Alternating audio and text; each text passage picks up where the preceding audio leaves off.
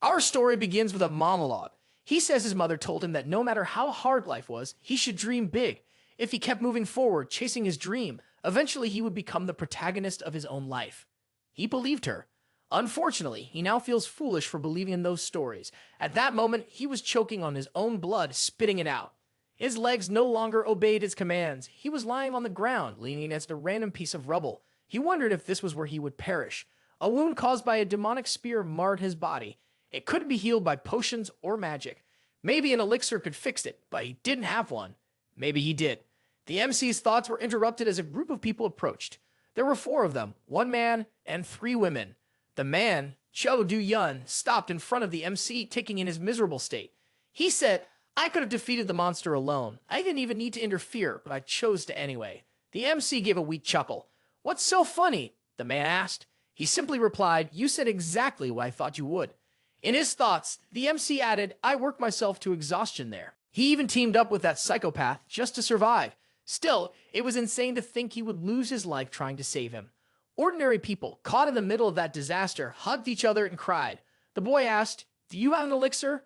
Diane replied, "I do." The MC then asked, "Are you going to use it to save your life?" Doria responded, "The price of an elixir is astronomical. I'm saving this one for myself. I wouldn't waste it on you." To complete the humiliation, he added, "You're not worth enough for me to use the elixir on." The boy gave a weak laugh, almost losing consciousness. "The world's completely screwed up," he muttered. He continued, "The divine spirits, the greatest beings in the heavens, enjoy watching humans struggle for their own entertainment, handing out challenges and rewards. They see that bastard Yoohyun as great entertainment and don't care about someone like me. No one ever cared about me." The MC cursed the world, Yoohyun, and the divine spirits to hell as his final words. One of the women scolded him, but Yoohyun interrupted her. Raising his hand, he asked the protagonist, "Why did you do it?" All you needed to do was provide tell and watch the fights. Why did he choose to fight? The boy replied, "I was tired of staying in the shadows and tired of life. I had reached my limit." And so, he started laughing again. Juan asked, "Did you do it just to save some civilians?" He was probably going to say more, but something interrupted him. A being appeared above them, and everyone looked up. It was a teller, a race that intermediated between humans and divine spirits. They were the ones who had sold humanity out to the other beings. Excited, the messenger said, "You've done well in the survival task." The MC thought to himself, "They don't care about our suffering." The messenger then added, "The next challenge awaits. The end is near. You should do your best." The MC told Duan, "Go, I just want you and your group to leave." The redhead complained, "You're calling me a minion?" But the other girl told her to let it go. Duan's face twisted in anger, which made the MC curious. He asked, "Are you going to use the elixir on me because you're sad about my death?" But that didn't seem to be the case. Duan turned around, and with his group, they all turned their backs on the protagonist, leaving him there. His true last words were goodbye. Once again, the MC felt excruciating pain and vomited blood. All he could think was that, in the end, he failed to be the MC of his own story. He failed both in that world and in his story. He was never the protagonist of either. He truly thought it was the end, but then a blue light approached him. He opened his eyes to see what it was. The boy then wondered what he had been living for. At least he hoped paradise was real at the end of this life. Regretfully, the MC said, "If I had a second chance, if I could fix my mistakes, I would rise higher than anyone in that world. So high that I wouldn't need to envy anyone and could be proud of myself. I just want to live a life like that." Raising his hands to the sky, he shed tears as his vision faded away forever. The scene changed, and now we saw an absurd number of tiny little creatures with their little holes, showing a bunch of small ghosts. The MC opened his eyes and wondered where the hell he was. Was he still alive? That was impossible. He had been pierced by the cursed demonic blade. There was no way he could have survived that attack. Suddenly, he seemed to see his own reflection and was shocked. He was now one of those little creatures we saw at the beginning of the scene. Frightened, he screamed, "What the hell are all these things?" A voice said, "It seems they're all here now." And that catches the protagonist's attention. The MC sees a humanoid creature with the head of a deer. It was a teller, but this one seemed different from the ones who used to appear as humans. Turning to the little creatures, he says, "I'm going to briefly explain the situation you're all in. Now, you're going to be our messengers. Everyone's here to prove their worth." This nonsense confuses the protagonist. There was a company called Celestial Corp A and C. Even without fully understanding the situation, the messenger says the explanation ends here. Suddenly, a portal opens beneath all of them. As the creatures fall into the vortex, the teller calls out, "Show what you got." The creatures scream while falling into the endless void of space. The protagonist wonders what's happening. Was he going to die again? A system screen appears in front of him with the message, activating Genesis Blessing. Several bubbles form around the creatures, protecting them and stopping their fall into the void. The protagonist starts to panic because he can't breathe inside the bubble. But then again, he doesn't even have a nose. How was he breathing before? The system screen displays his first mission. He was now a teller, and he needed to gift the divine spirits with good stories. He had 1 hour. If he failed the mission, he would lose his life for good. That made the protagonist furious. How could they put me in such a situation? Before he could complain further, something grabbed his attention. From a distance, he could see Earth. That planet had been destroyed years ago. How was that even possible? The MC realized he truly was in the afterlife, but he had been reincarnated as a storyteller. He also noticed that he was in the past. Still unsure of what was going on, he decided to focus on his mission, especially since the countdown was already at 57 minutes. If I'm in the past, back when Earth still existed, then this must be the era when the collectors were still active. Even before it was destroyed, life on Earth hadn't been normal. Several gates had opened and monsters had started coming out. The collectors hunted them. The protagonist thought that he should choose one of those collectors who didn't have a contract yet, but something about the mission felt off. Every collector needed a contract with a teller in order to grow stronger and gain sponsorship from the divine spirits. This doesn't seem like such a hard mission to complete. He presses the Accept Mission button. The system screen gives him his destination. He had to go to Seoul, South Korea. Why am I not surprised? They always go there, he mutters. The protagonist struggles to press the mission button on the system screen because his arms are too short. Shaking with the effort, he also complains about not having fingers. Something strange happens and the protagonist's attention shifts. Meanwhile, the teller, watching through the system screens, becomes curious. He notices that most of the little creatures don't understand the situation they're in. He already thought this batch wouldn't be very promising. Then something catches his attention. Suddenly, the little creature that was our protagonist transforms into a human. Even he is shocked by the transformation and wonders if it happened because he really wanted it. Due to the lack of fingers, before he can get lost in thoughts about it, he decides to focus on the mission. That's far more important. After pressing the button, he vanishes. The other little creatures also notice the MC's transformation and wonder how he managed to do it. The teller, who hired them, is stunned to see that the MC has turned into a human. It happened way too fast. This wasn't normal. In just 3 minutes, he had achieved a transformation that usually took 2 to 4 weeks. Things were now looking a lot more interesting from that teller's perspective. This mission wasn't going to be as boring as he had thought. We are now in the capital of South Korea, he thought. The protagonist stood on a street, observing, still unaware of where exactly he was. But then, something caught his attention. He found himself standing in front of the Collectors Association, and that was impressive. They had ceased to exist after the apocalypse began. In the end, the MC decided to stop thinking about it. He needed to focus on finding a collector first, so he opened the system window. There were some red dots on the map, probably already contracted collectors, and the blue dots marked those without a contract. If his assumptions were correct, he needed to sign a contract with a collector who had at least some talent. Otherwise, he would have serious problems. He was still thinking about how difficult that would be when a police officer approached him and called for his attention. Looking back, he saw the officer asking, "Who are you? Are you a collector?" The MC simply replied, "I'm looking for someone." The officer got furious at his attitude. So, he grabbed the MC by the shoulder to get him out of there. Immediately, the system reacted, and the officer received a powerful electric shock, making him pull his hand away from the protagonist at once. Shocked, the officer asked, "Are you a teller?" To which the MC answered, "Yes." The officer apologized, saying he thought the MC was human. As the officer ran off, the MC realized he truly was in the past because tellers were treated with great respect during that time. That wasn't important to him, though. He left and began searching for a collector with whom he could sign a contract. Looking at people through the system window, he could see their names and ages, but that didn't seem to help him at all. Closing the system window, he thought he didn't have time to interview every collector he ran into. Looking ahead, something caught his attention. A woman in the crowd had her hand inside her boyfriend's pants. No, wait. Actually, it turned out to be something else. There were books there, but it seemed only the MC could see them. That wasn't a system window. It seemed to be something else, and he wondered if it was a skill unique to him. Time was running out. He had about 37 minutes left until it ended. It wasn't a lot, but he believed he still had time. He tried to grab the book with his hands, and the book started trembling before him. Apparently, his assumption was correct, and grabbing it worked. Curious, the MC picked up one of the books within reach to see what was written in it.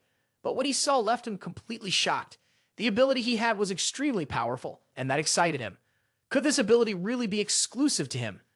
There were 3 minutes left before the mission time limit ended.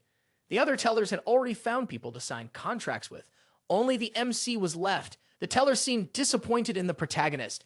With 1 minute left, he already believed the MC was going to die. No matter how talented he was, there was no way to complete the mission in 1 minute. Switching to Yoohyun's perspective, we see him looking at a girl eating instant noodles, who was surprised to see him. Frightened, the girl fell back and asked, "What are you?" She said she would call the police if he didn't leave her house immediately.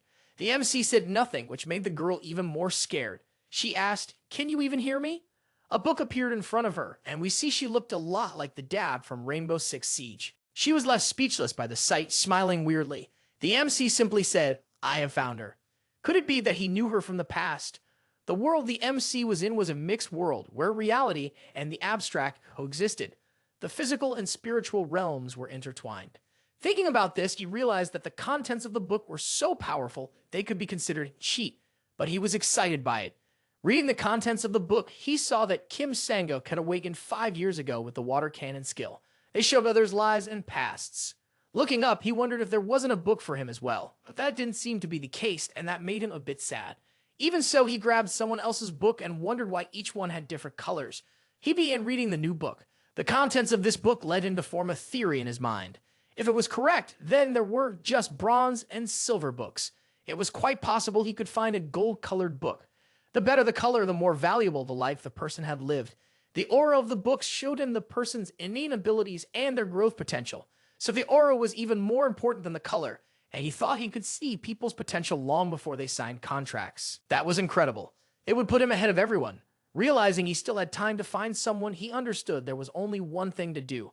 Look for the highest potential possible out there. Teleporting, he said, "I'm sure I'll be able to find the best possible option with this ability I have." 10 minutes until the end of the mission. The protagonist was on the ground, frustrated for not having found anyone truly promising to contract. He started to get worried because his time was running out, but he was still determined.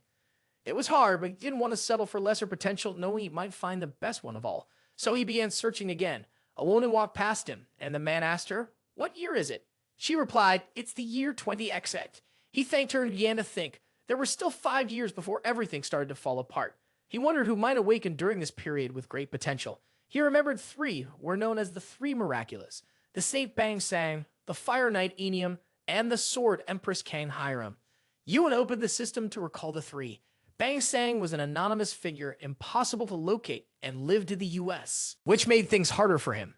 The only option left was the Sword Empress Kang Hiram.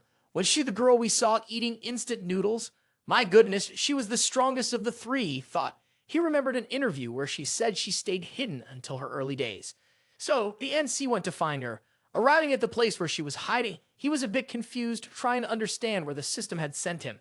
It was a simple dormitory, and he found it hard to believe someone like the Sword Empress could live in such a filthy place. She hadn't noticed his presence yet and was calmly eating her noodles until he called her by name. Immediately, the girl looked back, startled. The time left before the protagonist's mission ended was 4 minutes. We return to the scene where she fell back scared, trying to understand who he was and how he got inside her dorm room. The golden book appeared above the girl, but she wasn't aware of its presence. She kept staring at the protagonist, frightened. Smiling, even while sweating, the man finally said that he had found her. Placing himself in a respectful posture, he introduced himself as a teller from Celestial Body Incorporated C and asked, "Are you Kang Hiram?" She said yes. Yoohyun said he was there to sign a contract with her, and she moved. "Are you serious?" she asked. At that moment, the MC wondered if he had truly found the right person. The girl was thrilled to see someone interested in making a contract with her. The MC felt uneasy, but it was too late to back out now. He had no more time to look for anyone else. "That's exactly why I'm here," he said. She got nervous. "My abilities are bad," she confessed. Yoohyun asked, "Who told you that?" "Everyone around me," she replied. "So I gave up on becoming a collector." That's when the MC understood why she lived in that place. She still had no idea of the level of her talent, and he explained that to her. Excited, the girl asked again, "Are you serious?" He confirmed it, approaching her in a slightly seductive way. "I will help you awaken your true potential," he said. "You just need to sign the contract I brought." He had only 15 seconds left, but she still hadn't signed the contract, which made the boy very nervous. The next moment she asked, "Where's my pen?" Immediately, the protagonist handed one to her. She started to sign her name on the contract. The MC urged her to be quick, otherwise we already know where he'd be going. She finally finished signing the contract, but it was already too late. Time had run out, and the story ends here. Just kidding. With only 2 seconds left before his lifetime expired, The system window showed that he had successfully completed the mission. Satisfied, the MC thought about the promise he made before becoming a teller, that he would live a life with no regrets. Yoohyun told the girl he was excited to work with her. She lit up with joy, asking him to take good care of her. He was still impressed by what he had seen about her in his previous life. She was so noble that people theorized she came from a wealthy family, but that wasn't the case. The MC pulled out the golden book containing the girl's past and opened it to see what might be in there to use. But something left him completely shocked. She had not one, but 3 main character specializations, and only one of them had been awakened. Her level was already absurd. These specializations were so impressive that one of them was even the same as the one in Chuck Junkin's story. 3 of the highest ranked talents, and only one had awakened. If she managed to awaken all 3 at once, just how powerful would she be? Yoohyun asked her if she was aware of her talents. Harem still believed her talents were weak, and the protagonist could hardly believe she thought that. She said that during her training, she had been instructed not to talk about her talents, but the MC reminded her that they had a contract. Now laughing, she said the name of the talent was Goryo Era Swordmaster, and claimed the name sounded like a joke. Yoohyun was stunned by her attitude. He asked her to confirm whether she had ever told anyone about her abilities, and she said no. Besides, people didn't usually ask. The MC could only think that ignorance really was something frightening. She began to suspect he wanted to cancel the contract and said she wouldn't allow that, but he reassured her that he wasn't disappointed. Opening the system window, he received a notification that he had been officially hired by the teller's company and had a mission to attend the opening ceremony. He informed the girl that he'd have to leave for a bit, and she asked for how long. He said he didn't know, but it didn't seem like it would be quick. Yoohyun asked what kind of equipment the girl used, and she said she used a shield. He asked why she had chosen that as her weapon. She explained that even though she didn't have combat talents, she was physically strong. So, she figured she could serve on the front lines as a shield. During her training, she had used a spear because her instructors recommended it. This frustrated the MC. She'd avoided using a sword until now. Placing the shield in her hands, he asked her to listen to what he was going to say. He told her to trade the shield for a sword and train a lot. She asked, "Is that all I have to do?" He said yes. Only then will you truly grasp the extent of your talent's power. Pressing the button to accept the opening ceremony, he told her to make sure she did what he had told her to do. Harem still tried to ask him to wait, but it was already too late. He had teleported and left her alone in that moment. After trading the shield for a sword, the girl was in a construction area, preparing to begin her sword training. Still uncertain, she wondered if she could really learn the art of the sword just by swinging around. She had never done this before. She commented, "I've never swung a sword in my life," and started making several random movements to see what would happen. Suddenly, something made her realize that her movements were getting better and more precise, and she began to feel something new. It was increasingly noticeable that her movements were becoming more graceful, and she couldn't quite understand what was happening. Yubi returned from his mission, saying he didn't expect it to take so long. He had teleported to where Harem was, wanting to see her progress. When he looked in her direction, he saw she was doing very well. Her stance was solid, and she could already perform several movements, even though no one had taught her anything so far. No wonder she would be known as the Sword Empress in the near future. Just thinking about that made him excited for what was to come. Harem was startled by the MC's presence and screamed, "How long have you been standing there?" She even thought she might be disturbing him because of that. Looking at his system screen, he said, "I just didn't want to interrupt your training." She replied, "I'm not even training seriously yet." His next mission was his life's mission, to collect various stories and build a library with them so he could eventually earn a promotion. Harem asked, "What are you doing?" Since she couldn't see her system window, which made sense, he answered, "I want to make a library." Surprised, the girl asked, "Isn't that the first thing a teller does?" He explained, "I've just started this job," but she didn't believe him. He said, "I have nothing to gain by lying to you." And then a text box appeared in front of him, allowing him to choose the name of his library. Looking through a list of suggestions, he saw that they were all terrible. He got annoyed with the trolls who made that list. Yoohyun asked, "Do I really have to pick one of these names just to attract the spirit's attention?" One name caught his eye, so he opened it to see more. Looking at the library, he saw a collector being crushed by several small monsters while receiving countless comments telling him to give up. That story wasn't pleasing any of the divine spirits, and Yoohyun understood the problem of making a contract with a bad collector. He decided to leave the library's name for later, but began creating his own right away. He asked Harem, "Are you ready to swing your sword a bit?" She looked confused. The two of them teleported to another location where there was a portal. The girl asked, "What place is this?" He explained, "This is the entrance to the world of thoughts, a place of myths, legends, and stories." Contemplating the portal, the MC continued, "The teller's role is to tell stories to the higher spirits, and this is how they do it." Turning to Hiram, he said, I have a question to ask. Do you know what the implications are of the stories we're about to show? She asked, Is this the story of a main character? He replied, It's something like that. But he added each story could belong to a different genre. Still, among so many stories, there was one genre that truly stood out above the rest, the heroic tales. Standing before the portal, Yoohyun said, From now on, you'll be the protagonist of heroic tales. She still doubted that, but he reassured her, I'll help you. The scene shifted, and they found themselves on a cobalt mountain. The MC asked, Do you know anything about these mountains? She answered, I know a little. Opening the system window, the protagonist then accessed his library. Immediately, higher spirits began entering it. They were already interested in seeing what kinds of stories would unfold. He began speaking to them, introducing himself. Soon, he realized these spirits were the same ones who had been leaving negative comments to the other library. They started making negative remarks before the story had even begun, which made the MC realize they were there just to watch him fail. Taking a step back, the MC explained, I'll go to the observation room to tell your story. You'll have to fight alone. This scared the girl. Trying to calm her, he said, You'll do fine. Just swing the sword the same way you did before. The next instant, two monstrous feet appeared. Hiram was terrified and started screaming. But the NC told her, You can do this. You just need to believe in yourself.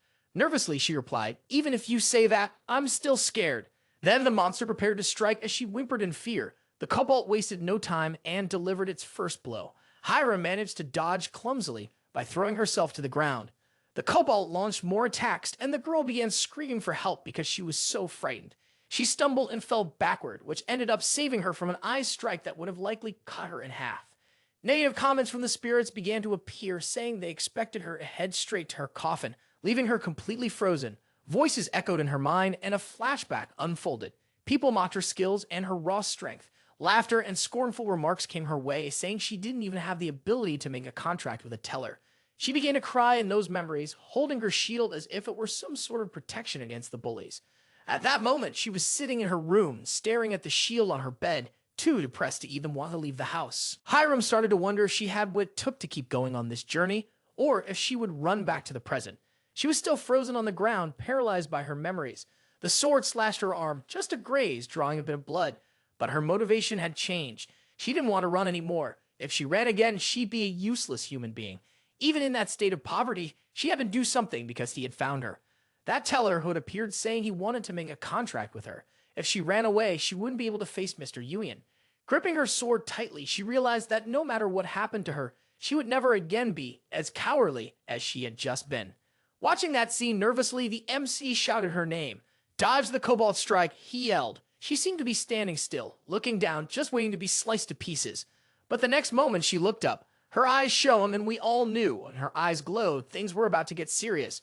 Raising her sword above her head, she managed to parry the cobalt's attack with incredible strength. The sword didn't even tilt from horizontal. Looking up, blood in her eyes, hatred fueled her strength. She struck with an incredible blow, defeating it instantly. The divine spirits were completely stunned by everything that had just happened. Not even the MC could believe what he had witnessed. On her knees after finishing the battle, Hiram was only thinking that she would never run away again. She would never be afraid again. Yoohyun was satisfied. This is the real Kang Hiram. That's the proper way to wield the sword. A yellow light emerged from the kobold's body. It slowly made its way to the girl's chest plate, and his system message informed her that she had earned 7 points. Shocked, she realized what she had just done. While timidly celebrating, the protagonist appeared on her system window and congratulated her on her achievement. The problem was that her fight wasn't over. New enemies were appearing to avenge their fallen comrade. As the battle continued, he explained to her that this world was full of things that could bring her joy, so she shouldn't stop here. It would be much better if she became more ambitious and desired more. Meanwhile, various donations began pouring in for her. Could she really be like that? Haya responded yes. She was now much more confident in her ability, and even I'm excited to see what happens to her now. The kobolds charged in as a group, but the girl wasn't intimidated. She drew her sword again, ready to take them down. Impressed, the MC checked the viewer data on his library featuring harem stories. It already had more than 15 views in under an hour. Actually, I was mistaken. The one viewing this was another teller who was impressed by Yoohyun's results. His name was Toden. He was impressed and at the same time in disbelief. That should be possible, he muttered. Even if Yoohyun had gotten help from a department, thinking Yoohyun must be using some kind of dirty trick, Toden decided to go analyze the case and see what was really happening. Opening the collector's viewer window, he was simply speechless. Stammering, he began to ask himself who that woman was. She wasn't wearing any protective gear, and her sword was extremely ordinary. After seeing all types of collectors, this was the first time he had ever seen one so unusual. She was getting stronger by the minute. The kobolds, realizing they couldn't handle Hyam, began crying and fleeing. The MC realized she had gotten much stronger very quickly. Convinced, he began asking the divine spirits what they thought of harem. But she told them that this still wasn't everything she could do. She could still do far more than just this. The donations didn't stop. She was receiving thousands of points. Hiram called out to him, and he asked, "What do you want?" She asked, "What is that?" She was standing in front of something red like a fence. He informed her that it was no longer the cultivation area. That was something collectors had agreed to create, he explained, so they could gather points more consistently. She said she understood, but already tightened her grip on the sword. The senior teller, watching the scene, was impressed to see that she had already reached the border on her very first cultivation attempt. Yoohyun asked, "Are you disappointed with something?" She replied, "Yes, now that everything is over." She felt a little frustrated. The protagonist made it clear that it wasn't over. "Now that we've made it this far," he said, "we can go all the way. Under my guidance, you will cross the border and clear this entire mind domain. Once it's cleansed, the domain could be permanently erased. Clearing a domain like that would cause another one to appear elsewhere. Few had the courage to finish these mind domains due to a lack of skills. That was precisely why they had created the border and avoided cleaning up those domains of the mind." Hiram asked if it was really okay. He said she could blame him if anything went wrong. Besides, she didn't exactly look like someone who wanted to stop there. Excited, she asked, "Is it that obvious?" He confirmed it. The divine spirits agreed as well because they were loving what they were seeing.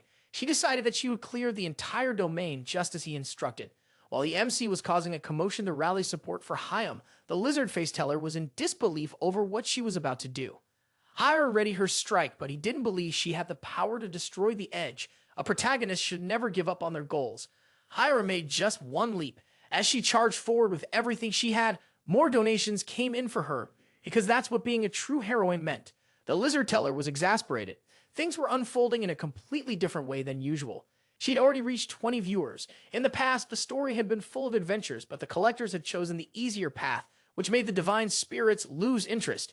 Because of that, they decided to trigger an apocalypse just to try to get an interesting story. Yoohyun knew how that world would end. That was why he was determined to create a future different from the one in his past life. This change would not come from an outsider's intervention, but from humanity itself. These were the chronicles of the Sword Empress, and at this point, her story had reached 25 viewers. Appearing before her once again, the protagonist congratulated her for reaching the deepest point of that mental realm. She was glad to see him, and it was something everyone could notice. If her cheeks flushed slightly, it was because feelings had started to grow in her heart. But what he saw most clearly was that she was no longer afraid. "You're almost there," he advised, "but you should take a short break." She agreed, sitting down and admitting she was starting to feel tired. Yui realized that, despite her remarkable skills, her body still had trouble keeping up. She needed to train to become more resilient. He asked, "What do you think about fighting with a sword?" She replied instantly, "It's amazing. I wish I had started earlier." Looking at her book, Yoohyun noticed it was glowing brighter than usual. Whatever she had accomplished today must have triggered some kind of change within it. Choosing not to examine it now, he said, "The kobolds from earlier will be waiting for you and your group at the end of this mental domain. They most likely have a leader since their movements were so well coordinated." Her face didn't look nervous, and the MC asked what she planned to do. "If you want, we can stop right here." She gave a light laugh. "Are you joking?" But he wasn't. Standing up, she said, "I'll finish it all. That's my ninja way." There was no way he could play dumb after everything that had happened. He said, "I won't. Take responsibility for my words." He asked, "Can we go now?" She nodded, "Yes." Yoohyun was smiling slightly, seeing that she was now much more confident. He wouldn't need to hold her back or anything like that. The warning was clear. This would be dangerous if she needed a clear goal in mind. He asked, "Do you know how to clear domains?" "Yes," she replied. "This one will be simple." The clearing condition was a raid. The best way to clear it was to defeat everyone, but she needed to focus on the leader first. There were several ways to clear a mind domain, but in this one, she just had to defeat a specific monster. That thought made her really excited. The girl was already heading toward the boss, even singing, but the MC called out to her. "Wait, you need to change weapons first." She asked, "Why?" But when she looked at her sword, it was completely damaged. Any impact would shatter it completely. The girl started crying and sobbing, desperate. The MC said it had held up pretty well for a starter sword.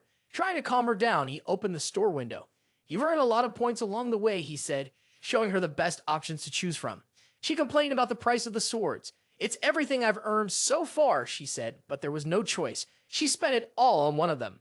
The sword appeared by her side. It looked like a rapier, or maybe a katana. The curved blade left me unsure. Yoohyun praised the sword, but she was still crying over the loss of her points. He said, "You can earn more now, so it's time to go." The kobolds were waiting for their arrival. The leader observed, waiting with his underlings. Harem arrived, already saying, "It's their fault you had to change swords since your first one broke." Sweaty in fear, the kobolds noticed Harem approaching. She was a real threat, one they had never faced before. Charging at the monsters, the girl shouted, "I have to spend all my savings on a new sword because of you." With an extremely powerful strike to the ground, an explosion erupted, throwing several monsters aside. Iron shouted, "Everyone here is already doomed," and starts dismembering many of them while screaming about having wasted her points. The hatred was visible in her eyes as she turned to attack the boss in a leap. It's amazing what losing money does to people's minds. Crying in despair, the kobold boss begins to scream, but it was already too late. With a single blow, Hyra removes its head from the rest of its body, finishing that domain once and for all. The scene shifts to a cafe where the girl is eating a cake so delicious she couldn't even believe it actually existed. The MC asked, "Is it really that good?" while sipping his coffee. She confirms, "Yes, I've never eaten anything so good in my life." Yui thinks that was an exaggerated reaction, but it's understandable considering she spent her last few years living off cheap ramen. He says, "You can eat that every day if you want, as long as you keep earning as many points as today. Just be careful not to get fat." Changing the subject, she asks, "What did you mean when you said you knew what that Goryeo-era town of mine truly meant?" Yui asks, "Do you know someone named Chuk Janjian?" She makes a face like she doesn't. The chapter ends there. In the next chapter, we learn that Jungyang was an ordinary soldier, nothing more than a low-ranking public servant. However, one day he climbed the castle walls, which were under the control of the Gurchin tribe, and simply wiped the place clean. He not only took out the enemies surrounding him on his own, but mercilessly defeated tens of thousands of them right there. A rumor spread that he had surpassed human limits, which earned him the nickname Swordmaster of the Goryeo era. Hiram is impressed by the story, but asks, "Why have I never heard of him before?" The MC replies, his friend's name was weird. She grows even more curious and asks, what was his name? But the MC refuses to answer. Is it Voldemort or something? She insists, "Tell me." Yuan gets flustered and says, "Stop, you're making me uncomfortable. I'll report you for harassment if you keep this up. If you want to know about him, look it up yourself." She opens her phone to search, incredulous that the name could be that bad. But when she sees the name, she blushes hard, deeply embarrassed. I saw in the comments that it was the Korean version of King Guy's D. Furious, she throws the phone at the protagonist's head, calling him a pervert and declaring, "I'll be the one filing the harassment complaint." The MC says that even if he was erased from history because of his name, it didn't diminish his worth as a warrior or his strength. Excited, Hiron asks, "Does that mean your ability is considered special?" This somewhat childish attitude makes the MC wonder when she'll finally become the true Sword Empress, like she used to be in her past life. Grabbing her by the arm, he says, "We don't have time for small talk. It's time to put our plans into action." She follows the MC asking, "What do you mean?" He replies, "We need to work on your image." She complains, "But I haven't finished my cake." Hiram asks the MC, "Do you really think that's okay?" He answers, "It's perfect in my opinion," and then asks her to go over his instructions. "Don't laugh stupidly and be careful how you behave in front of the divine spirits." He nods and says, "It's time to go." The spirits begin to enter the room, and he can already see that there are more people than in the first story. Some spirits are astonished. Their reactions vary in every possible way, and that makes the MC curious. He finally understands why they're acting like this. They had never seen Kang Hire properly dressed before, and she looks stunning. If you ran a poll asking what's the most important trait in character, most would say strength. However, if you ask what the second most important trait is, the answers would vary more, but in his opinion, it was appearance. He usually would gain a lot more attention by being beautiful, and he was right. Before heading to the next domain, she had something to learn. He handed her something and said, "It's this story I bought earlier." He asked if it was her first time seeing it. She replied yes. Despite her excellent talents, she still needed to learn how to prepare for each mission, and that would help her. The girl thanked him for it. She began absorbing the stories, and Yoohyun asked her how she was feeling. The girl said she felt rejuvenated, to which he replied, "That's great." Most collectors felt sick after absorbing too many of them. Hiram was about to ask what kind of points he had used to get those stories when the MC interrupted her and said it was time to go put on their show. Entering the new domain, she asked, "What kind of place is this?" It looked like a maze, but once again she was interrupted by Yoohyun. Understanding the situation, she began acting seriously, describing the area as desolate and empty, and the MC explained it was the Labyrinth of Kree. There had been several attempts to clear that place for good, but without success, and that was her mission this time. Hiram asked, why has no one managed to do it before? The MC replied, they've never been able to figure out the completion conditions for that place. Walking through the corridors, she began to see several bodies of people who had passed through before, but got lost inside the maze. The girl grew exasperated, but the MC asked her to stay quiet. He explained those bodies belonged to people who entered recently. More than 100 people were already watching her story. Even tellers were observing it. He was gaining a lot of engagement. The MC understood that the tellers were trying to steal ideas from the newbie, but he didn't care. His goal was to make loyal fans for the two of them. Yoohyun grabbed a spool of string and handed it to Hiram. Why do I need to use this thread here? She asked. Mazes are tricky, he said, and that one in particular is worse. In the myth, Theseus uses string to avoid getting lost. You should do the same. As his final words, he wished her luck before teleporting to the story's viewing area. The system appeared to her, and he explained that she just needed to move forward without looking back, as if it were no more than a basic task. She accepted the challenge and began unraveling the string while several donations were already coming in, all from someone named XXA. Hiram walked down the corridors among the many bodies, unraveling the string and leaving a trail so she wouldn't get completely lost. Yoohyun noticed that even her mental resilience was higher than average. She wasn't panicking, even in the face of that complicated situation. Turning a corner, she began observing the area more carefully. But without losing her composure, she finally managed to find what looked like the center of the labyrinth. Could the boss of this place really be the Minotaur from the Greek myth? A light started glowing from that portal, and Yoohyun asked her to wait a moment. Unfortunately, it was already too late. A Minotaur, at least 5 meters tall, was already standing before the girl, snorting and ready to attack. The monster let out a deafening roar. Its hand was already coming down straight at Hiram, ready to crush her. But still, she didn't seem nervous. Watching everything through the system screen, he saw the monster land a massive blow on the ground. The only question was whether Hiram had also been hit. There was too much dust in the area to know if she was hurt. While the Minotaur stared at the girl, he realized something too late. Her sword had already slashed his chest, and she was now behind him in an attacking stance. Without mercy, the girl began slicing the monster, saying, tonight's dinner will be cowhead soup. What a humiliation for the Minotaur. The divine spirits asked, what the hell is cowhead soup?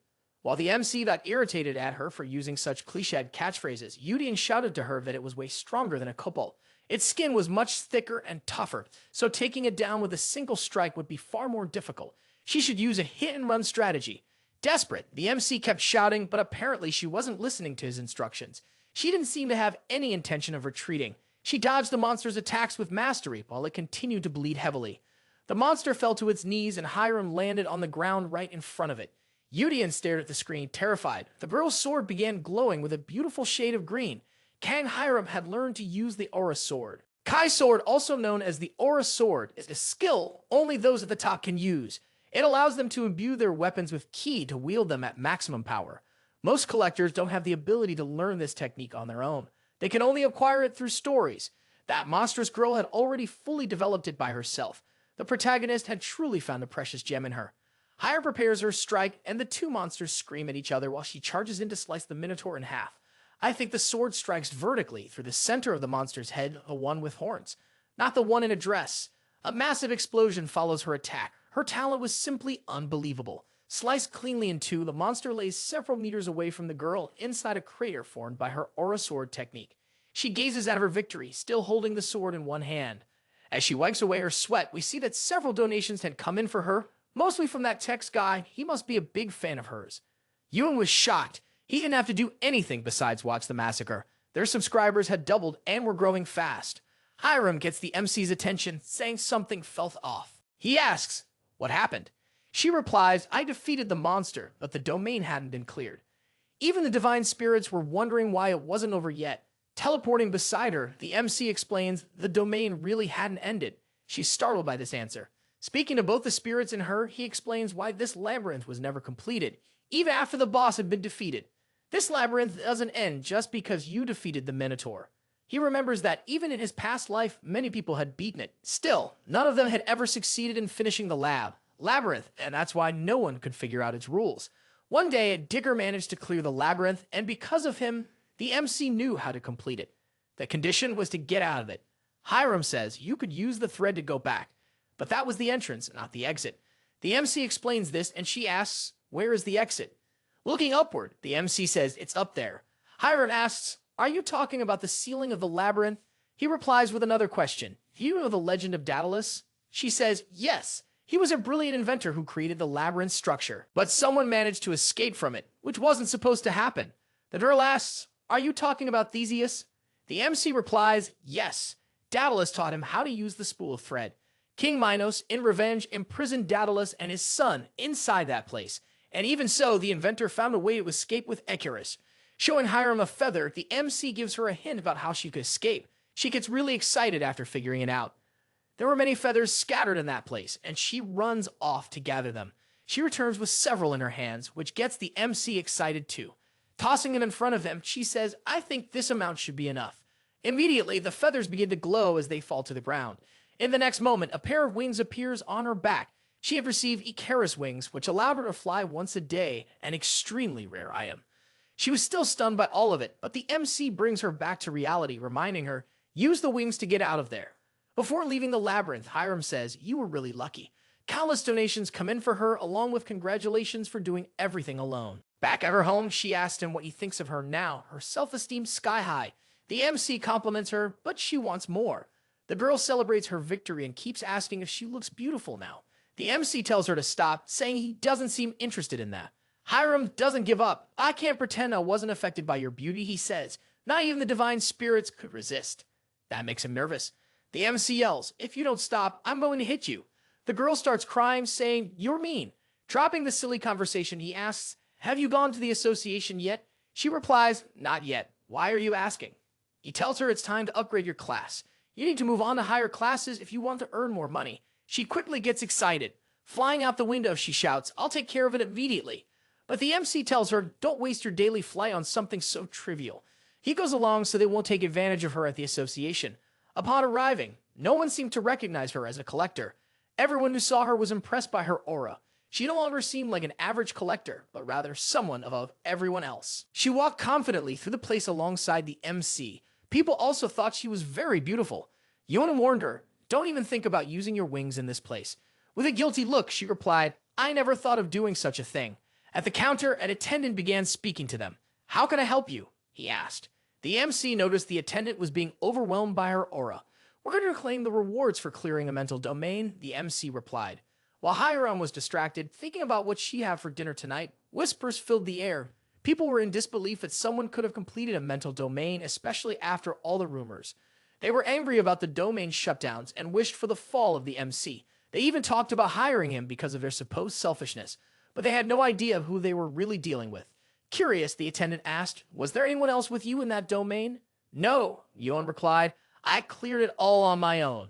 Many in the crowd didn't believe her and shouted that they were lying. But the attendant, still unsure, asked, what's your class? Class 9, Yoohyun answered. Nervously, the attendant said, please wait a moment, and stepped away to contact the person in charge. They were led to the waiting room. The whispers continued. No one believed a single person, especially someone of Class 9, could finish a mental domain. He looked at her concerned, but felt reassured when he saw she didn't seem to care much about it. A giant O-man at least 2 meters tall and over 200 loads of pure muscle called the MC and harem scammers and liars. Bending down to get a better look at the girl, he began belittling her, as if she could never have cleared a domain alone. He tried to intimidate her. Haim just watched him, expressionless, not even interested in responding.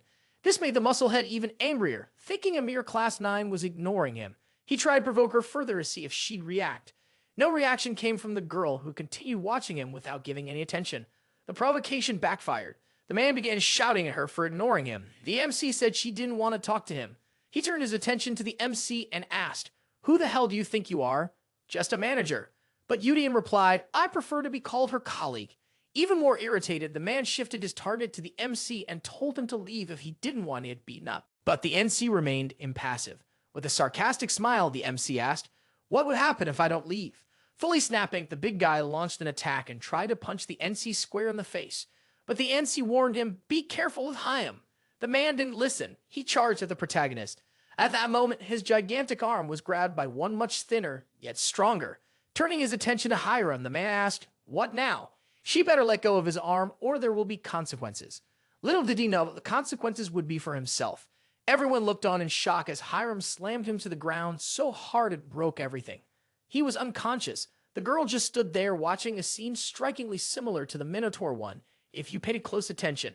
Yoohyun said he had warned him and crossed his legs unconcerned with the whole scene. He had told the guy to be careful, and now we saw that Hiram had finally lost her patience. It's interesting to see how she has two sides to her story. I was wrong, folks. He hadn't passed out, but apparently he didn't have the strength to get up, nor did he understand when it just happened. Looking at her, he was in disbelief that he had been so easily defeated by a woman. What a sexist fool. Hire him. You can finish him off. He tried to get up quickly and charged at her, but she didn't lose her posture. She just observed. In the next moment, the onlookers were even more terrified as she threw him down again, finishing him off with an arm lock. Everyone there was shocked that the Class 7 collector had been so easily defeated by someone of Class 9. The man hadn't given up. He was still conscious, and if he was awake, he could still take a beating. Furious after being beaten twice, he finally realized what the damn manager's goal had been all along. Getting up, he released pressure across the entire room with his aura. He began screaming and cursing at the MC. Finally, Hiram reacted differently. Yoohyun also realized that those were aerial martial arts and became alarmed. He wasn't as weak as they thought. The floor of the association started to give way even more, leaving the other regulars in despair, begging them to stop. He ignored them, starting to yell even louder at the protagonist, threatening to cancel his subscription to life. Hiram responded in kind, stepping harder on his back and pinning him completely to the ground, leaving him confused, unsure how it happened. Yoohyun notices that she has mastered another technique on her own, the heavy body technique. She was doing better than he expected when he chose her. Suddenly, she starts blushing for some unknown reason, and even the MC is confused by it. People are impressed with her technique and strength. They are amazed at how she managed to subdue a Class 7 collector without much effort. Someone starts shouting, asking what they were doing there. Two men in suits approach to try and break up the fight. The MC notices that the men took a while to intervene, which meant they had acted under someone's orders not to go in immediately. Another man appears, asking if they really looked that ridiculous to the two of them to be causing such a commotion. He seemed to be the one in charge. Yoohyun asks, "Are you the one in charge of this place?" The man confirms and then asks, "Who are you?" She replies, "I'm Hiram's colleague. I was involved in the incident, but we weren't the ones who started the commotion. At most, it was a clash of opinions. The other person unilaterally began to act, and so the girl had no choice but to apprehend him. She acted in self-defense. The man didn't seem fully convinced, but the MC explains that she didn't have a single scratch and acted solely to protect herself and others around her. Yoohyun adds that he should be grateful for the immediate elimination of the threat, which makes the big boss agree with him. The people there themselves agree that it was the other guy who started the fight. This makes the man smile and apologize for the misunderstanding. Getting to the point that really matters, the MC asked when the person responsible for the domain clearing rewards will arrive. The person the MC was looking for is the old man, who explains that they're having trouble processing the payment and asks to speak with them privately. Calling for Hiram, they head to the old man's office. While people are still praising her strength for defeating the Class 7, Yoohyun realizes that her first public appearance was excellent for her image. But what really mattered was just about to begin. The MC's goal was to extract everything he could from the association. Looking for the old man's book, he knows that his potential wasn't as great as Hiram's, but he wasn't someone to be underestimated either. At the time of the fight, he wanted to pressure both of them, but when he saw the situation would turn against him, he decided to change his attitude. Opening the door to his office, he invites the Nin. The MC is already aware that the old man had a lot of experience and couldn't afford to slip up. The old man introduces himself. "Cho John Mo," he says. "However trivial, I'm the one responsible for that place." The MC introduces himself and Hiram. "I heard the two of you cleared the 2 mine domains." The old man continues. The MC corrects him. Hiram did it alone. This leaves the old man in disbelief. Yoohyun says everyone thought the same. It was unbelievable, but she demonstrated her abilities right there. That was proof enough. The old man agrees, but then asks, "What exactly do the two of you want from the association?" Speaking seriously, the MC replies, "All we want is what is rightfully ours for clearing the domain. Was the association planning not to reward us for completing the mine domains?" The old man's expression changes. Smiling, he explains, "The decision to give out rewards lies solely with me." But the MC knows there's more he wanted from bringing them there. Yoohyun says, "I'll be honest. I already had a feeling the association wouldn't want to reward us." The old man just says, "I want to know how." The MC then tells him to stop being evasive and asks, "Do you really have no intention of giving us the proper reward for clearing the domain?" That leaves the old man disarmed as the MC starts pressuring him to be direct and straightforward with his answers. The truth is, the government prefers to leave the domains intact. They don't want new ones appearing randomly elsewhere, and everyone had agreed to that. Smiling, the old man admitted, "You're hitting us where it really hurts because neither the government nor the collectors want more work." To be clear, Cho Jong-mo said, "We've thrown water on a situation that was implicitly accepted. Are you aware of that?" Yoohyun explained that domains exist to tell stories to the divine spirits and please them, but humanity was breaking that rule. The old man disagreed. "For us, what humanity is doing makes sense," he said. "A new domain requires money and people to analyze it. It's a risk for everyone, both economically and in terms of lives lost inside the domain. So our stance is a matter of prevention." Yoohyun said, "Your excuses almost sound convincing." The old man shouted, "We're doing it to prevent unnecessary debt." He asked if the two of them would take responsibility for the lives lost, but the MC said they were collectors. They were supposed to take on those responsibilities. Whether people lived or not depended on their skills and their fates. Filled with anger, the old man told him to be careful with his words. The MC repeated that he wouldn't take responsibility, but the old man yelled that lives were at stake. He shouldn't be so irresponsible about it. Yoohyun remembered his past life and what that decision by the association had led to on Earth. Many more had died because of it. The MC said that having deaths in new domains was truly a tragedy, but maintaining the status quo wouldn't solve the real problem. Collectors were rotten nowadays, acting like cowards for the sake of their own safety, avoiding any real challenges. The old man asked if he thought he was any different. He confirmed that he did. They didn't hide.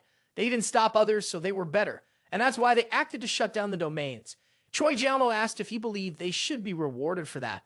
Meanwhile, Harem hadn't spoken a single word up to that point. The old man said it didn't matter what he said. That's how society and the system worked. And that wasn't going to change. You understand that? Smiling, the MC asked, "Aren't you afraid of the consequences of choosing that path?" The old man replied, "They were just two people." Rushing that off, the MC said, "In your view, it might seem like that. But what if others decided to act as well?" "What others?" asked Choi. Immediately, the old man's face turned pale. Before him, several windows from the higher spirits appeared. The divine spirits were extremely dissatisfied with all of it. While he was still startled by the comet screens of the spirits, the MC took the opportunity to introduce himself properly.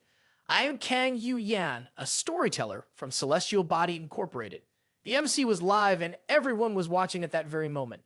Shou Jong-mo had thought he was just dealing with some business manager or collector, yet the MC carried himself with such humble behavior. His way of taking care of his collector and his skillful handling of the negotiation was different from common tellers who didn't care about humans. The old man was in despair, trying to figure out when exactly he had planned all of this. But in fact, that wasn't the right assumption. He should have been making plans himself. The man in front of him was acting as if he had anticipated the entire situation from the very beginning. Given the circumstances, there were no excuses it could make to turn the game in their favor. Sweat dripped onto the table next to the old man. If the image of the association were to be tarnished and bad rumors started spreading, it could be problematic for the entire organization. Desperate, the old man still thought he needed to find a way to escape this situation. It had to be a masterful plan. He tried to come up with a way out. It couldn't be that this was truly checkmate. Looking at the NC, he realized the boy looked quite calm amidst everything going on. Finally, the old man came to the realization that he was nothing more than a pawn in his hands. He had been defeated long ago. Trembling, he tried to rise from the couch, but his legs would respond to his command. He sat back down again. Yoohyun was smiling cheerfully, and Harem looked at him, though she still hadn't said a single word. The MC said he was happy to see that the old man still had good instincts. At that point, he had already won completely. Even after all that, the MC thought the old man could have been even more reckless, giving him more room to gain further advantages. But it hadn't happened.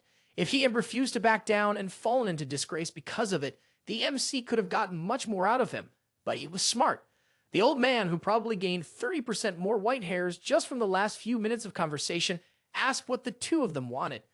Yoohyun said he already made his point clear. The old man finally agreed to reward them for clearing the domain, which made the MC very happy. Satisfied with how the negotiations turned out, the MC asked what his viewers thought about all this. They appreciated the negotiation. Some still thought they should destroy the old man and the association, but it was a minority who just had a different opinion from the rest. Either way, he had no intention of making any of his fans unhappy with his stories, since he wanted the best outcome for himself. Even so, he received countless donations. Even if it wasn't a heroic tale, it still brought good rewards. Standing up alongside Hiram, he said he hoped the old man deposited the money into their account by the end of the day. The old man assured him he would. There was still one more thing. When he said that, Xiao Zhong, startled, asking what it was. Seeing the old man's tension, he reassured him by saying, I just want you to find someone for me. The old man asked, Su. He wanted to know if there was someone named Cho Du-yun among the collectors. But the MC replied, I've never heard that name before. Was he really a collector? The MC said, maybe yes, maybe no. I don't know the details yet, but he should be about 18 or 19 years old. He gave a detailed description. Either way, the MC continued, I'd appreciate it if you could investigate the boy. I'd like to have some information about him. The old man asked, do you know anything else about the boy? The MC said, he's extremely arrogant. This left Choi confused. The day was still bright, and we see that Harem was finally breathing again. She thought she was going to die from how nervous she felt. The MC praised her, saying, you kept your posture the entire time. She replied, I was scared of messing something up, but it was exhausting. Yoohyun said, you need to get used to this. We'll be doing it often. She asked, can't I just go back to doing what I usually do? I just want to stay away from these meetings and eat cake freely. But the MC said, you never can. Explaining, he says that lots of people were talking about her today. She was very charming in there, so she was gaining a lot of fame.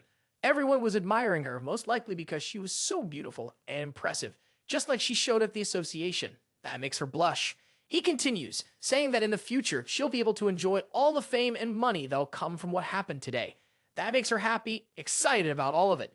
She wants to go out to reward him with something, but he holds her by the shoulder and says there are still things to do. She asks what it is, but before he can respond, something catches his attention. Hiram asks, what's wrong? He says something urgent came up and he'll need to step out for a moment. She's confused, but without explaining much, he opens the system window and uses his Genesis system teleport, saying he'll be right back. She's left alone while the MC is teleported to a very high point in the city. Someone appears behind him, and Yoohyun asks, who are you? But the man doesn't respond. Looking back, the MC says, I asked who you were, but all the man says is that he's a very rude brat. The man doesn't seem to think much of the MC, but says someone wanted to meet him. He asked if he's the new recruit. He had come there personally to give him the honor of joining their pentagram division. Without beating around the bush, the MC asked again, who are you? The man introduces himself as Jinpong, his senior. Yoohyun asks, what you want with me? That makes Jinpong angry. You're way too arrogant for a mere rookie. The MC replies, I have a name, and it's Kang Yoohyun. That shocks the man. What do you mean you already have a name? It took me 3 weeks to get mine, and you already have yours just after joining the company, pretending to be superior. Jinpong dismisses the MC's name. It doesn't matter. I'm here to invite you to the division. But Yoohyun immediately refuses. Furious, Jinpong demands, what did you just say? The boy repeats himself. I don't want to join the association. Have you understood that yet? Jinpong tries to assert his authority, but the MC doesn't back down. It's no use trying to pull rank on me. That leaves Jinpong confused. Yoohyun asks, did you think I was already part of some division? I don't belong to any, at least not yet. The man is still furious, ready to set his insolence. But the MC didn't let him finish talking and put him in his place because he was a nobody. To be a senior, he would need a good track record, and that wasn't the case with Jim. He wondered how the MC knew that, but the MC didn't say. Yoohyun added that he was there just to try and intimidate him in the end, but apparently that didn't work. Quite the opposite. Wrapping it up, the MC told him to return to his division and make it clear that he would never join the same division as him. Tell that to his teller too. If someone wanted him in that division, they should at least send someone with discernment or come ask him personally. The man trembled with nervousness at the MC's boldness and stuttered, but the boy simply told him to leave. He teleported away, but not before making a veiled threat against the protagonist. Back where Hiram was, he just remarked that everyone there was a bunch of weirdos. She saw he returned quickly and asked what the issue was that he had to resolve, but he even say what happened and changed the subject. Now it was time to finally give her a real manager. And that's how the chapter ends, with this perfect shot of Hiram. The chapter begins with the MC and Hiram standing in front of a building called DSIC Management. But it still wasn't the place Yoohyun was looking for. From what he remembered, it was supposed to be somewhere nearby. So he looked to the side. He finally found the place he wanted. Hiram looked startled. That place didn't seem very well taken care of. Was he really sure that was the right place? The MC said yes, knocking on the door, and he asked if anyone was there and heard someone shouting, wait a second. After a moment, the door opened and a leg in tights appeared. It was a woman who looked at them and asked, what are you doing here? The girl caught the MC's attention, but he didn't respond. It was already too late. No matter what he did, he wouldn't be able to fix the broken ties between them. Memories from his past started to return uncontrollably, running toward a desolate place. His terrified gaze locked onto a voice that spoke to him. The voice said he should stay away from someone like her, someone who had lost her humanity. The woman was being held by the neck. Dried blood flowed from her mouth as the voice concluded, "I'm sure I can make you an excellent offer." Another distant voice appeared until a woman shouted, "Hello." The MC finally snapped back to reality. He apologized but thought that her hair was different. Yet she was still the same person he had known in his past life.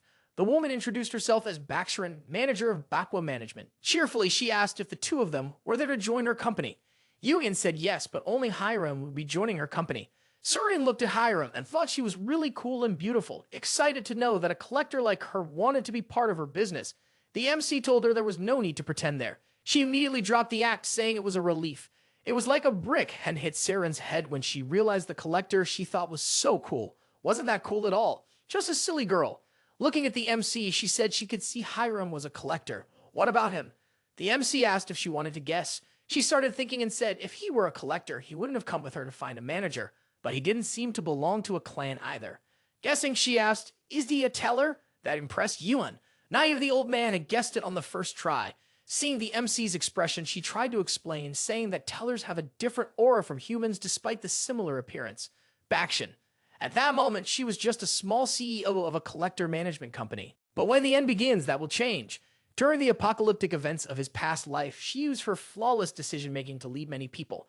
She said, "I'm sorry if I was wrong," but he said, "You were right." She got excited about having a collector and a teller in her company. The two already began forming bonds, and Saren asked, "How did the two of you meet?" While Hiram told the story of their first meeting, the MC watched the girl with what seemed to be a loving gaze. Interrupting the conversation, he asked, "Can we see the contract?" She got even more excited about it. The MC said, "I want to discuss the conditions." Hiram congratulated Suryan, but the MC replied, "The contract is between the two of us." After a few moments, it was already signed. Hiram asked the other girl, "What does a manager usually do?" The MC noticed that they were already forming a bond of friendship. She explained the first thing is to provide support for the collectors so they can focus on their work. That means organizing their schedules and tasks. The collector said, "That's quite a lot to do. Do you have many employees to handle it all?" She replied, "I do everything alone." Frustrated, she added, "I should also be driving for the collector." But she didn't have enough money to buy a car after setting up the office, though she does have a license. Syrian says, "I also have a license to operate a backhoe and know how to weld." Hiram asks, "Why?" She explains, "It was my plan B in case I gave up on this job." She adds, "But I'll do my best," and the MC agrees. Standing up, the MC says, "You don't need me just yet. You still have to make a name for yourself." But she asked, "Can I help with anything?" He was confident they'd need her soon enough, so he let her enjoy this break for now, knowing there wouldn't be time later. As they start to leave, the MC says, "We'll be in touch when the time is right." She agrees, wishing them good luck. Before finally leaving, the MC hesitates for a moment, then asks, "Do you have a dream?" Her face shows confusion. In his past life, he had asked her what she would do when that tribulation ended. She says, "I didn't even have a good life before." But as she would consider something like that, she answers, "All I'd really want is to make a lot of money." The MC says he understands and realizes that this truly was the Bakshiran he had known during the apocalypse. That answer made the MC understand why she and Hyom got along so quickly. The two of them thought almost the same way. Hiram notices it too and comments, "It's like we've known each other far longer than just today." She laughs at how strange it is. In his past life, Yoohyun remembers that the two of them had indeed met before, so it wasn't that strange after all. Meanwhile, in another office filled with papers scattered on the floor, someone is shouting, calling another a bastard. It was that supposed seer still furious with the MC. He says, "I'll make sure to teach that arrogant brat a lesson." Looking at his system screen, he remembers that Yun was protected by the Genesis system, but there had to be a way to deal with him. After thinking for a bit, he has an idea and realizes there is indeed a way to get him. A week passes and we see some people at a location having a conversation. It looks like the Collector Association hire and the MC were arriving. People notice them and start whispering that she had already cleared 4 domains. They were getting ready for another domain and several people seem to be going together. She asks, "Is it that dangerous?" "It is," they reply. This domain in particular was different from the usual. One could only enter once every 3 months. And if you fail, you can't go in again. She asks, "Was there a reason you chose such a dangerous domain?" The MC replies, "Didn't you join this business to succeed?" She confirms, "I did." He adds, "Then the two of us share the same goal, even if we walk different paths. I also aim for a high position.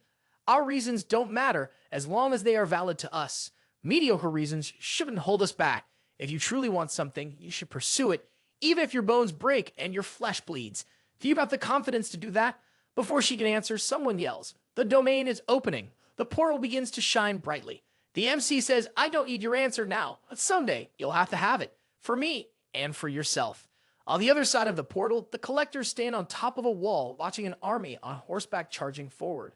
The chapter begins with the realization that this domain is a large-scale war, and Hiram wonders if they'll have to fight too. She actually finds it fun, while the MC observes her through the system window. Someone from one of the armies shouts, "Stop them with everything we have." While the soldiers yelled to charge, this was the Ottoman War. The only question was, which one? The Empire fought at least 5 wars against different countries. The defending side shouted that they couldn't afford to lose or the enemies would breach their walls. Several soldiers were engaged in battle, and the massacre was inevitable. The MC's mind flashed back once again to his past, making him remember people running in desperation, terrified of being eliminated. In his past, all he could do was watch what was happening. Unable to take any action, he closed his eyes, trying to return to the present and not let himself get lost in those thoughts. Focused once again, he promised himself he wouldn't let that happen again. This was a promise to himself. We go back 1 week in time to the headquarters of Celestial Body Incorporated. The teller who had hired him was explaining how the ceremony would work for all the new tellers. Most of them were still little white orbs, but they were confused because the ceremony would take place in unison with the divine spirits. The MC, in human form, listened carefully to the instructions from the deer-headed teller, who said they wouldn't actually meet the spirits. Instead, they were already in a large hall filled with food. While many of the smaller tellers enjoyed the feast, Yoohyun stood motionless in a corner, observing with only a glass of wine in his hand. He was still curious how he had managed to enter that company. It was one of the 3 largest teller organizations in the universe. It was surprising that he was there that day. Looking out the window, one could see a gigantic island floating in space, like a metropolis. Someone asked the MC what he was doing there. Yoohyun looked down. A horned or teller asked why he wasn't enjoying the party like the other newcomers. The MC, however, was more interested in his horns. "Yoohyun," he replied, "I'm just not interested." The orc's irritation was evident. "Don't act like you're better than everyone else," he snapped. The MC tried to clarify, "I don't think I'm better than anyone." But the orc interrupted, "I'll surpass you soon," before storming off. Yoohyun found the horned orb interesting, but just then, another group entered the hall. Several different figures appeared together. They were from another department of Celestial Body Incorporated and were there to meet the newcomers. They could continue enjoying the party. Hidden from them, the MC realized that they were actually there to assess the new recruits' performance in their first missions. The goal was clear: take the best among the newcomers and bring them into their departments. The place had turned into a battlefield of recruiters. Thinking how troublesome it would be to get caught in the middle of that mess, the MC planned to leave. Unfortunately, he was spotted by one of his seniors, the newcomer who had transformed the moment he reincarnated. Several recruiters quickly gathered around him, trying to recruit him into their departments. This made the MC very nervous. He said, "I appreciate all the attention, but I'm thinking about how I can escape from here." In his field of vision, a different person appeared, someone who didn't seem interested in him. That gave him an idea. He moved away from the recruiters and started talking to that black and green figure. "You should warn me you'd be here," he said. The man looked confused, but the MC continued his little act, hoping he'd understand and play along. The man quickly seemed to grasp what the MC was trying to do and joined in. This made Yoohyun very happy. He began leading the man out of the room. "We can talk elsewhere," he said, and the recruiters assumed he'd already been recruited. They can seem to recognize the man, but that didn't matter. Outside, the MC thanked him for helping him escape. The Dark Teller didn't show any reaction or say anything, which made the MC wonder if he really intended to stay silent. Something felt strange.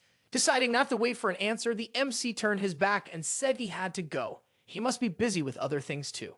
Before he could even disappear, the man spoke. That had been very amusing. The MC immediately stopped walking. The man continued, "I made sure no one could detect me. So how did you manage to see through my disguise?" Nervous, the MC asked, "What do you mean by that?" Looking back, the MC saw that the man's aura was completely different, quite terrifying, with a giant green snake looming behind him. That was very bad. The protagonist realized the man was extremely dangerous. Without showing fear, the MC asked, "What do you want?" The man answered, "I'm just curious. I don't intend to harm you." "Not yet." He then asked, "Are you going to answer my question? How were you able to see me?" The boy responded, "I didn't actually see you. I only saw a book floating among all the tellers. I noticed a dark book flying in the air and focused on it." The NC became able to see the man who owned the book. Yoohyun explains that this was his ability while a black smoke hovered very close to him, as if it might suffocate him right there. The man grew curious. The MC explained, I have a good eye. I can see things others cannot. That applies to you as well. He was a bit unsure at first, but when he looked around and realized no one else had noticed the man, he said, I can't deny it. Yoohyun replied, it's the truth. I'm different from the other tellers. The man laughed, saying, I definitely noticed that. In any case, the MC apologized. Sorry for speaking to you so suddenly. The man asked, is that really all? Clapping his hands and smiling in a creepy way, he said, it was fate that we met. He then proposed a bet to the MC. The MC asked, what kind of bet? The man replied, it's simple.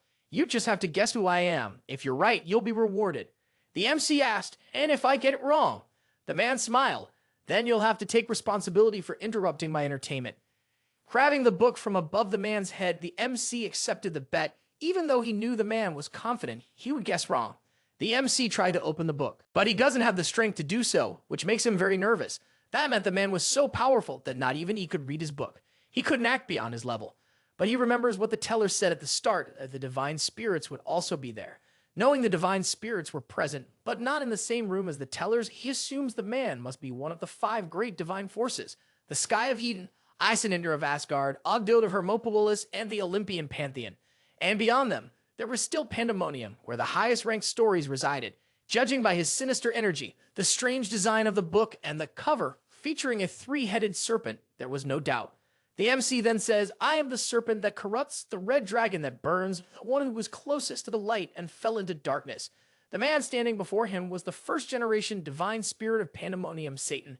He then lets out a dry laugh. Excited, he says, you guessed correctly. I didn't expect you to figure it out, and begins clapping in applause. Yoohyun asks, so, am I going to be spared now? Satan responds, that was partially a joke. To be honest, the MC had surprised him. It would make more sense to punish himself and punish the MC. The boy didn't believe that. He thought that the monster would have punished him in some way if he had lost. He was a man of his word. Satan then said, in any case, you lost and must fulfill your promise. He thought for a moment and then had an idea. He knew the MC would soon create his library, and the MC confirmed that he would. Then Satan made the following proposal. I will be the sponsor of your library. What do you think of that? Yoohyun began to weigh the possibility. Getting a sponsorship from such a powerful spirit was a once-in-a-lifetime opportunity. Satan then extended his hand to shake the protagonist, who understood that this would never happen again. If he took that hand, there would be no turning back. But he already seemed to have decided what he would do and extended his hand to shake Satan's. He was still nervous. Would it really be okay to form this partnership? In the next instant, he made his decision. Apologizing, he said, I'll have to decline the offer. The divine spirit didn't seem pleased, but simply asked, why do you want to reject my offer? Yoohyun said that his sponsorship would help the library, but it would also make him lose his freedom, and he was afraid of injuring the Eden crowd. Satan then says, I understand your concern, but wouldn't it still be a benefit for you? The MC replies, it's not enough for me, and that answer sparks Satan's curiosity. He says, the spirits of Pandemonium are incredible, especially him. He was one of the 7 executives. This makes the MC want to work with him. But there was something else. The moment he made a partnership with Satan, the MC would only be able to tell stories from Pandemonium, and the authority over his library would belong to Satan. Yoohyun believed in the infinite possibilities of the stories he could showcase in his library. The path he should follow was a different one. That was the reason behind the protagonist wanting to refuse Satan's offer. He wanted to follow his own path. Yoohyun said, I hope you can understand, but Satan let out a scornful sigh, cutting off the MC mid-sentence. In the next moment, the divine spirit began laughing loudly, finding it amazing that the boy had ambitions greater than those of Pandemonium itself. The boy grew nervous, trying to say it wasn't like that at all, but Satan told him not to worry. He was praising him because he was right. The moment he accepted Satan's sponsorship, the MC's library would belong to Pandemonium, forcing him to give up on his own potential. Satan was impressed that he was refusing the easy path. It seemed foolish, but it was the kind of foolishness that caught his attention. He said he would end the conversation there. He wasn't ambitious enough to force anyone into anything. The MC asked, does that mean you've given up? Satan replied, I'm not sure. In fact, it seems like it has made me even more greedy. I want to force you to stay. The MC grew nervous at that answer. In the next instant, it was as if the boy were just a small toy in Satan's hands. While he made his offer once again, Yoohyun replied, I want the donations from the divine spirits, but not through such a deal. Satan chuckled and said, you're arrogant, but I won't punish you for that. As he left, he added, it wouldn't be right to let you walk away empty-handed after winning the bet. Since you came out victorious, a gift from me will be arriving soon. He was really happy to have met the protagonist that day. Before disappearing completely, his last words were, "I'll be visiting your library in the future." UVM was still shocked by everything that had just happened. He looked at his system window, wondering how much time had passed. He still had to escape from the other tellers, so he left and found a library inside the company, something he never expected to find. It seemed like a quiet place. No one was looking for him, so he decided to kill some time reading a book. Someone approached and said, "It's strange to see a guest show up here." The MC turned to the side to see who was speaking. A very bright light began to shine, leaving him even more confused by everything. Looking closely, he noticed a golden book floating above a man, very bright and beautiful. It was also a very large book, and he wondered how valuable the stories written inside that book must be.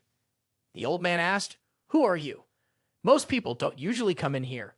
Yoohyun replied that he was a new worker, which impressed the old man. He laughed and said, "I've been rude. Your appearance is so complete. I didn't imagine you were a newbie." Then he recognized who the MC was. The boy asked, "What are you doing here?" The old man replied, "I'm the manager of this place." Yoohyun asked if he worked there, but the old man said no. No one managed that place anymore, but he had volunteered for the task. Impressed, the NC wondered why someone with such an incredible book was retired. He definitely had an impressive past. The old man asked, "Is it all right for me to be here, even in the middle of the initiation ceremony?" The MC replied, "I've been harassed, so I ran away." The old man started laughing. "The same thing happened to me in my youth. That must mean you don't belong to any department yet." Yoohyun confirmed and said, "I plan to keep it that way." The old man then asked, "Isn't choosing such a difficult path scary?" The boy replied, "I'd be lying if I said I wasn't afraid, but I still have a goal." This piqued the old man's interest. "You have a yearning," he said. The MC was confused. The old man began to explain. Tellers aren't biologically born, but created with some level of abilities. However, they are blank slates when it comes to their desires. Most simply follow what the system and the company tell them to do. That is a fundamentally wrong path because it means just following the herd. Unfortunately, most tellers lack that yearning. A teller who isn't swayed by others' words, like Yoohyun, was extremely rare. The old man then decided to show something fun to the MC and asked him to follow. Yoohyun was astonished by what he saw. They were in a corridor that stored all the stories that had truly influenced the mixed world. That was none other than the Hall of Fame of Celestial Body Incorporated. In all those stories lay the lives of all people. It was incredible to see that the protagonist was having the time of his life there. Unfortunately, the corridor didn't seem that long. The next moment, the old man said they had already reached the end. The MC was confused. The old man explained that 30 years ago, life had been completely cut off. He had brought Yoohyun there so he would remember that place as was tucked away in a closet. Such brilliant stories were being forgotten. "If I ever disappear from this world," the old man said, "I'd be very sad to know that no one else would ever get to know this place." And that's why the MC was there with him. He had been the only teller who wanted to visit that place, even if it was old and worn down. The MC admired everything he could. The other tellers were only concerned with earning points and telling the same stories to those of a different generation. Still, the MC believed the day would come when stories with that level of brilliance and captivation would be truly necessary for the world. Yin simply thinks that if Doonan lived and completed that challenge, maybe he would be in that Hall of Fame too. He wanted to be someone like that. The MC calls the old man and thanks him for giving him such an incredible experience. The ceremony would end in 10 seconds. Before being teleported back to the world, he still asks the old man what his name is. The old man takes a moment to answer, but says that if he comes to visit that place again, he'll tell him his name. Smiling, the boy nods as the teleport takes him back to Earth and says he'll see him again soon. The ceremony had ended. A voice shouts Harem's name, bringing her back to the present. In that moment of war, she seemed very nervous. Yoohyun asked if she can hear him, and she replies yes, so he tells her to stay focused. Harem asked if that was really a war zone, and he confirms it. The siege that signaled the end of the medieval era and the beginning of the modern age brought the Roman Empire to an end. That was the siege of Constantinople. The Roman Empire was destroyed by the Ottomans in that war, so now we understand what's happening. Harem asks just to confirm if they're on the defending side of the war. That is the Roman side. Yoohyun says yes, he knew it was that place that awakened Harem's abilities and turned her into the Empress of the Sword. This event was essential for her. Nervous, she asked, is the protagonist seeing all that? She realizes her voice is trembling. He says yes. She asks, are you going to be able to win? The MC says not even 500 collectors could win that. After all, it's an army of 7,000 against another of 150,000. He was also worried. Those 150,000 were only the attacking force. If you count the support troops, the numbers exceeded 300,000. Curious, Hyra then asks, why did so many collectors decide to participate, even with such low chances of victory? Yoohyun explains more than 2,000 divine spirits were watching that battle. This was a once-in-a-lifetime opportunity to show the spirits the potential of collectors they didn't yet know and possibly make them fans. It was practically guaranteed that spirits from other libraries were also watching the event. That makes Harem feel relieved and excited. Everyone was there to promote their libraries, so if they couldn't show their potential, they could lose their viewers. It was understandable to think that the two of them were just there to show off the spirits, but the real goal was also to clear that domain. In his past life, the MC remembered that she hadn't been able to clear that domain either. He knew it was dangerous and said, "We'll just try." The MC's intention was to see if the current Harem could clear that domain, as she was already stronger than the past Sword Empress. If there was even a small chance of clearing that place, then the attempt would be worth it. A couple approached Harem, asking if she was planning to act alone in that domain. The guy looked a lot like Archer version Shiru of Mia, and the girl resembled Nicole from ZZZ. They suggested teaming up with Harem. Turning to the side without answering, the boy asked, "Are you just going to ignore us?" Nicole from Teen said just leave her alone, claiming she had become too arrogant after clearing a few domains on her own. Harem's thoughts were clear. She knew they probably just wanted to take advantage of her, so it was better to act alone than to team up with those two. Someone shouted at the group of collectors saying, "Welcome, mercenaries." Everyone turned towards the voice. An old man in golden armor stood there, clearly in command of the defenses. He introduced himself as Constantine, Emperor of Rome, and expressed his gratitude to everyone who had come to help protect the city. As he continued his speech, Hiram's mind began to wander. Even knowing this was only an illusion, she couldn't help but notice how lifelike he appeared. Finishing his address, Constantine declared all preparations are complete. The siege of Constantinople is about to begin. The system announced that they had only one chance to complete this domain. Their mission was to defend the fortress and secure victory. The Ottoman forces called out that it was time to bring the conflict to an end. The two, who had previously tried to form a team with Hiram, rushed ahead to take the lead. "This will be too easy," they said as they advanced. The boy unleashed a powerful magic strike, causing the ground ahead to quake and scattering several Ottoman soldiers, throwing their formation into disarray. Confident in his strength, he taunted the opposition to come forward. None of the Ottoman soldiers seemed strong enough to counter the pair, which only made the boy more self-assured. Watching the scene, the protagonist grew suspicious. Something about this domain felt unusual. The boy continued casting incredibly powerful spells, while the girl takes out multiple soldiers with just a few blows. After a few minutes of battle, sweat starts dripping from the boy's face. When he looks ahead, something terrifies him. There were still an uncountable number of soldiers left, and the endless waves leave him in shock. The other collectors are already out of energy, and the divine spirits are losing interest in watching the battle. This throws the collectors into despair. Yoohyun notices that they're tired because they used everything they had right at the start of the defense. On the other hand, he sees that Hiram is still fighting with ease, defeating countless soldiers. She was still holding up well. Curious, the MC decides to check on the other libraries. When he enters the teller's room, he sees many of them in panic. One of them even complains about how useless their collector is, especially because he ignored their advice not to burn all of his resources at the start. The divine spirits begin to leave negative comments, pushing the tellers into even greater despair. Seeing that the Sword Empress was still doing great in battle, viewers from other libraries start migrating to the MC's library. Several spirits join his library, and the number of viewers reaches an impressive 512. One of the tellers sees the MC working on his story and gets annoyed, thinking he's acting arrogant just because he's been doing well lately. The teller starts yelling at their exhausted collector, telling him to get back to the fight quickly as they were losing viewers. The two begin to argue. Yoohyun realizes that the tide of war is shifting and that everyone is getting really tired. Even Hiram was starting to slow down a bit. Soon, she would be exhausted too, and that would become a big problem. He wonders what choice she will make when she's finally cornered in this fight. A massive explosion occurs behind the girl. "Vivian," she shouts to her, "the castle walls have collapsed." She turns around shocked, wondering how that happened. They had used an Orban cannon, a powerful weapon commonly used by the Ottoman army. They were now advancing with full force. The collectors grow even more desperate, unsure of what to do and beginning a fear for their own lives. Constantine looks to the mercenaries, shouting for their help. Without them, victory would be out of reach. Hiram agrees.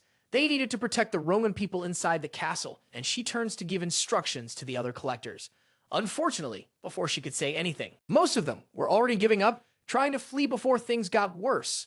The girl still tried to convince some of them to stay before they abandoned the mission, but they had already made up their minds. They were going to run. One of them yelled at Hiram, saying the place hadn't been left unconquered for no reason. The strategy for this domain was to hold out as long as possible and then flee. Haya refused the idea. We can't abandon those soldiers, she said. Furious, the collector yelled back at her. Those people were just illusions. None of it was real. I don't care about them. They didn't even exist in the real world. If you want to stay behind and die, you can do that on your own. This surprised her. She wondered if the collectors were really so cowardly as to give up that easily. Everyone there had become collectors with the intention of gaining recognition. So why were they doing that? Hum stayed behind, watching everyone else leave through the exit portal. The two armies were still clashing behind her as she stood still, wondering what she should do. And that's how the chapter ends. The chapter begins with a recap of the start of this domain, with the introduction of Constantine and his request to the mercenaries. Not long after, all the collectors were already giving up because of the endless Ottoman army that kept advancing. Everyone fled, afraid of losing their lives. Constantine told himself he already knew they would do that, leaving them to die. The great emperor looked upon the desolation of the battlefield, aware that he had lived through this infernal loop countless times. Despite that, he knew he couldn't stop fighting. He charged toward the front lines with his army. This world was already decided. Even if he wasn't a real being, how could he watch his people be slaughtered and do nothing? If this fate was prophesied, then he would do everything in his power to fight and overcome it, no matter how many times he had to. One of the Ottoman soldiers saw the emperor and shouted for his companions to attack him and take his head to the Sultan. Constantine realized his time had come. Two soldiers were already closing in, ready to eliminate him once again. In another loop, the next moment, something quickly whizzed past his face, causing a massive explosion right in front of him. He was startled. It was then he realized it was Hiram who had caused all that damage. She was in front of him, but with her back turned, looking at him with a somber expression. She remained silent. The soldiers remembered that she was one of the mercenaries from earlier and asked if she was Joan of Arc. Constantine asked why she didn't flee like her companions. This war was already lost. Approaching the emperor, she said she still needed to fight. She didn't want to see him die in vain. Constantine was shocked to hear that all the mercenaries who had come this far had fled to save their lives. Iron asked if he remembered all of them. The old man explained that he was created in that place. After all, his real self must have existed a long time ago, and he was just the remains of that. Higher Term said that wasn't true. He wasn't just that. She thought of them as human beings too. That was why she had decided to help and the reason she had stayed. Constantine, in disbelief, asked if she truly thought that. She asked if he didn't want her to think of them that way. Moved, the old man felt his heart burning so strongly it left him speechless. This wasn't hatred or sadness. Smiling, the old man said he wanted her to see them as humans. Yes, what he was feeling was joy. He couldn't help but appreciate the fact that she saw them as real people with value and still wanted to help them. The Ottoman army launches a new offensive, shouting that they found a breach to strike. Constantine asked her to hold those men off alone for a moment. Once they set up their defenses, the enemy will struggle. Hiram confirms, and the emperor of ancient Rome shouts for his comrades to defend their borders. That gave me chills. Charging forward with a smile on her face, Hiram is praised by Constantine as their savior. And the battle resumes. Something catches Yoohyun's attention as he watches her fight. Hiram's book was turning silver. She was becoming trapped by her past self, but he stirred, rooting for her to overcome it. That story had reached 800 viewers, and most of the divine spirits were speechless as she kept unlocking her potential. An Ottoman stands before the girl, yelling for her to go to hell as his sword comes down toward her. The girl dodges the strike that barely grazes her neck, and her counterattack hits the soldier directly, defeating him instantly. A massacre unfolds at the girl's hands, and I, writing this script while listening to Hans Zimmer, am deeply moved. One of the MC's rival tellers asks why he hasn't told his collector to leave yet since she's getting irked, and they try to belittle her. They keep up their passive-aggressive behavior until the MC tells them to shut up because they're just a bunch of idiots. The tiger-head man is shocked by the disrespect. He asks, "What did you just say?" The MC responds, "Are you deaf? Do you need me to repeat it?" They tucked their tails and ran away. Were they trying to steal something from his library, or did they just want him dead? Even more irritated, Yoohyun calls them trash. Harem wasn't greedy like them. He didn't treat his collector like a mere point machine. The MC then asks, how do they even have the audacity to look down on those who are cowards like them? Nervous, the tiger-headed man can't respond. He tells the teller to stay quiet and know his place. Despite that bold posture, it was obvious that Yoohyun was nervous. Meanwhile, Hiram continued fighting relentlessly until the final line of defense fell. Desperate, the Roman soldiers screamed that their last line of defense had collapsed. They no longer knew what to do. Hiram appears right in front of them with incredible speed, placing herself as an impenetrable wall. The soldiers look at her in awe. They're saying she was determined and thought she needed to stop that army, even if it was just one of them. A question began to form in her mind. Why doesn't she give up? Why doesn't she stop? If she was going to die, if she lost, shouldn't she run away? She didn't know how to answer that, but even without an answer, she had the feeling that if she gave up and ran away, she would lose something very important to her. An arrow hit her square in the chest, sending blood splattering across her body, already soaked in enemy blood. The Romans screamed in desperation, charging against the Ottomans. They were enraged because someone had managed to strike Harem, who had fallen to her knees trying to recover. The defense force had apparently gained a new motivation, and the Ottomans launched a united attack. One of the Romans fell to the ground, eyes wide open, but already lifeless, right in front of Harem. She began to panic and thought, I actually believed we could win this. Desperate, she reflected on how proud she'd have felt for staying behind when everyone else ran. But everything had gone wrong. Tears streamed down her face, and Harem asked herself what she should do. This attitude frustrated the divine spirit greatly. Conflicted opinions start popping up in the comments. Some say she was brave for holding on this long, while others criticize her for giving up. The number of criticisms is still low compared to others, but it makes the MC extremely nervous. He considers blocking the spirits who are criticizing, but begins to hesitate. If he doesn't do something, his library might suffer. Still unsure, he wonders what he should do as several comments start flooding the live stream. He looks up curious. Something strange had happened. All the divine spirits suddenly went silent. Looking to the side, he wonders what happened to make them go quiet. Then he sees the broadcast. Yoohyun is shocked. That smiling gaze from the deepest abyss had just entered the library, and the MC knows exactly who it is. Satan. Satan asks, why didn't the library's atmosphere suddenly get so tense? Yoohyun replies, everyone got nervous when you walked in. The MC's courage shocks the divine spirits, but he goes on and says, you're late, Satan, but things are getting interesting. Confident again, the MC says, things are about to get even more interesting from now on, then donates 1,000 points and says, I hope this will truly entertain you. In the next moment, the main character is brought into a mysterious domain. He appears right in front of Harem, who is kneeling, her hand still gripping her sword. Yoohyun says, it's over. Exhausted, she forces herself to lift her head and meet the main character's eyes. He says, you can stop here. If you continue, it could be dangerous for you. Encouraging her, he adds, you gave it your all, but there were things beyond your control. She agrees, her voice trembling softly. There really were things that were impossible. The main character asks, are you going to give up? Immediately, she replies firmly, no. With a conflicted look, she adds, I know I'm being stubborn. I know there are things I can't do right now. Her voice cracks as she asks, why would you say something that hurts me so much? Through tears, she says, I just can't give up. Everyone told me I was hopeless, that I should give up on becoming a collector. I truly considered it, but you were different. The main character listens quietly as she continues, her voice shaking. You told me I had talent, that I could do things others couldn't. Because of that, I was able to grow, and that's why I'm here now. At that moment, Harem says, I just realized this is what I truly want to do. Rising to her feet, tears still falling, she declares, I never want to give up again. I'm tired of always running away. Yun says she's going to die, and she replies that she knows that very well. Even so, she says she doesn't want to give up. She apologizes for it, saying she's too stupid to give up, too stubborn at such a critical moment. The MC says he understands, but you all have already figured out what he did for her, haven't you? An Ottoman soldier appears, shouting for her to die as he raises his sword at her from behind the MC, calling her a witch. With her body trembling, she thinks she needs to block the attack, but she simply had no strength left to move. Was this the end of her path? She begins to apologize to the MC.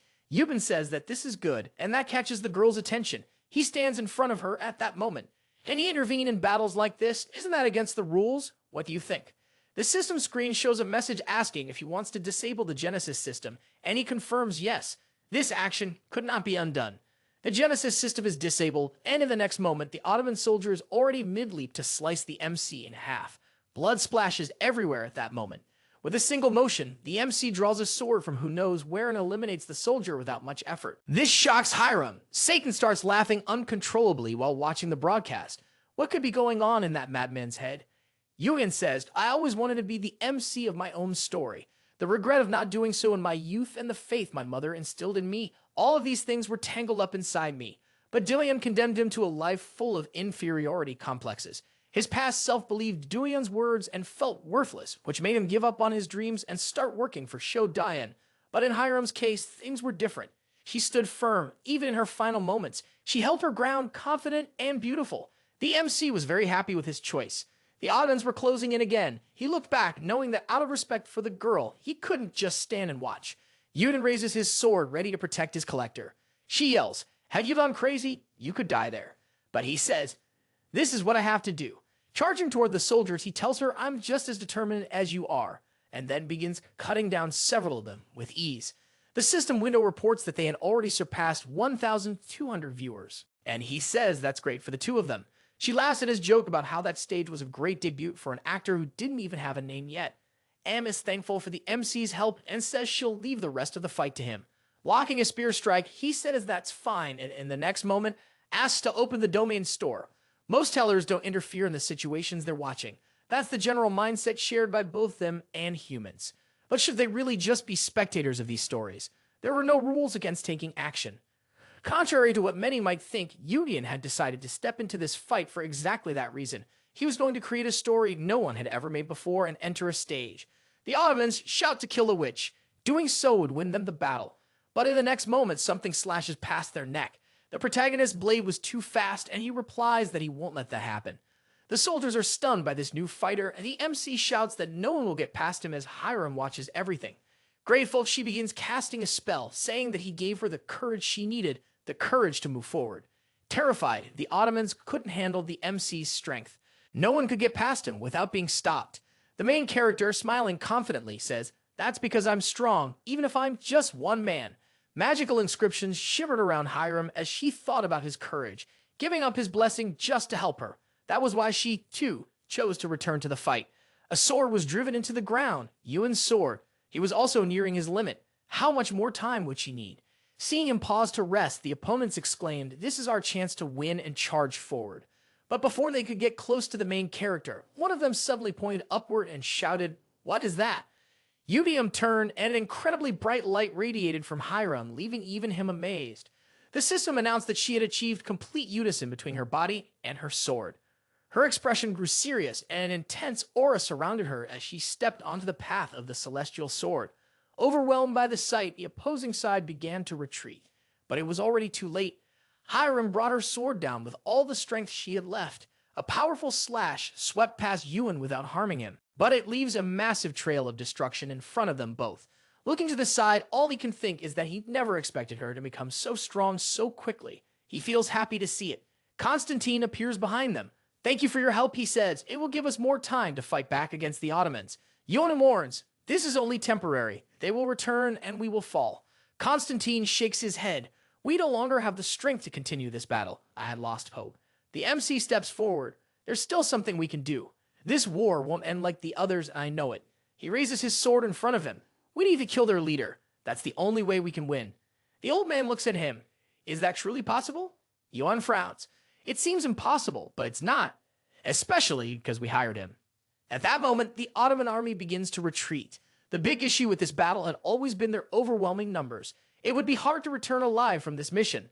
Yoohyun speaks up. "We need at least 300 men for this mission." He turns to the old man. "Can you provide them?" The old man doesn't answer immediately. Looking to the side, he sees that many men had already volunteered for the mission, even before he had asked. Even tired and wounded, they still recognized the old man as their emperor. "Grateful," he said. "Everyone here is giving their lives and everything they have for the good and protection of our nation. I owe you all a great debt." He continued, "I am promised that the gods would help us in this battle, but that will not happen. The responsibility for our protection is ours alone." Ending his speech, he asked, "Defend your homeland until the very end." He paused and added, "Those who join us for this mission may stay. It is neither a command nor a demand. Those who wish to leave have the right to do so." Looking over the soldiers, he asked, "Is there anyone here who wishes to accompany their emperor on this kamikaze mission?" He bowed with closed eyes, making this plea. Without hesitation, several soldiers stepped forward, moving Constantine deeply. He thanked everyone present. Apparently, none of them had decided to run from the battle. Yoohyun then spoke, "It's time to go." They all began their quest. A large army watched from afar, witnessing the destruction that occurred in Constantinople. Mevadu, the emperor of that era, simply commented, "Dragus has no intention of giving up." His mind wandered for a moment. Things felt different this time. His reinforcements should have retreated by now. Yet there were still some left. A soldier shouts, "The Romans are approaching." Constantine, Harem, and Yoohyun are on horseback, while the others march on foot. Mend asks, "What are they planning?" Some soldiers already look alarmed. Constantine shouts for the attack to begin, and the battle resumes. The archers release their first volley of arrows toward the small detachment of 300 men. The shots are coming and the old man yells. Someone stop them. Several soldiers are struck, horses too. The casualties are enormous. It looked like a senseless battle. It reminded me of the 300 Spartans. Hiram screams in desperation at seeing so many deaths, but the MC yells, "Do not look back." She tries to protest, but the MC says they came knowing their fate. To honor them, you must protect their nation and families, not pity them. If you truly feel bad about everything happening, you must complete this mission. No matter what, someone manages to clear a path for Hiram to advance and break through the army. A spear hits one of the soldiers behind her, killing him almost instantly. She looks back terrified. Despair begins to take hold of the girl's heart. She wanted to stop and help him, but someone shouted out, calling her a saint. A soldier said they would take care of things there, and she shouldn't worry about them. This battle is amazing, isn't it? Constantine shouted, warning that they'd spotted the Sepai, a type of commander of the Ottoman cavalry, and they were approaching. Jumping off the horse, Yoohyun shouted for Hiram to do the same. The two landed on the ground, still standing, already ready to fight again. They would stay behind, and the MC yelled for Hiram to keep moving forward without looking back. She had rage in her eyes. The two managed to get past the cavalry and were heading straight for the Sultan. One of the Scythes noticed in panic several low-ranking soldiers moving in together to try to stop them, but she tore through them with ease, shouting at them. She smashed everyone who stood in her way, trying to stop her from reaching her goal. Fast and strong, the two pushed past countless soldiers. This was a battle for survival, and there was no other option. Their synchronization was incredible. They were there to save others. Yoohyun shouted that they were almost at the Sultan, and they launched another joint attack. In the MC's mind, it was too late to gather soldiers to protect Mendiu. But he sees a shield on the ground and has an idea. He yells to Hiram, saying, "I'm going to grab a shield and use it to launch her toward the Sultan." She's a little confused, but he had already picked up the shield and positioned it so she could use it as a springboard. This was the moment. With a leap, she reaches the shield, and the protagonist propels it upward. She reaches a height that no soldier or archer could match. Everyone could only stare upward, mouths agape, as she passed. "Fly!" Yoohyun shouts for Hiram, and at that moment she opens her wings, becoming an angel that clears the sky. "I'm emotional," she says, her voice trembling. Someone yells for the archers to fire and try to stop the girl, and they prepare to rain arrows down on her.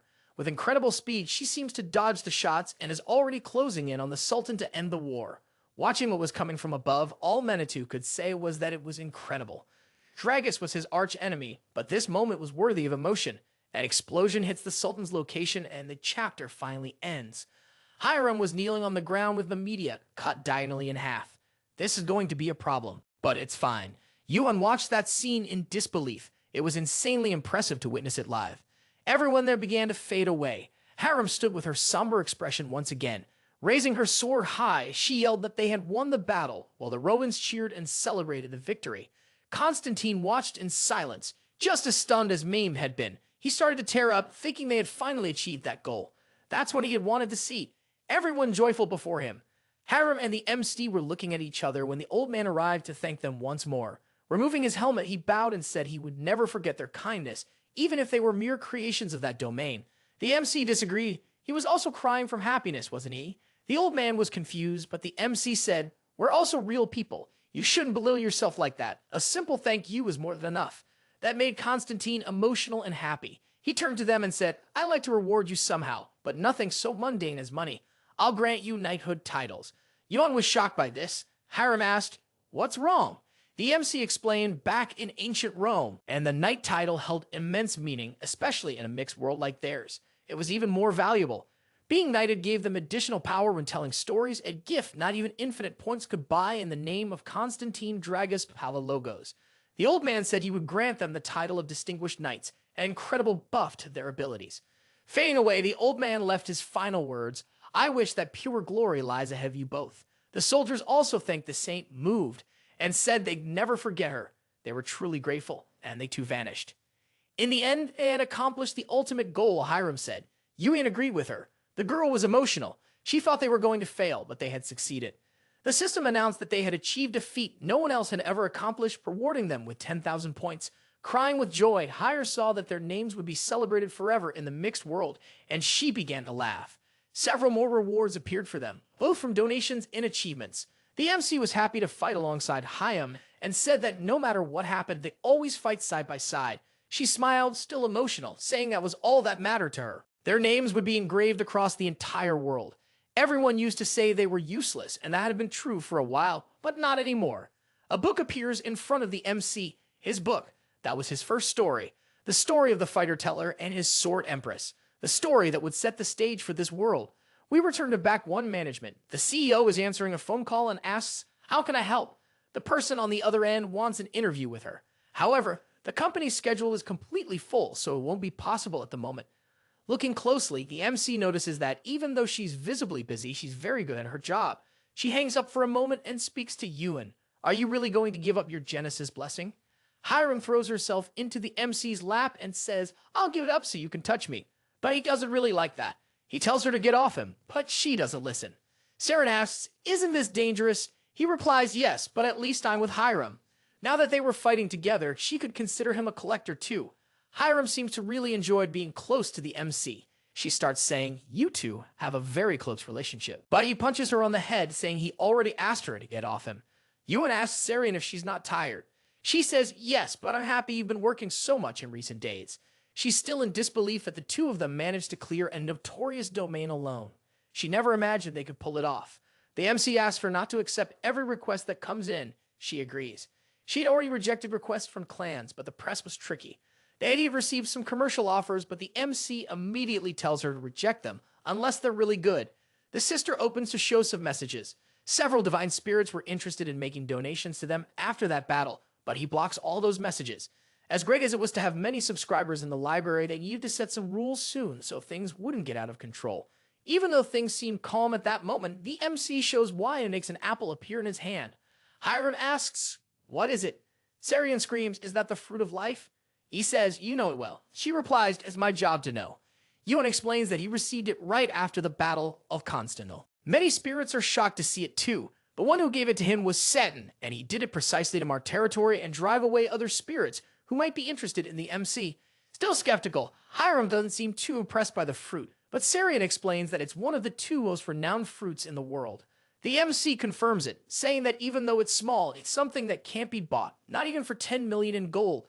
But he had to be careful. Consuming something like that at such a low level would cause his body to explode. Giving that to someone who couldn't use it, it was a real low blow. A new message appears, but the MC finds it strange because he had blocked all of them. But one who resembles shimmering lights would like to have a private meeting with Yoohyun. He stands up, saying he has an important guest to receive and needs to leave immediately. The two girls are confused. Before they can stop him from leaving, he accepts the meeting request and is teleported away. He's now in a very open space, flying as if in the sky.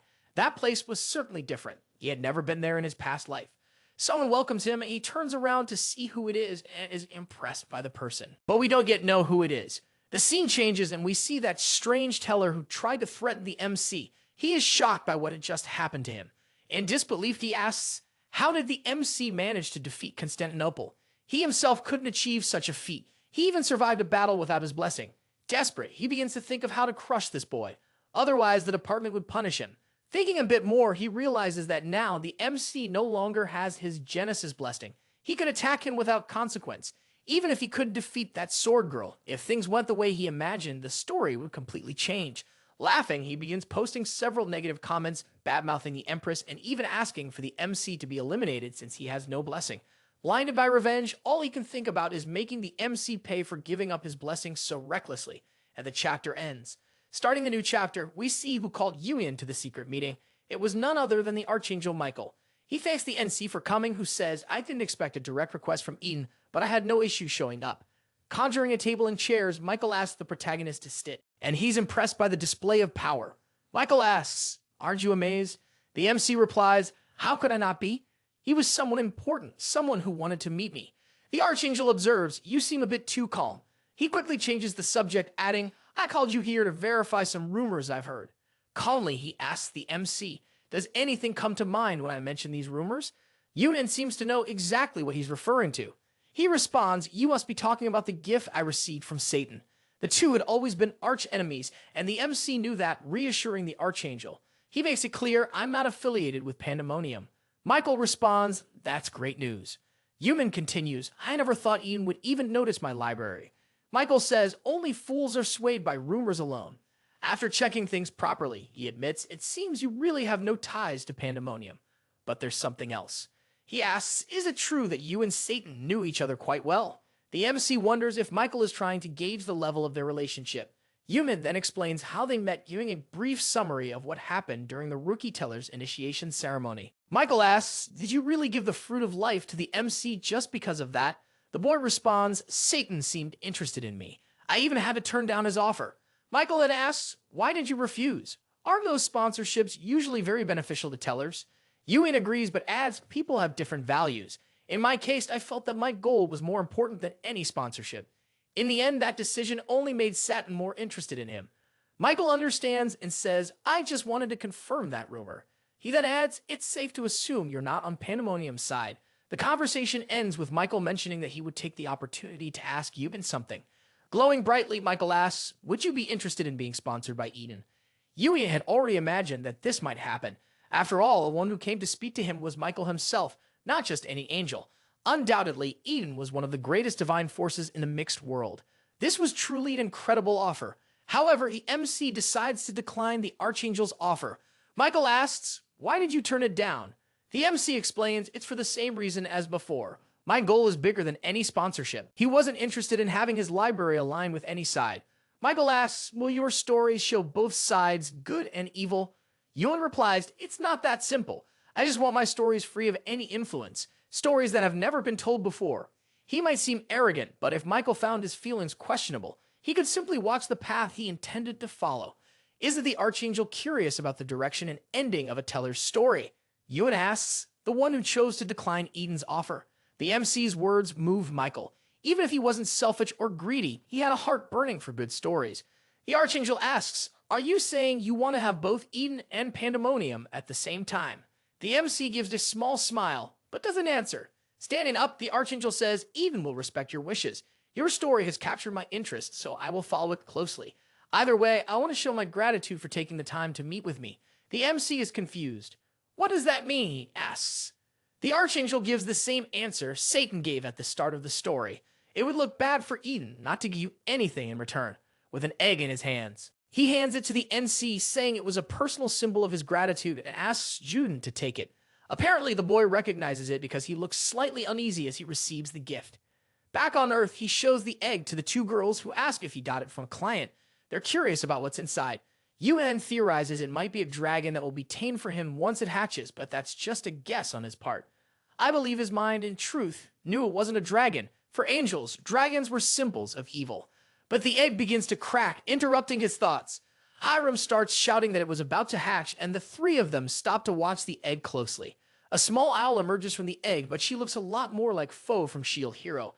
The MC recognizes it as an owl, and the girls are already completely in love with her, eager to pet her. The owl quickly flies onto the protagonist's head, which frustrates Harem. She thinks the owl doesn't like her. Symbolically, the creature representing Satan was a snake, and owls were their natural predators. That was a clear message. He realizes that even the little owl had recognized him as her mother, had a skill book he could read. Harem suggests the name Ol, but the other two think it's awful, though I admit I didn't understand why. Syrian asks, what kind of name would the MC give the owl? He thinks for a bit and decides to name her Bekio, which means white owl. The little pet seems to like the name and makes a cute face at the three of them again. We shift to a scene near a portal surrounded by some people who appear to be collectors. A blonde woman approaches and asks, "Did everything go well inside?" The hooded man replies, "It didn't go as expected, but it was enough." Something catches the attention of the two who were talking. Harem and the MC were approaching that domain, and they are recognized. Everyone is surprised by their presence. Their fame had arrived. The truth is, they didn't like Harem much, as she ruined most collectors' plans by clearing domains instead of just farming them. They nicknamed her the Farm Destroyer and rushed into the domain to try to get something before she cleared it. Watching this scene, she says, "It just makes me want to clear the domain even faster." The MC notices she had gotten used to the nickname. He asked her to wait and hold back Yo for a bit, as he wants to make an announcement before opening the library. And she agrees. As soon as he opens his library, several divine spirits immediately begin to enter. The number of viewers was already close to 2,500, and he had nearly 1,200 subscribers. The numbers were impressive. Welcoming them, he announces, "You are in the library of the Fighter Teller and the Sword Empress." The spirits greet the MC in return. He had barely started the live stream, and things were already getting out of control. People were committing all kinds of things alongside donations at that moment. He even misses Satan, who used to keep things in check. But he asked everyone to calm down. "I have an announcement to make," he says. Since things have become harder to manage ever since he started fighting, he introduces a few new rules for the library. From now on, no clicks in the library, no mentioning other libraries to avoid dumb arguments, and hate speech will result in a ban. They all agree. Many viewers complain. One even makes a donation to say they're leaving, and the MC takes the opportunity to block them right after. Most of the divine spirits are impressed by the protagonist's attitude, but it was actually a strategy to put them in their place. A spirit named the White King of the Sunset Sea makes a donation of 1,000 points and says he'll keep donating, but asks the MC to ease up a little. Even though it was a big donation, Yoohyun explains that rules are rules, and there would be no exceptions. Before he can explain anything else, the divine spirit makes a donation of 10,000 points and asks, would that change things? Now, all the other divine spirits are shocked by this donation. Even the protagonist gets irritated by such behavior. That bastard was trying to control his library with a bribe. The MC looks at the donation without saying anything. He starts to think about the donor's name. Great power with that nickname, someone who could donate that many points. It could only be one person, the one affiliated with the celestial domain, the White Dragon of the West. He had imagined that some famous divine spirits would eventually find his library. He just didn't expect it to happen this quickly. Yoohyun says he's surprised that one of the 4 dragons of the sea was in his library, which makes the donor raise his chin in arrogance. He makes another donation of 10,000 and tells him, don't be so harsh. How much did you think spirits talk among themselves to form cliques? Trying to be a bit more diplomatic, the MC chuckles and repeats in a questioning tone what he meant by moderately. Quickly returning to his usual serious stance, he says he can't do that, which leaves all the divine spirits in total silence. The King of the Sunset Sea asks, what was that supposed to mean? The MC replies, no means no. Was my answer not clear enough? A third donation of 10,000 arrives, with the king asking, how much would it cost for you to bow your head to me? His pride had been wounded. Yoohyun remained unmoved. No matter how much he donated, he would make no exception to the rules he had created. He couldn't be bribed with points, power, or authority. He would not be coerced, and he wouldn't change his decision for anything. The divine spirit grew incredibly furious at that answer. But all the MC says is, it's up to you to accept that or leave my stream. In the real world, Harem sees a red light appear above her and the MC's pet and wonders what that was. Noticing the red sky, the MC thinks he must be so furious that his power is crossing realms enough for even me to see it. Suddenly, the Genesis system activates and a powerful red lightning bolt crashes down onto reality itself. As long as this system exists, the divine spirit will not be able to release his power irresponsibly. A new donation of 10,000 arrives, along with a message from the Sea King saying he just has to crawl like he wants. Money buys everything. He keeps making more 10,000 point donations, asking if that's enough, but the MC doesn't flinch. Opening the block window, he thanks him for the donations. He had made a hateful comment toward the teller, so he would now be upgraded to blocked by the library. The system reports that the Cane of the Sunset Sea has been removed from the library, which leaves the other spirits stunned. But the MC smiles. Rules are rules, but if everyone follows them, things will be better. Suddenly, a red light appears again. Appearing behind the MC, a red message screams and calls him a bastard. Lightning bolts erupt from it. The divine spirit had returned. The MC is shocked. How did he manage to bypass the system block? To think he had that kind of power was both incredible and terrifying. Yoohyun says he understands his anger, but he had crossed the line. This makes the White Dragon even more furious, and he insults the MC. Being banned after so many donations was a humiliation from the MC that he could not tolerate. He made a clear threat to the boy. Commonly, the MC says, I never insulted even the 36 heavens, let alone the White Dragon of the West. I only removed a guest who violated a rule. The divine spirit yells at the MC, asking, how dare you speak to me like that? A new window appears. Michael had entered the library. He made a 100-point donation and asked, what's going on? Yudi and the divine spirit were both confused to see Michael there. Then, the Genesis system activated. Once again, the system announced that an anomaly had been detected and confirmed the target, the White Dragon, for using an excessive amount of power. According to the system's rules, a standard procedure would be initiated. A bolt of lightning struck the divine spirit's window, making him scream in pain. This amazed the MC. The system was able to subdue even one of the most powerful divine spirits in the mixed world. Finally, the King of the Sunset Sea was forcibly expelled from Yoohyun's library, and the system window vanished, despite the emotions that had just unfolded. The MC says following the rules will prevent incidents, but anyone with complaints may speak now. None of them dares go against the library's rules, and some were still watching Michael silently. The angel had an effect on them. Calling out to hire him, he says that since there are no more complaints, they can proceed as usual. He tells her they'll be clearing another domain today. Clearing another domain like Constantinople would be too much, so today they'll do something easier, which leaves the spirits a bit disappointed. He tells them not to act that way. We're not entering a mental domain just to mess around, he adds. Everyone is happy to see Harem. Once ready, they enter a forest called Thodolent Wetlands. The place certainly looked very different from what they were used to clearing, and the spirits agree with the comment. First of all, they needed to find where the boundary line of the area was. He says he'll do the briefing with Harem. Before they could start talking, someone calls out to them.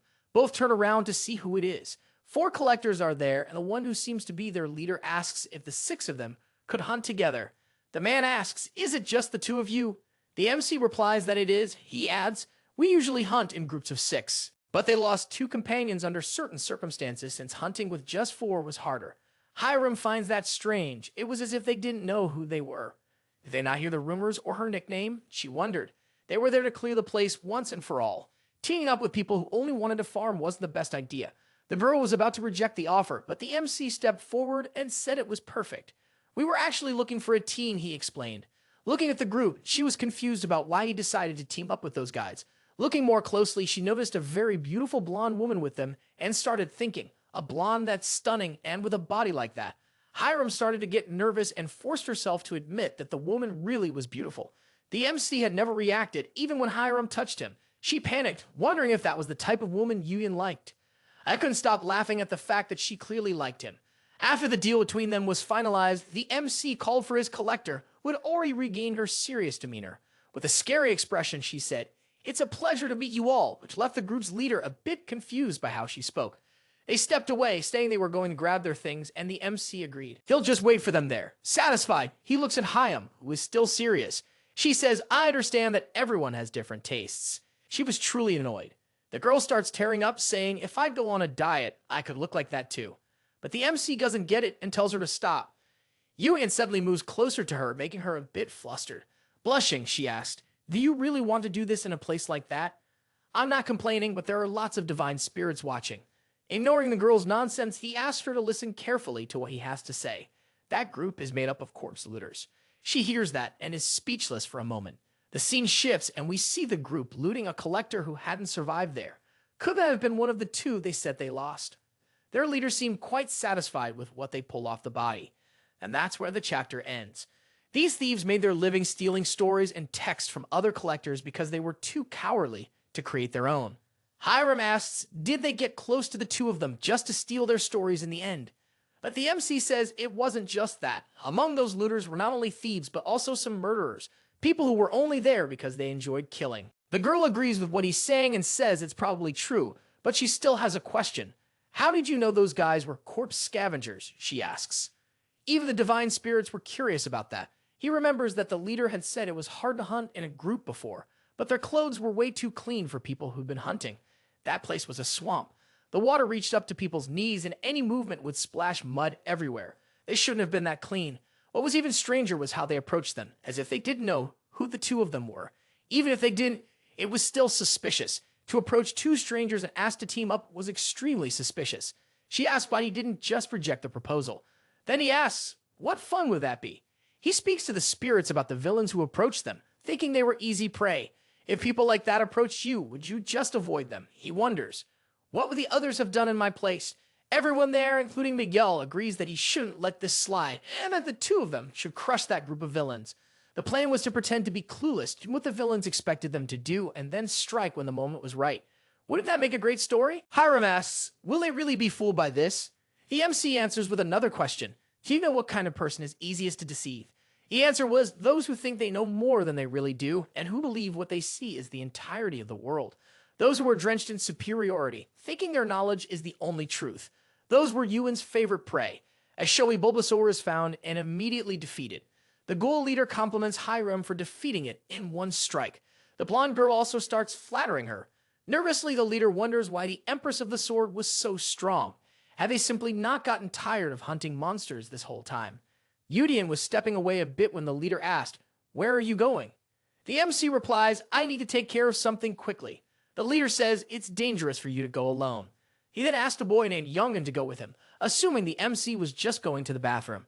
Nervously, the silver-haired boy accepts the order. I'll go with him. Yoohyun just watches. He doesn't seem like he would object. Through telepathy, he warns Hyam. The group will probably act now that we're separated. Stay alert and intervene if needed. The two moved away from the main group. Yong-won looked uneasy, as if he wasn't comfortable with the situation. Noticing this, the MC asked, "Is everything okay with you?"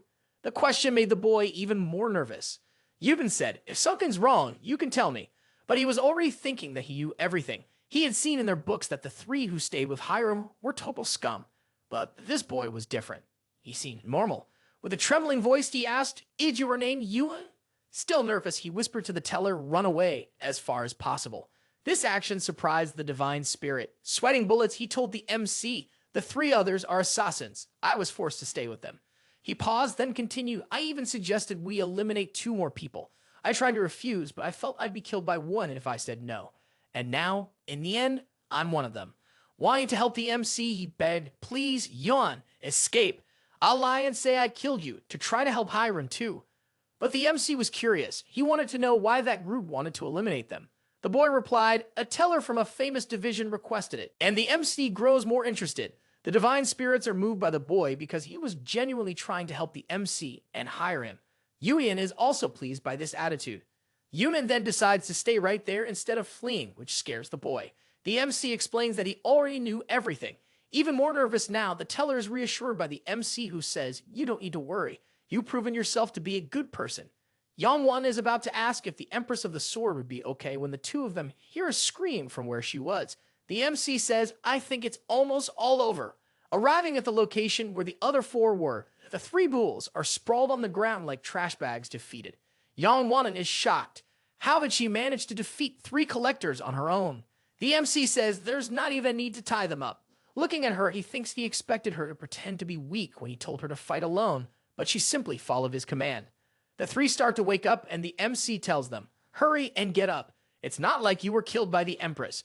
Yoohyun is still dazed, but he's regaining consciousness. When he realizes what's happening, he sees that Yong-won is fine. He shouts at the boy, asking if he ratted them out, and calls him a traitor, but the boy says nothing. Yoohyun steps in front of the boy, who's still being insulted by Yoohyun. The MC steps on the arm of the gang leader, making him scream instantly in pain. He says he's going to explain the situation he's in. That man, Big Yoohyun, a Class 7 collector, is involved in the murder of more than 10 people. Along with other crimes, the MC continues. Yoohyun says he had plans to eliminate a nameless man and the Empress of the Sword. Wasn't that right? Now comes the important question. Who hired you? Panting, the man tries to act tough. "I won't say anything," he spits. The MC asks, "Aren't you afraid of the law and justice?" Yoohyun screams, "The worst that'll happen is that I'll go to jail." Divine spirits murmur that the MC should just eliminate the criminal right there. The MC remains silent, which makes Yoohyun more confident in his threats. He yells even louder, but the MC interrupts him. Drawing his sword, he pierces the bandit beside Yoohyun without hesitation. Looking to the side, Baek is confused to see this. The MC smirks. That was enough. Shocked, the other 2 look at their companion, now lying lifeless in the waters of the mental domain swamp. They are immediately seized by terror and start screaming, begging the MC for mercy, but he simply smiles without saying a word. The girl shouting begins to plead, saying it wasn't her fault, that he was the one who made her do what she did. But the MC raises his sword. Hiram grabs the MC's arm. He looks at her, wondering if she was trying to stop him from eliminating another bandit. Maybe she thought he was a horrible person for doing that, but then she also draws her sword. With a diagonal strike, she slashes the girl, who sprays ketchup everywhere and collapses on the other side of Yoohyun, also lifeless. Yoohyun watches the scene in disbelief. Little does he know, she only did it to vent her jealousy on the girl, and that made me laugh a lot. Satisfied, the MC says he may have underestimated the girl. Meanwhile, Yoohyun stares at his companion, horrified by the scene. Hiram then says she'll take care of him, and the chapter ends like that. Subarashi, don't you agree with me? The chapter begins with Hiram already in clean clothes. I think the author forgot what happened at the end of the last chapter. Approaching Yoohyun slowly, she says, "I realized something during the Battle of Constantinople. The one thing I needed to do to reach my goal. I must be ready to do whatever it takes." The man screams in desperation, begging to be spared. Now that he knows he's not getting out of this alive, he starts trying to talk his way out of it. "Bandits are all the same," Yoohyun says. The MC asks, "Do you know something?" The man, desperate to survive, tries to win through words. "If you kill me here, you'll never find out which teller hired me in the first place." Yoohyun responds coldly, "It was Jinpun from the Pentagram Division of Celestial Body Incorporated." Hearing that name crushes one hand's hope. Desperate, the man asks, "How did you know?" The MC then asks, "Did you really think I didn't know about the secret deal between you two?" Turning his back on the scene, Yoohyun says, "I'll leave the rest to hire him." The man screams even more in desperation, begging her not to come near him. He cries out for someone to help him. Yoohyun screams for Yong-won in desperation, pleading for help, but the boy, too, is shaken by what he's witnessing. Unwavering, Harem stood before the bastard who had tried to harm her and her future beloved. "Yes, I'm already rooting for them to be together." Tears began to fall from Woo-han's face. He knew there was no turning back. His final glimpse was of the MC's back, and when he looked at him, his face wore a grotesque, psychopathic smile. Then, with a single swing of the sword, his head was separated from his body. Yoohyun was satisfied. Watching the downfall of those who thought they knew everything and looked down on others was deeply satisfying. He knew this might be a distorted form of justice, but it was an unavoidable aspect of his human nature, an unremovable mark left after enduring that terrible first world. It might even seem a little strange, but he couldn't help it. It was who he was, and he was happy. He was enjoying it. Looking up, the MC simply said, "I hope Jinbum from the Pentagram Division entertains me as much as those three just did." Excited, the Divine Spirit said the story was spectacular, even if some still wanted more. Yong-won watched the scene, stunned, falling backward. He couldn't process what he had just experienced. Wyan's head lay beside him, and seeing it left him so horrified that he ended up vomiting from the disgust and despair. The two looked at him as he questioned what he'd done. When he thought he could help someone for the first time in his life, this happened. And to think that his supposed courage had meant nothing, that he'd been deceived by the two of them from the very beginning. He then wondered why. Screaming at the two of them, he asked, "Why did you kill my companions?" The MC replied, "If we hadn't, they would have died instead." Yongin shouted, "If you had just run away, no one would have had to die." But everything felt like a joke to him. Tellers didn't care about humans. He yelled, "You don't know anything. You never had to suffer in life. You have nothing to fight for, and that's why you don't care." Yubin said, "Everyone has a unique role in life. They simply refused theirs because they wanted more. So, they risked their lives chasing it." To Yeon-won, it might seem like they were chosen, but in truth, they were just like the boy there. Trembling and crying, the boy asked, "Why then am I the way I am?" Yeon replied, "You accepted your reality, while they are chasing the reality they want to create in the end." Furious, the boy shouts, asking what he can even do if all of his efforts end in failure, no matter how hard he tries. Yeon watches the boy's desperation, but simply says the human world is small. He gets confused, believing that everything he sees and feels is all that exists. When someone labels him a failure, he believes it as the truth of the world. He only thinks that's the whole truth because his focus is entirely on himself. The boy still seems confused by these words. The MC explains the real world doesn't care about you, doesn't blame you for anything. It doesn't even know you exist, nor does it try to. If you want to change things, you need to start by changing your view of the world around you and show others who you really are. That might be difficult, the MC continues, but it's a better path than simply giving up on what you want without even trying. After that speech, he decides to leave. Hiram asks, "Is it okay to leave him like that?"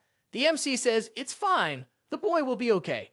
Back to clearing the domain, the girl goes on destroying everything in her path with ease. They eventually reach the final boss, leprosy.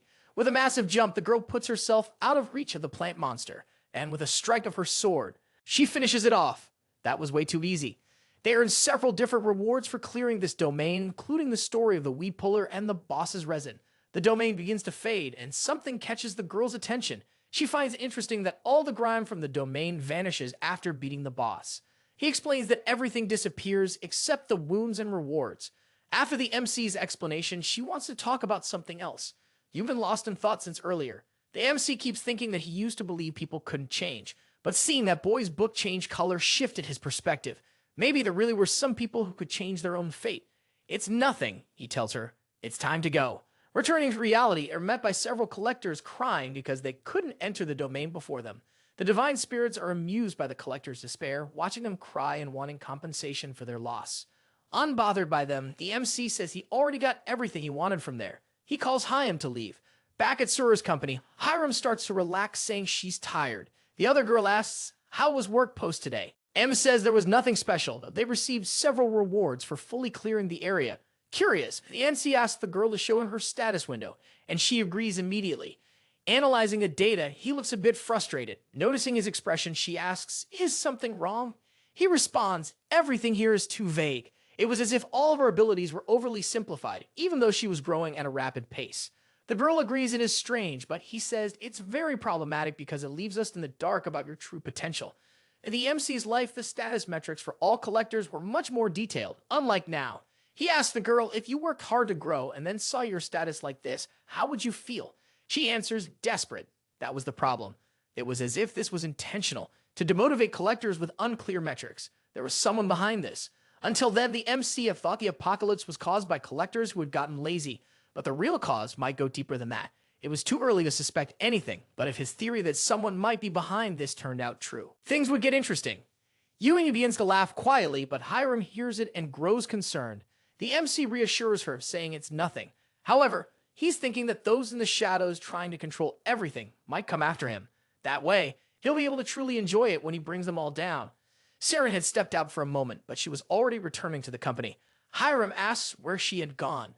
I went to a meeting with the magazine, she replies. I'll be doing an interview soon. The girl panics and Surian explains, it's time for you to start exposing yourself to the world. Collectors are like celebrities, explains the MC. These things are part of life. For you to get known, an interview is a great idea. Harem finds it annoying and doesn't want to take part in interviews.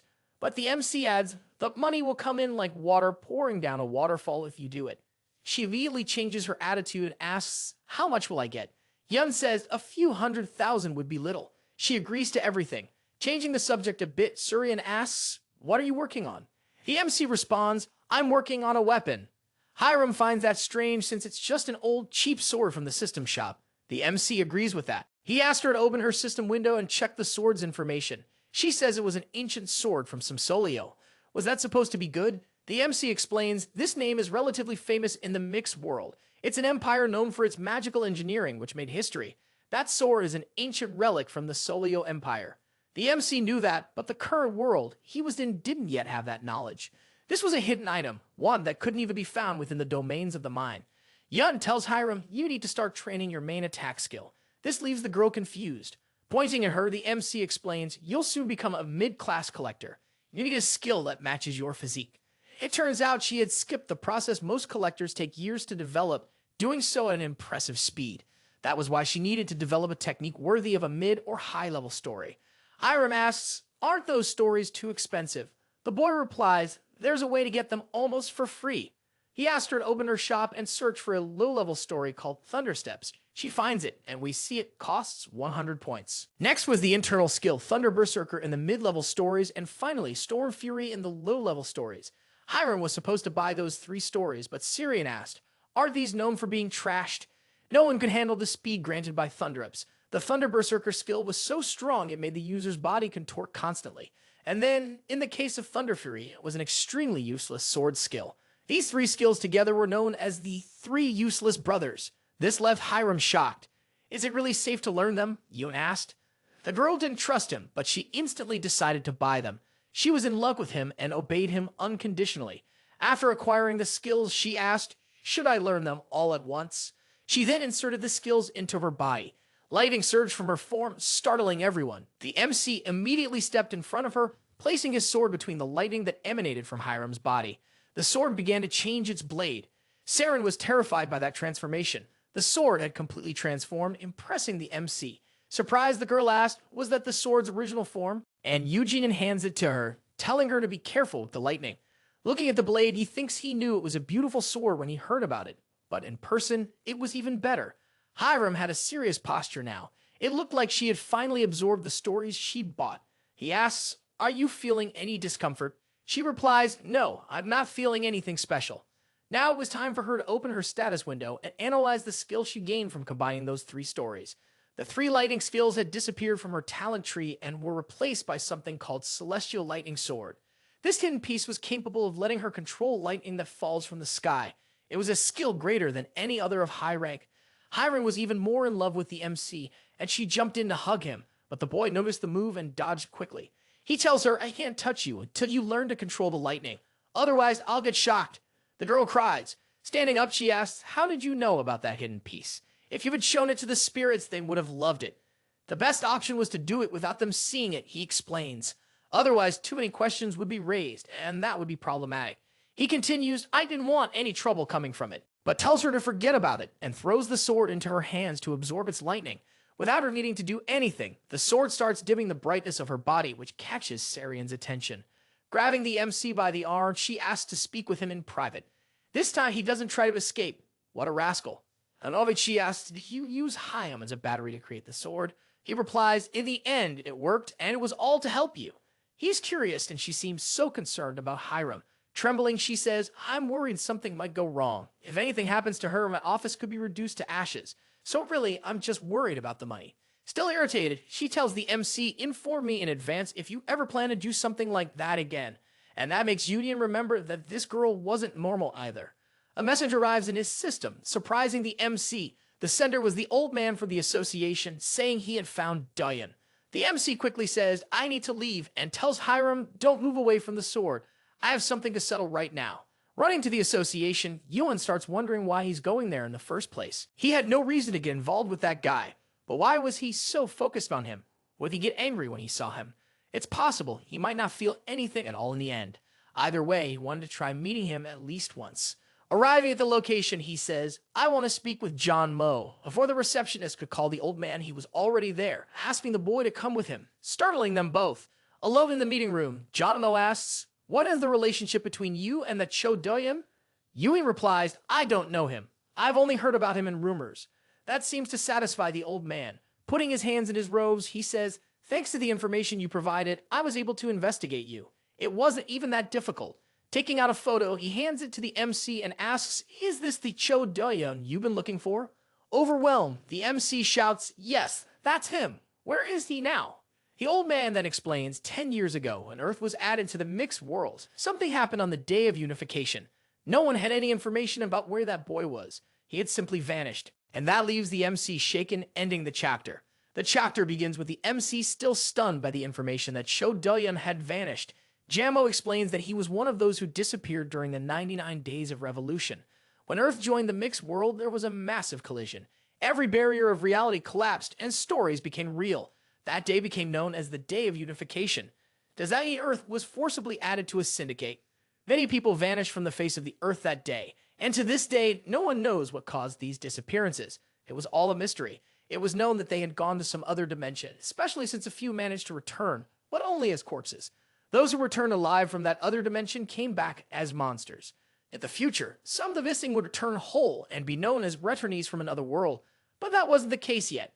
Looking at the photo, the MC thinks that Cho Doyun's disappearance was truly a surprise. Maybe it happened in his previous life. The power and judgment he displayed during the end of the world had been shaped by his adherence to the rules of the other world. Interrupting his thoughts, the old man told the protagonist that Doon still had a mother, which surprised him. He explained that she had been searching for her son since the day he disappeared, and now she wished to meet the protagonist. Yoohyun was even more astonished, and the old man asked, would you like to meet her? It was understandable that she would want to meet him, as he might be only clue about her son after years of searching. Standing up, the protagonist said, I'll meet her later, and asked the old man to help him again if needed. The man replied with a smile, if it's you anytime. Holding the photo more tightly, he wondered whether his own parents were still alive in this world. Yeah, he was afraid to know. If he existed here, what had happened to the version of himself from this world? Could there be another Kang, Yoohyun, living here? If so, could he still call that couple his parents? How would they feel if they saw a different version of him? And what if they thought he was an imposter? Suddenly, someone shouted his name, snapping him back to reality. Hiram stood before him, holding the sword. She asked, her cheeks slightly flushed, what are you doing here?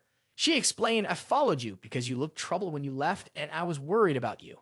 He apologized for leaving without saying anything. She reassured him, it's fine. It wasn't anything serious like she had thought. She says he really does look fine now. The girl invites him back to the office, and he looks confused. Curious, she asks, do you still have something to do?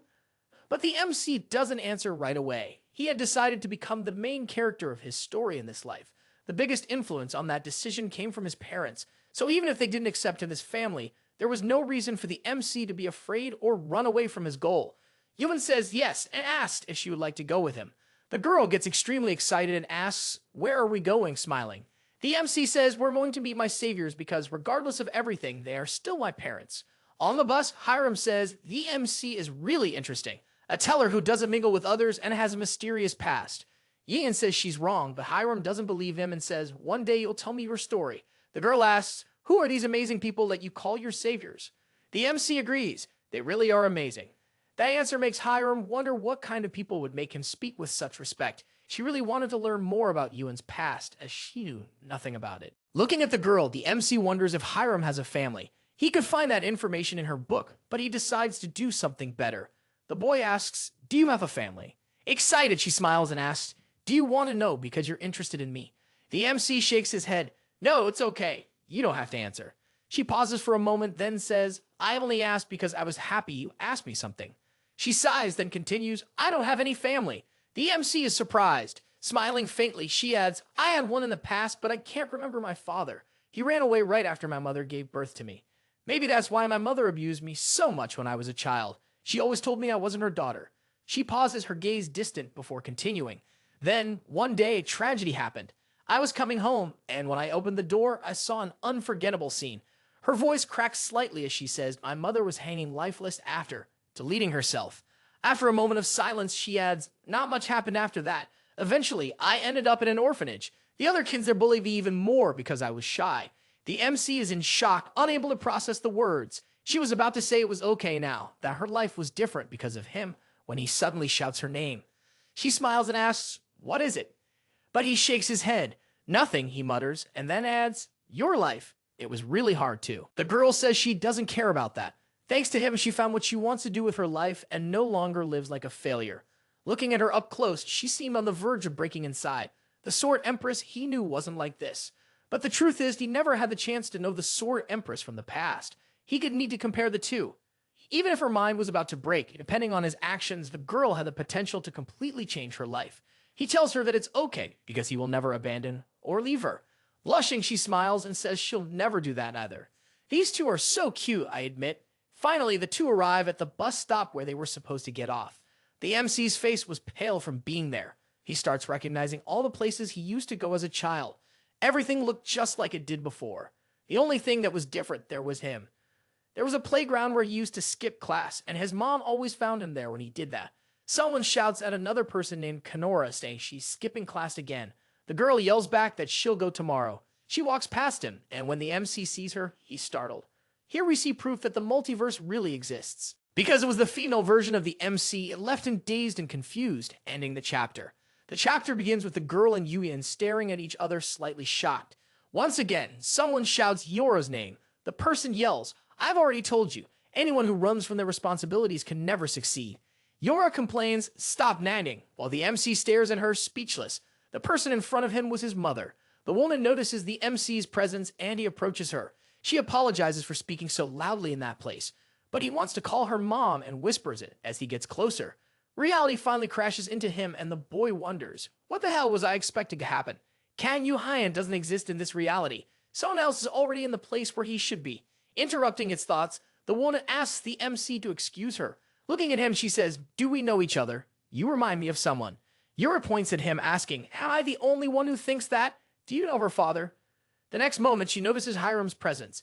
This makes her blush and get excited, shouting, "That's the Sword Empress." The one Yura had told her mother about. In awe, the girl walks up to Hiram and asks for an autograph, while her mother tells her not to scare the Empress. Yuden says maybe it was fate that the four of us met like this and asked the two to have a little chat. They all go to a cafe where they sit together. Yura's mother asks the MC what his name is, and he apologizes for not introducing himself earlier. "I'm Kang Yoohyun, a teller from Celestial Body Incorporated," he says. Yura is ecstatic to meet a teller for the first time. Her mother notes that he looks a lot like her husband and wonders if they might be relatives. Yoohyun realizes that his mother noticed something about his appearance, and he even wants to tell her the truth, but unfortunately, he can't. Almost jumping out of her seat, the girl then asks, "Is the MC really a teller?" He nods and says, "Yes." She wants to know if he could turn her into a collector, and her mother scolds her, saying that was very rude. The MC laughs and says, "There's no harm in asking." The girl giggles and responds, "You said it was okay." But her mother, still annoyed, answers her question. It's impossible to turn an ordinary person into a collector. They can only make contracts with those who already are one. The mother says that's a relief. She thought Yuen might agree to make her a collector, which makes the girl furious. Also irritated, the mother yells, "You need to recognize your own limits and accept when something is beyond your control." Biting her lip in frustration, the girl starts to tear up. She runs off as her mother shouts her name, but decides to let her go wherever she wants. Sitting back down, the mother apologizes, "I'm sorry for my daughter showing her worst side like that." The MC acknowledges it as part of her age. All young people must think being a collector is cool. But the mother says he only sees the glamorous side of it. "I'm worried about her." The worst part, she continues, is knowing the girl has no talent to become a collector.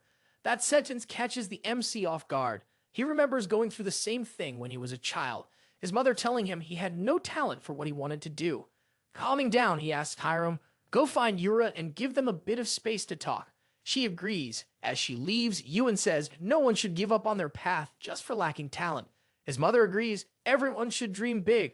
But there was more. She had learned in life that dreams aren't achieved by wishing. Yoohyun replies that even so, she was still her daughter. She agrees and wants the best for Yura, but the collector's job is tough. She just doesn't want the girl to get hurt and wants her to grow well. The boy says she wasn't wrong, but she shouldn't crush her daughter's dream, no matter how difficult the path may be. Annoyed, she asks, should I just let the girl go? But the MC simply suggests, show the girl reality. Show her just how dangerous it really is. If she still doesn't give up on this path, then there's nothing else to be done.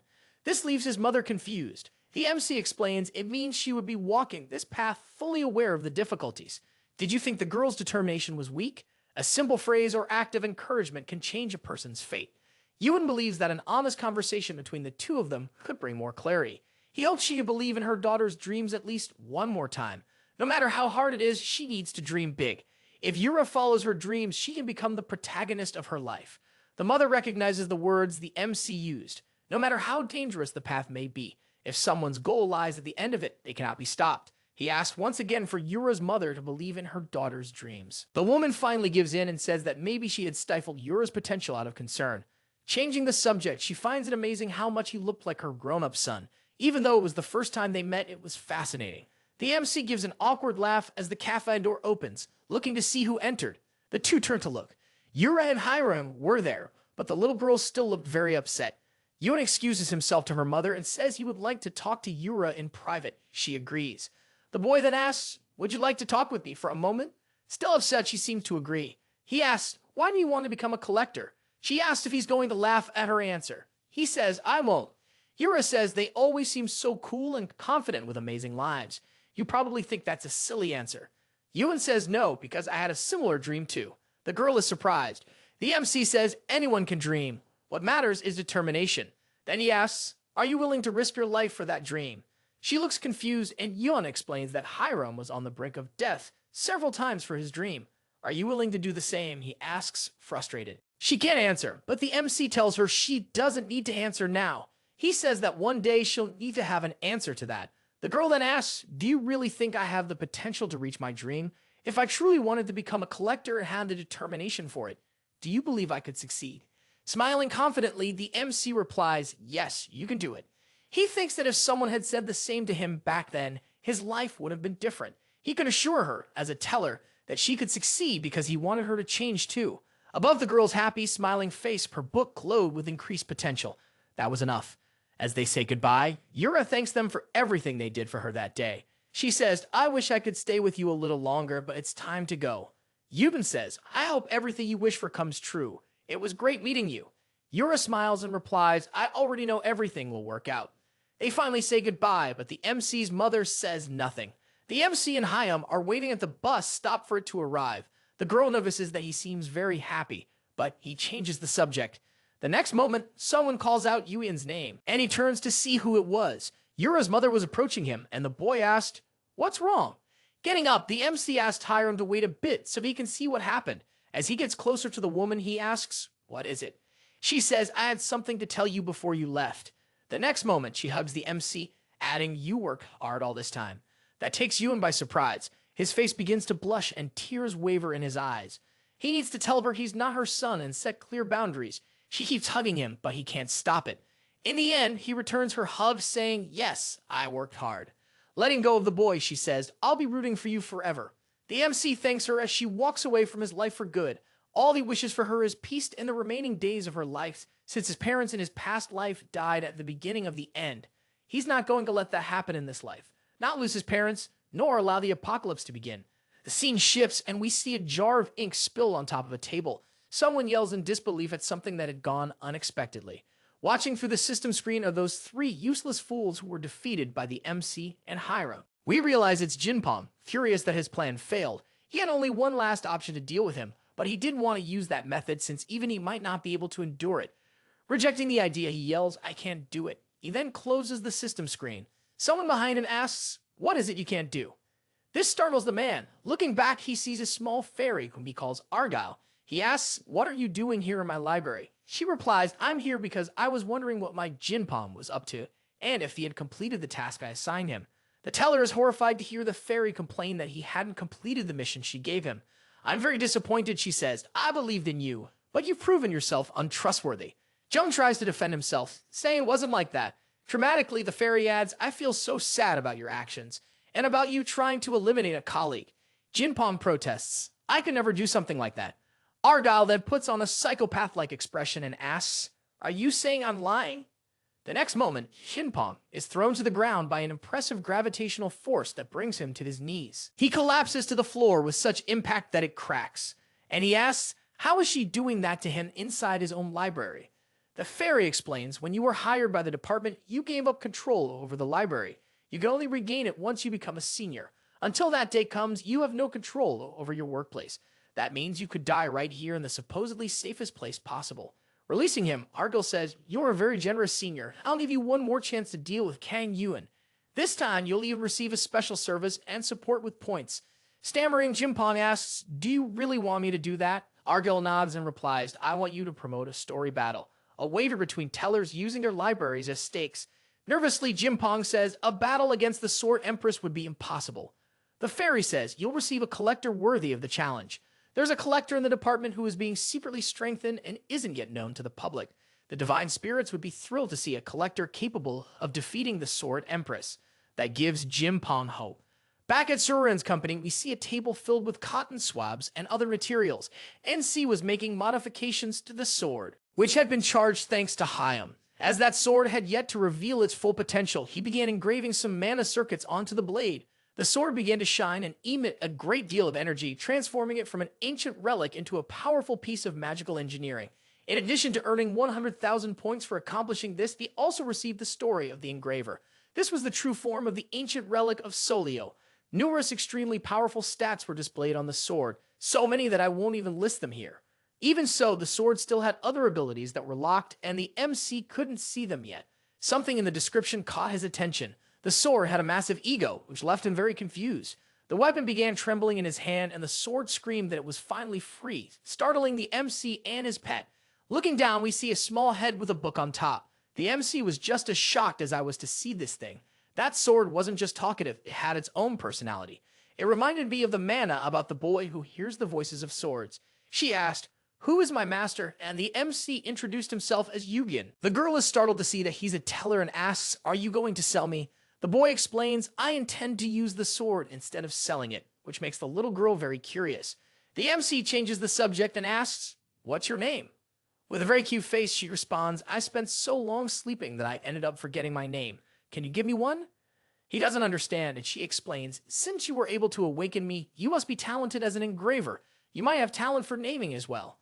Looking at the weapon, he remembers his little owl, since both were very white.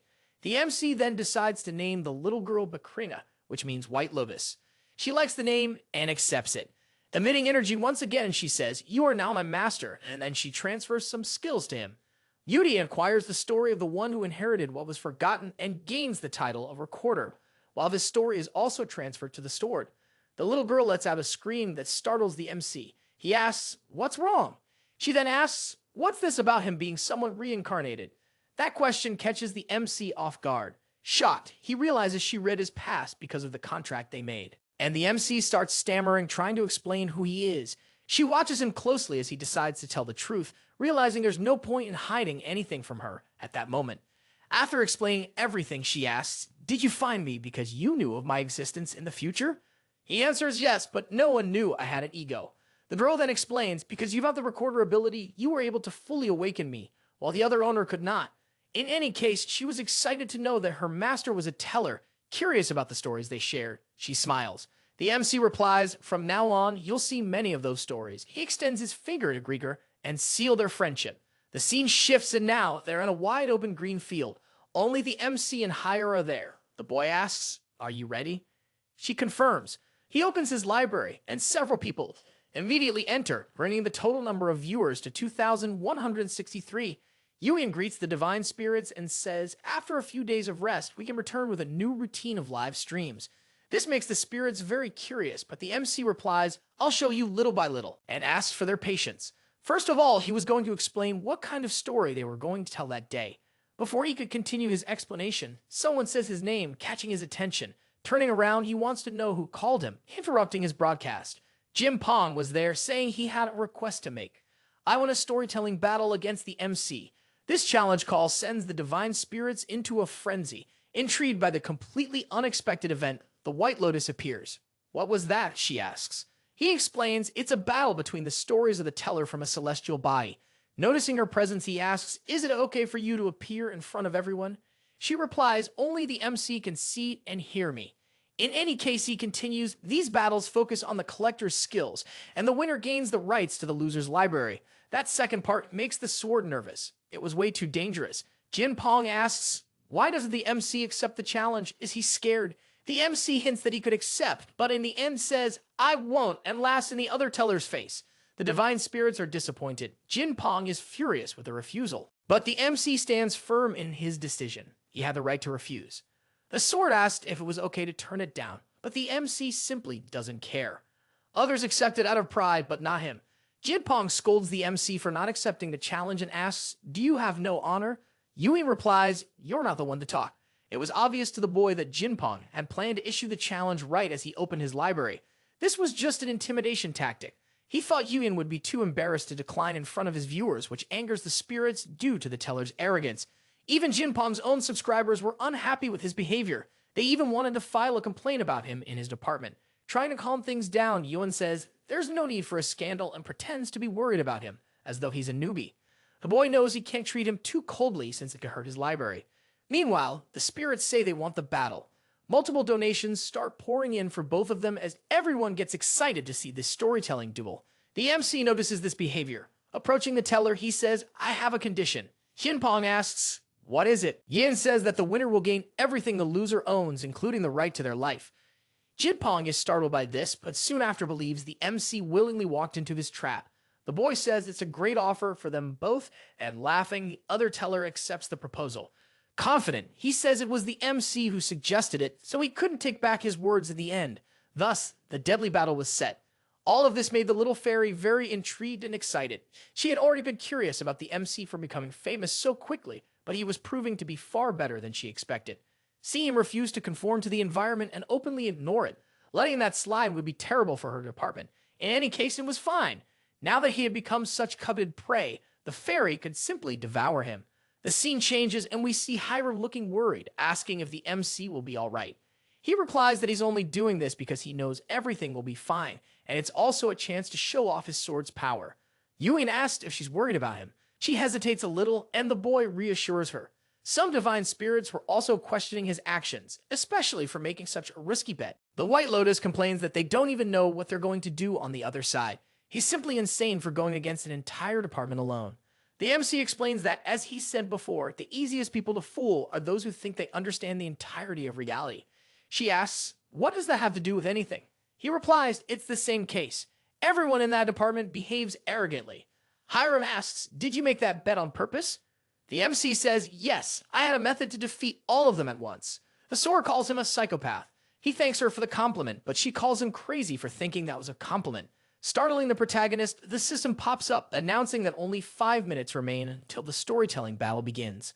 The MC then picks up his little owl and thanks it for its services, tossing it out the window. The little creature flies off.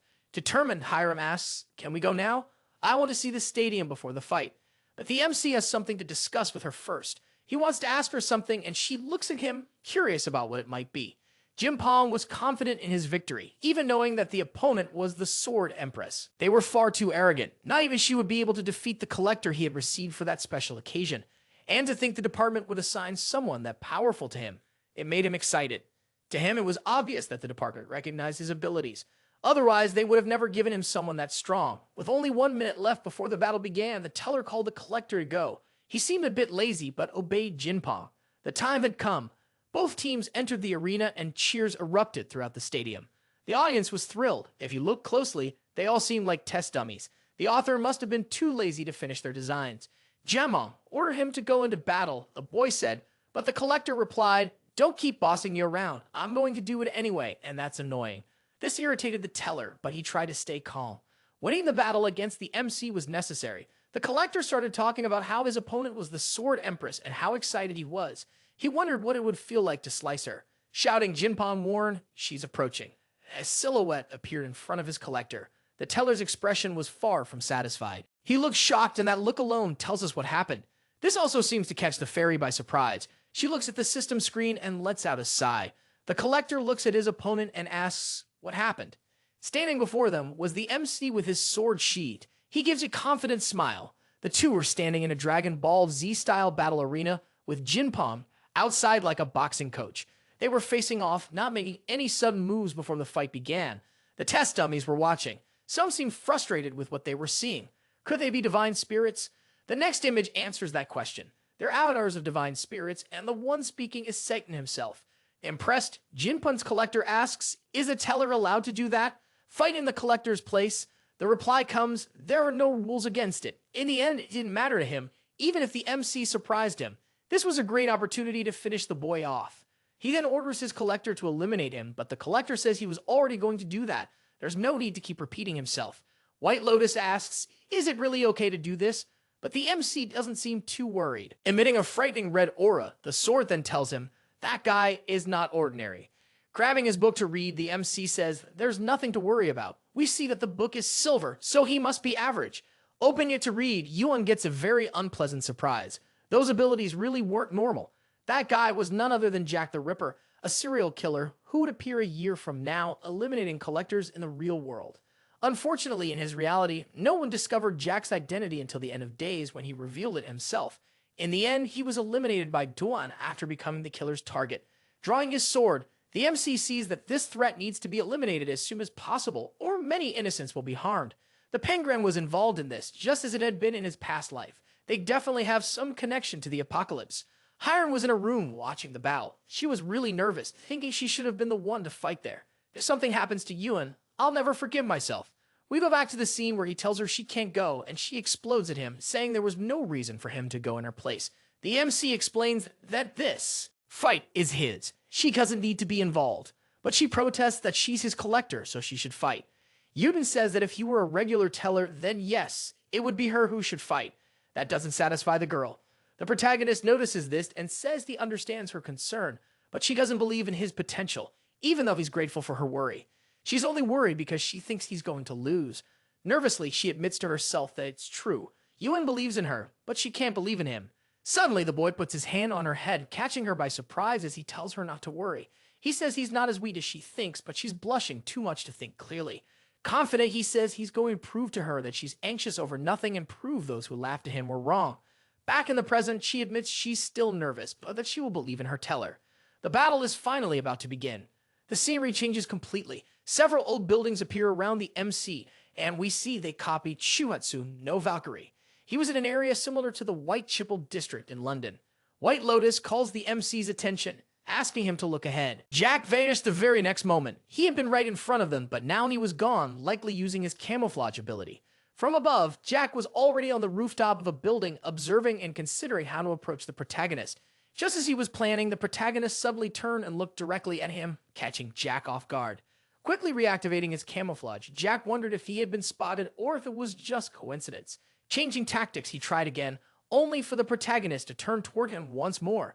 This began to shake Jack's confidence, making him question whether Yoohyun could actually see through his camouflage.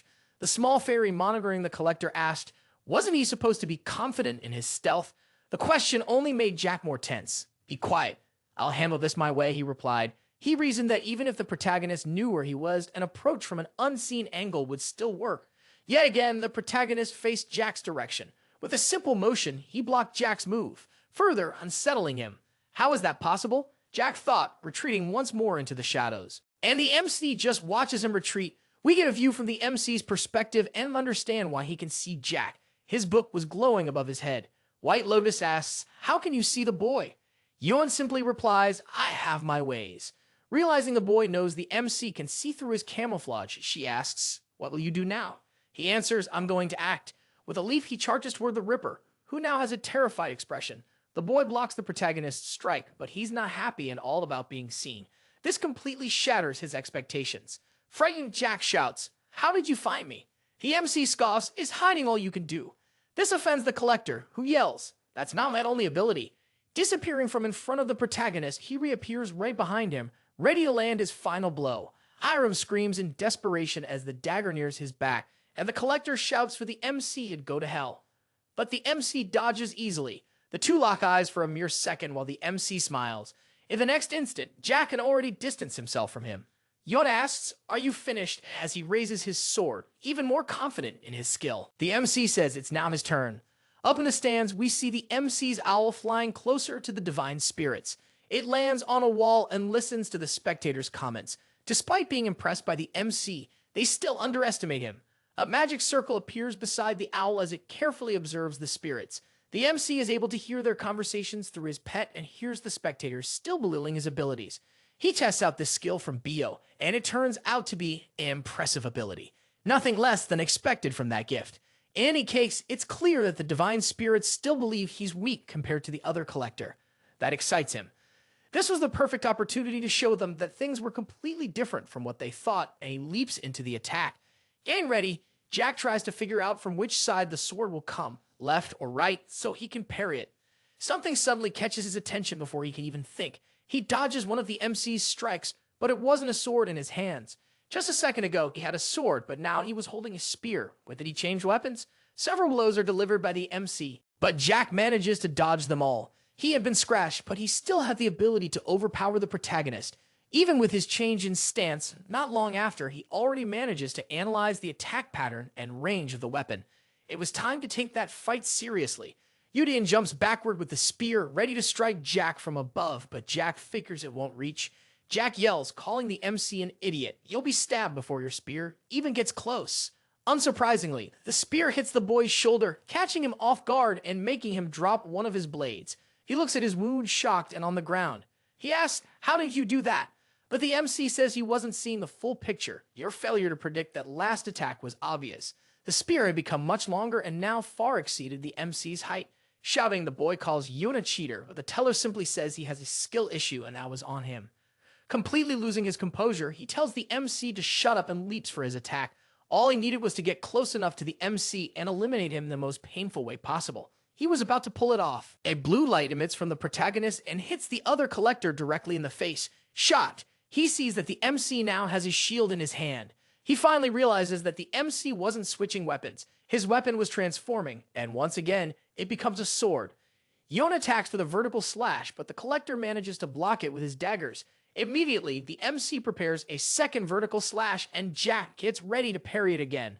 The weapon changes once more, now into a flail that strikes the ground right between Jack's legs, which he narrowly dodges. The MC swings the weapon for a lateral blow, and by then, it had already transformed into an axe, while Jack ducks. Apparently, the MC manages to land the strike as a small explosion is triggered by the impact. Jack is terrified. How could a weapon like that exist, and how could he wield it with such skill? Was he really a teller? The divine spirits wonder where he got that weapon. One of them theorizes it was either heaven or pandemonium that gave it to him. They were still just rumors, but one of them had heard that both Deep Darkness and Michael had appeared to him. Satan is listening to this and is impressed by the MC's ability to draw attention. In any case, he gets annoyed that he's referred to as Deep Darkness instead of by his actual name. Jack really had been hit. He's lying on the ground, bleeding with a sizable hole in the wall behind him. Yoohyun doesn't give him time to think and already advances for his final attack, which catches Jack completely by surprise. He quickly reacts and manages to dodge to the side, avoiding being sliced in half by the strike. Jinpong and the little fairy ask what Jack is doing, which irritates him even more. He tells them to shut up, that he'll handle it. Getting up, Jack says, "I'll give you credit for cornering me so well, but you left your guard wide open." Strange letters begin to spread across his body. He was turning into some kind of monster. His body grew, emitting electricity. The fairy gets excited by this, saying, "I didn't expect you to use that against a low-level teller like Yoohyun." Snapping, Jack screams, "Things won't be so easy for you anymore." With impressive speed, Jack leaps into the air. He moves all over the area he created with incredible agility. Not even the ant seems able to follow his movements. The divine spirits are shocked. They can't even see him moving. They didn't know anyone could be so strong and fast. Appearing next to the NC's face, Jack screams that it's too late to regret what he did.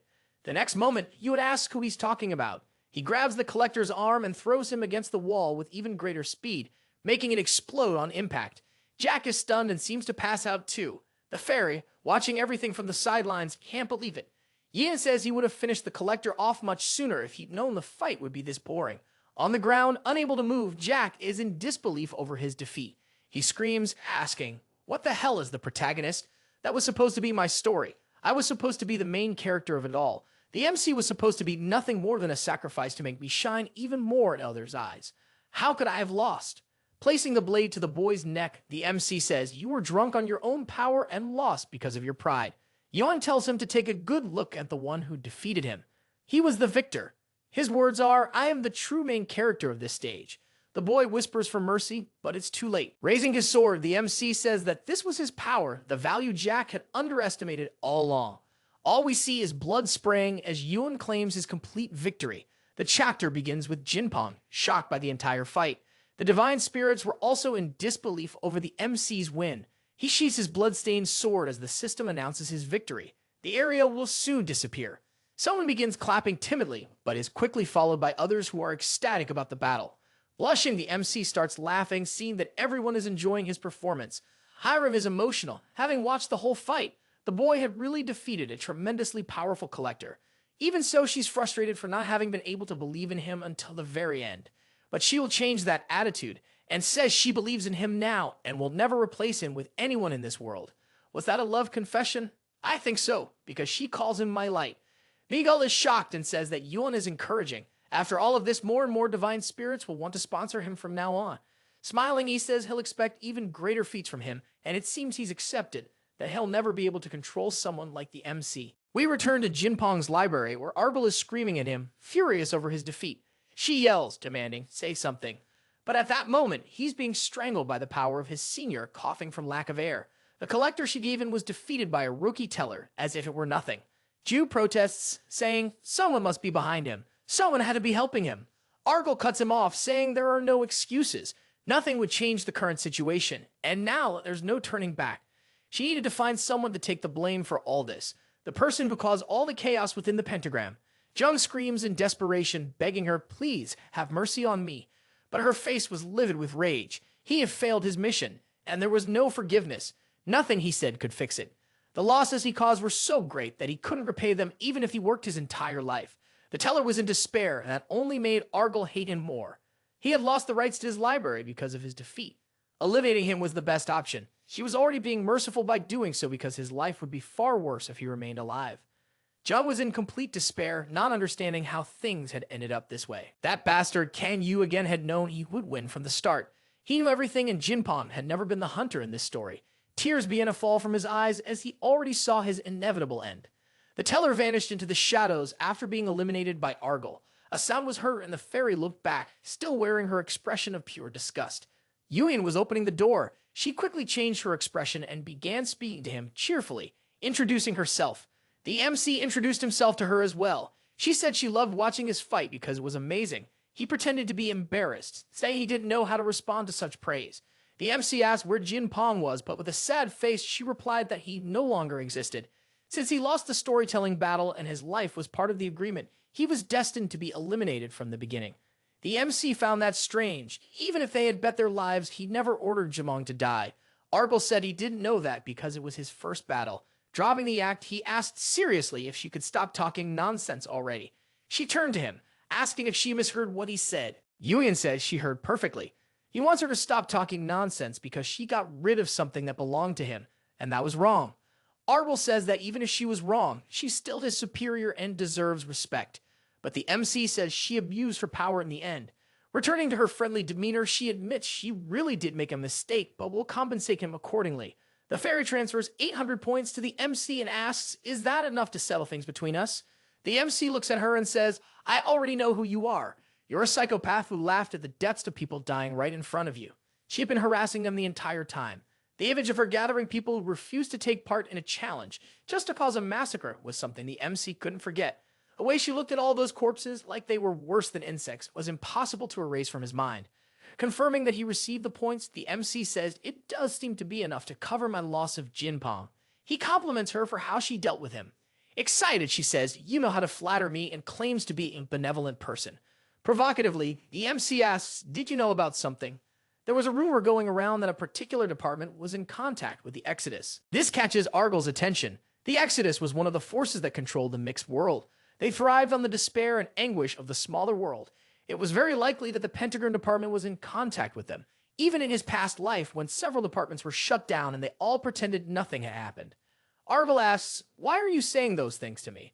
Someone might hear and think that the Pentagram department sides with the Exodus.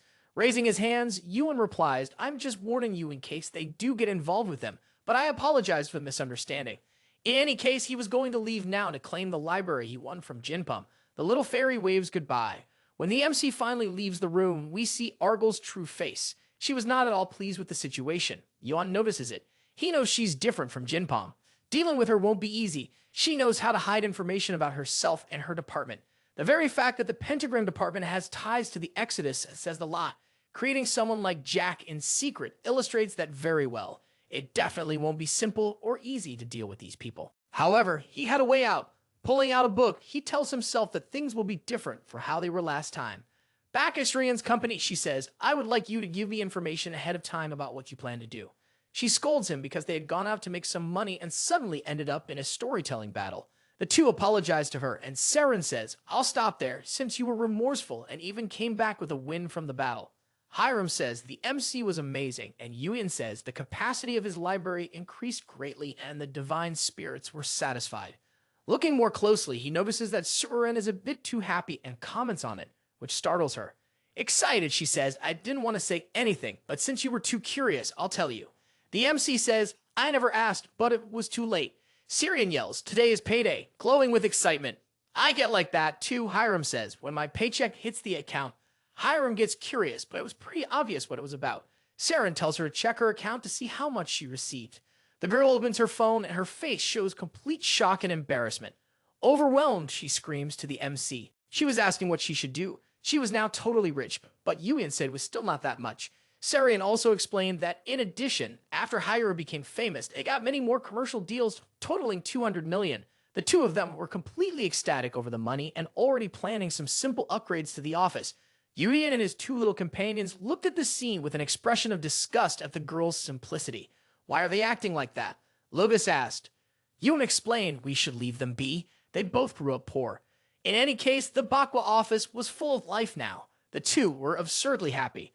Yoohyun asked, couldn't we just buy the side dishes at the store? The two thought for a moment, then shook their heads. That's something only rich people do. The scene shifted, but we were still in the office. Surya looked quite busy with her tasks. The MC noted to himself that she was like that because of all the interviews and offers Hiram was receiving. He had work to do too, but his system notified him that Celestial Body had sent him a message though he hadn't seen it earlier. The system window informed him that he had earned a promotion and was now a senior within the company. Receiving some rewards for it, this made him really happy. He was finally being recognized for his hard work. Reading the rest of the notifications, he saw that he wasn't officially a senior yet. He would need to undergo a promotion ceremony, which he hated. Still, he thought better of it since he'd have to go there anyway soon, but it would take more time now because of the ceremony. Noticing the MC's distraction, Hiram asked, "What's wrong?" "I apparently got promoted," he replied. She congratulated him. Saren also congratulated him, and he thanked her, but then asked, "How's your work going?" "I've already dealt with most of it, but there's still a lot left to do." Hearing that left him overwhelmed. Yun said, "You must be overworked." She responded, "It's fine. You need to be in touch with business people now." Taking the opportunity, he asked, "Do you have time to talk about that now?" "Yes," she said. "What do you want?" Yun invited the girl on a date, leaving her completely surprised. She even dropped the pen she was holding. Outside, Surian commended, "You were being very sneaky. Were you really okay saying something like that in front of Hiram?" He said, "She was way too." So he wanted to tease her a little, but the result was even better than he expected. Changing the subject, he asked if she was having trouble finding someone to handle negotiations with other companies. She nodded and said yes. The MC was eager to solve that. He knew it was hard for a no-name company like hers to build trust and close partnerships. He had invited her out because he wanted to help. If a teller appeared in person, even the big companies wouldn't be able to look down on her. "Thank you," Saren said. "There was a company I had been considering, but there's a problem. Can you listen carefully for a bit?" He turned to give her his full attention. They stopped at a cafe, and then the girl began explaining. Her family had been relatively well off and peaceful. Even though she grew up without a mother, things were going fine. She had a brother who was a collector and was becoming well known in the field, along with his team. But one day, her brother died in an accident, and all the problems started right after that. Several collectors, even some from major clans, were also injured or killed in that incident. They sued her brother. He was dead and couldn't respond to the lawsuit, so her family lost a lot. The MC started thinking about that story and the injustice caused. Surian believed in her brother's kindness. He was a good person like no other and valued his family, but he saw something wrong in society. Yoohyun asked, "Did you think the mental domain shouldn't be preserved?" The girl confirmed it.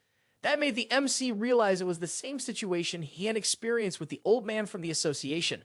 That was why her family was sued. He even started to think that her brother's death might not have been a mere accident. He decided he'd investigate the situation soon. Someone called out Surian's name. She seemed to recognize the voice, startled upon hearing it. An old man approached, recognizing her. "It's good to see a familiar face around here," he said. He greeted her, and she greeted him back. The old man then added, "I was saddened by your departure from the clan, but I heard you've opened your own agency. Are you at least making any money?" Yoohyun asked the girl who the man was, and she replied, "He's a senior from my previous job, John Kwanga." The old man belittled the protagonist, saying, "You look weak. Are you a collector under contract with her?" Surprised, the old man complimented her. Personal agencies don't last long in this business, and asks how she managed to get a collector. Still provoking the girl, he asked if she's capable of handling a collector properly. But the MC cuts him off and calls out the old man's name. He approaches the boy and introduces himself, asking if he was already familiar with her agency. The MC introduces himself politely. The old man says he hadn't heard of him before and asked his rank, but the MC interrupts again and tells him to get lost. This angers Kwang Suk, who demands to know how he dares to speak to him that way. He looks so young. Did he have no manners? Yoohyun replies that what he really wanted to do was beat the old man up, but he was holding back out of respect for Srin, though the old man had been rude. The girl stands up and asks the MC to stop with the provocations, but Kwang Suk was already angry and begins insulting the boy. The MC looks at Surin and says that insulting her was the same as insulting him. Didn't she want him to do something? The old man then asks what their relationship was, suggesting there was something between them. He says that if he had known about her talents, she could have come to him at work too. Laughing, he adds that way he could have had some fun as well. In the next instant, the old man's head spins backward from the blow the protagonist landed on him. He is thrown back, and his companions panic when they see it. The two men ask, "Has the MC lost his mind?" Meanwhile, the old man is still lying on the ground like a piece of trash. He gets up shouting, "That boy's a criminal for attacking a civilian. Being a collector, he will pay for this."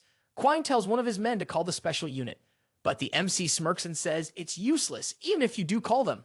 Yoohyun wasn't a collector to begin with, he continues, so he hasn't broken any paws. The old man looks confused and asks, "What?" In response, the MC asks, "How do you plan to punish a teller using collector laws?" The old man trembles, startled to realize the boy is a teller. The MC tells him, "Go on, keep saying what you were saying earlier." The men begin to surround him, saying, "Even if you're a teller, you cross the line. If you don't stop, we won't just stand here." Smiling, the MC asks, "Is that really what you want to do?" He adds, "You can use your weapons, but the moment you do, you'll be eliminated." Yun has a terrifying expression on his face as he threatens the lives of those fools. He tells the three of them to get out of there before he wipes them off the face of the earth, and they are terrified by his words. The three of them run away like a bunch of clowns, while the MC just watches the pathetic scene. Saren is impressed, and the MC asks, "What did you think? He was pretty reliable, right?" Breathing a sigh of relief, she says, "I can't stop him." Back to their conversation, she asks, "Why did you choose me?" As they speak, the poor staff member is cleaning up the mess. After the incident, she ended up blacklisted by the clans and could never partner with other companies again.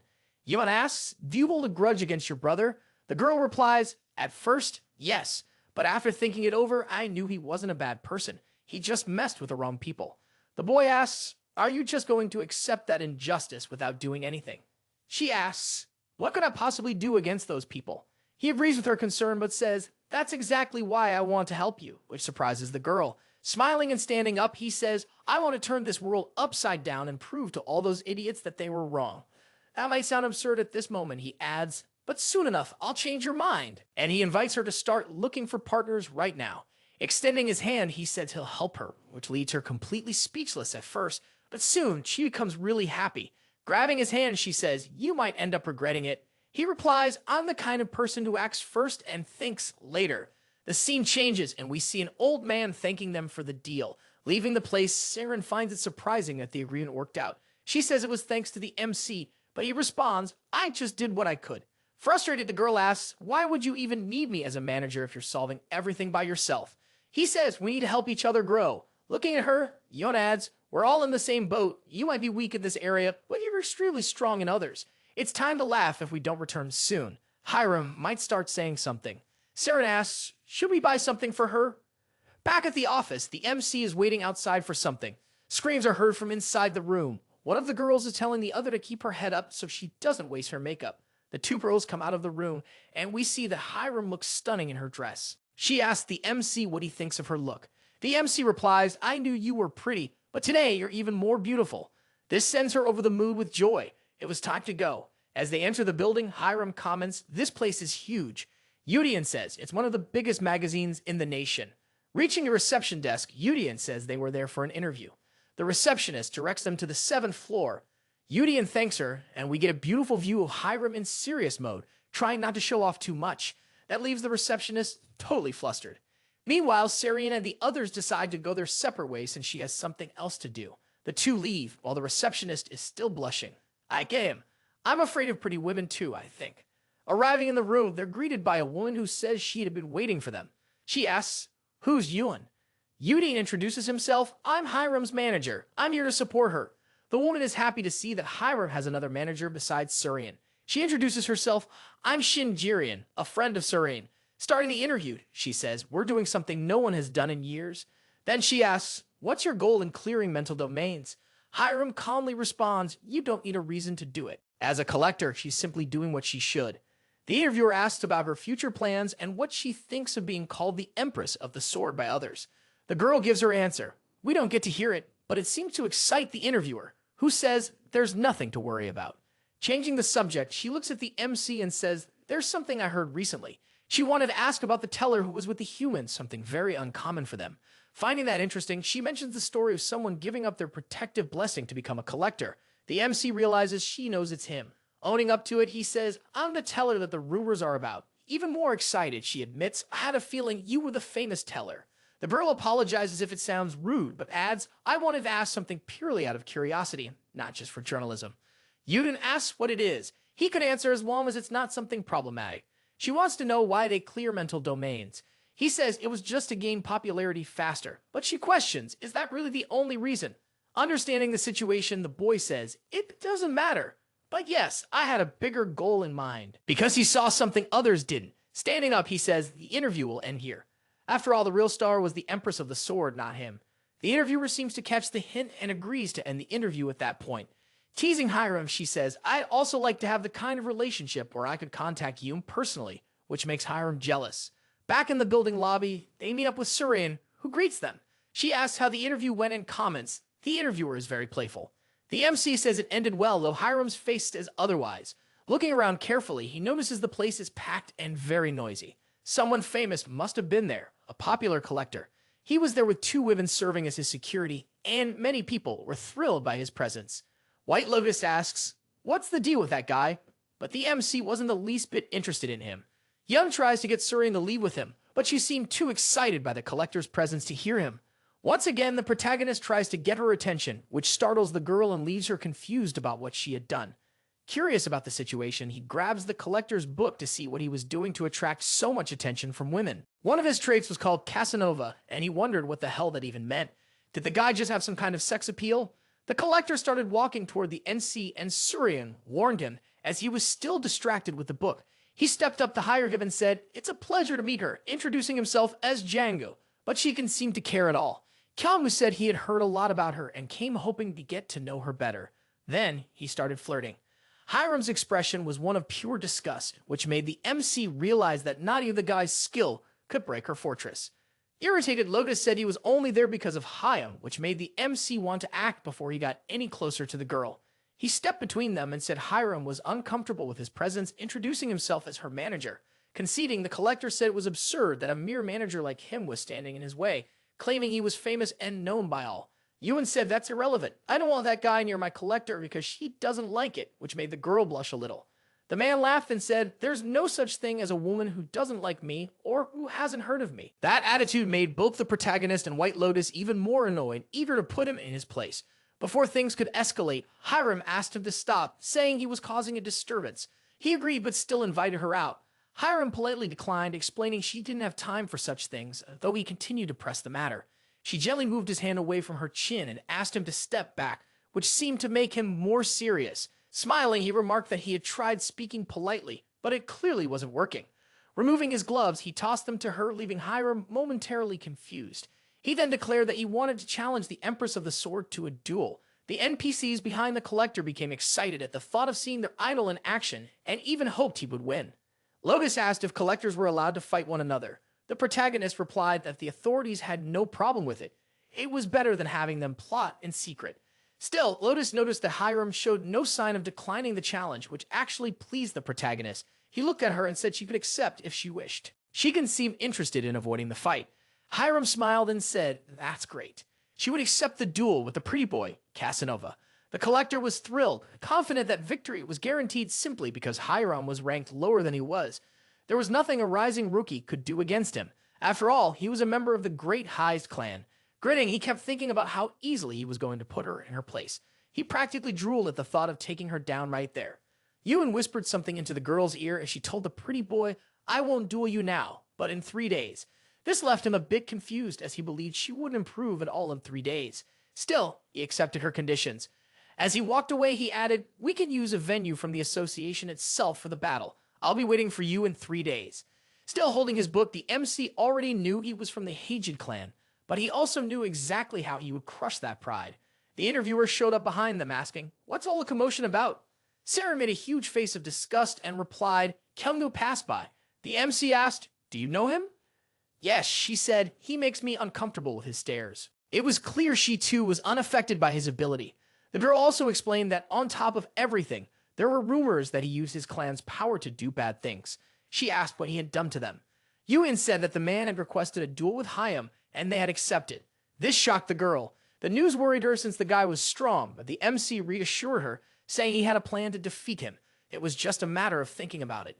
If the Empress of the Sword wins a duel against him after the interview, she said, it would become a huge journalistic scoop.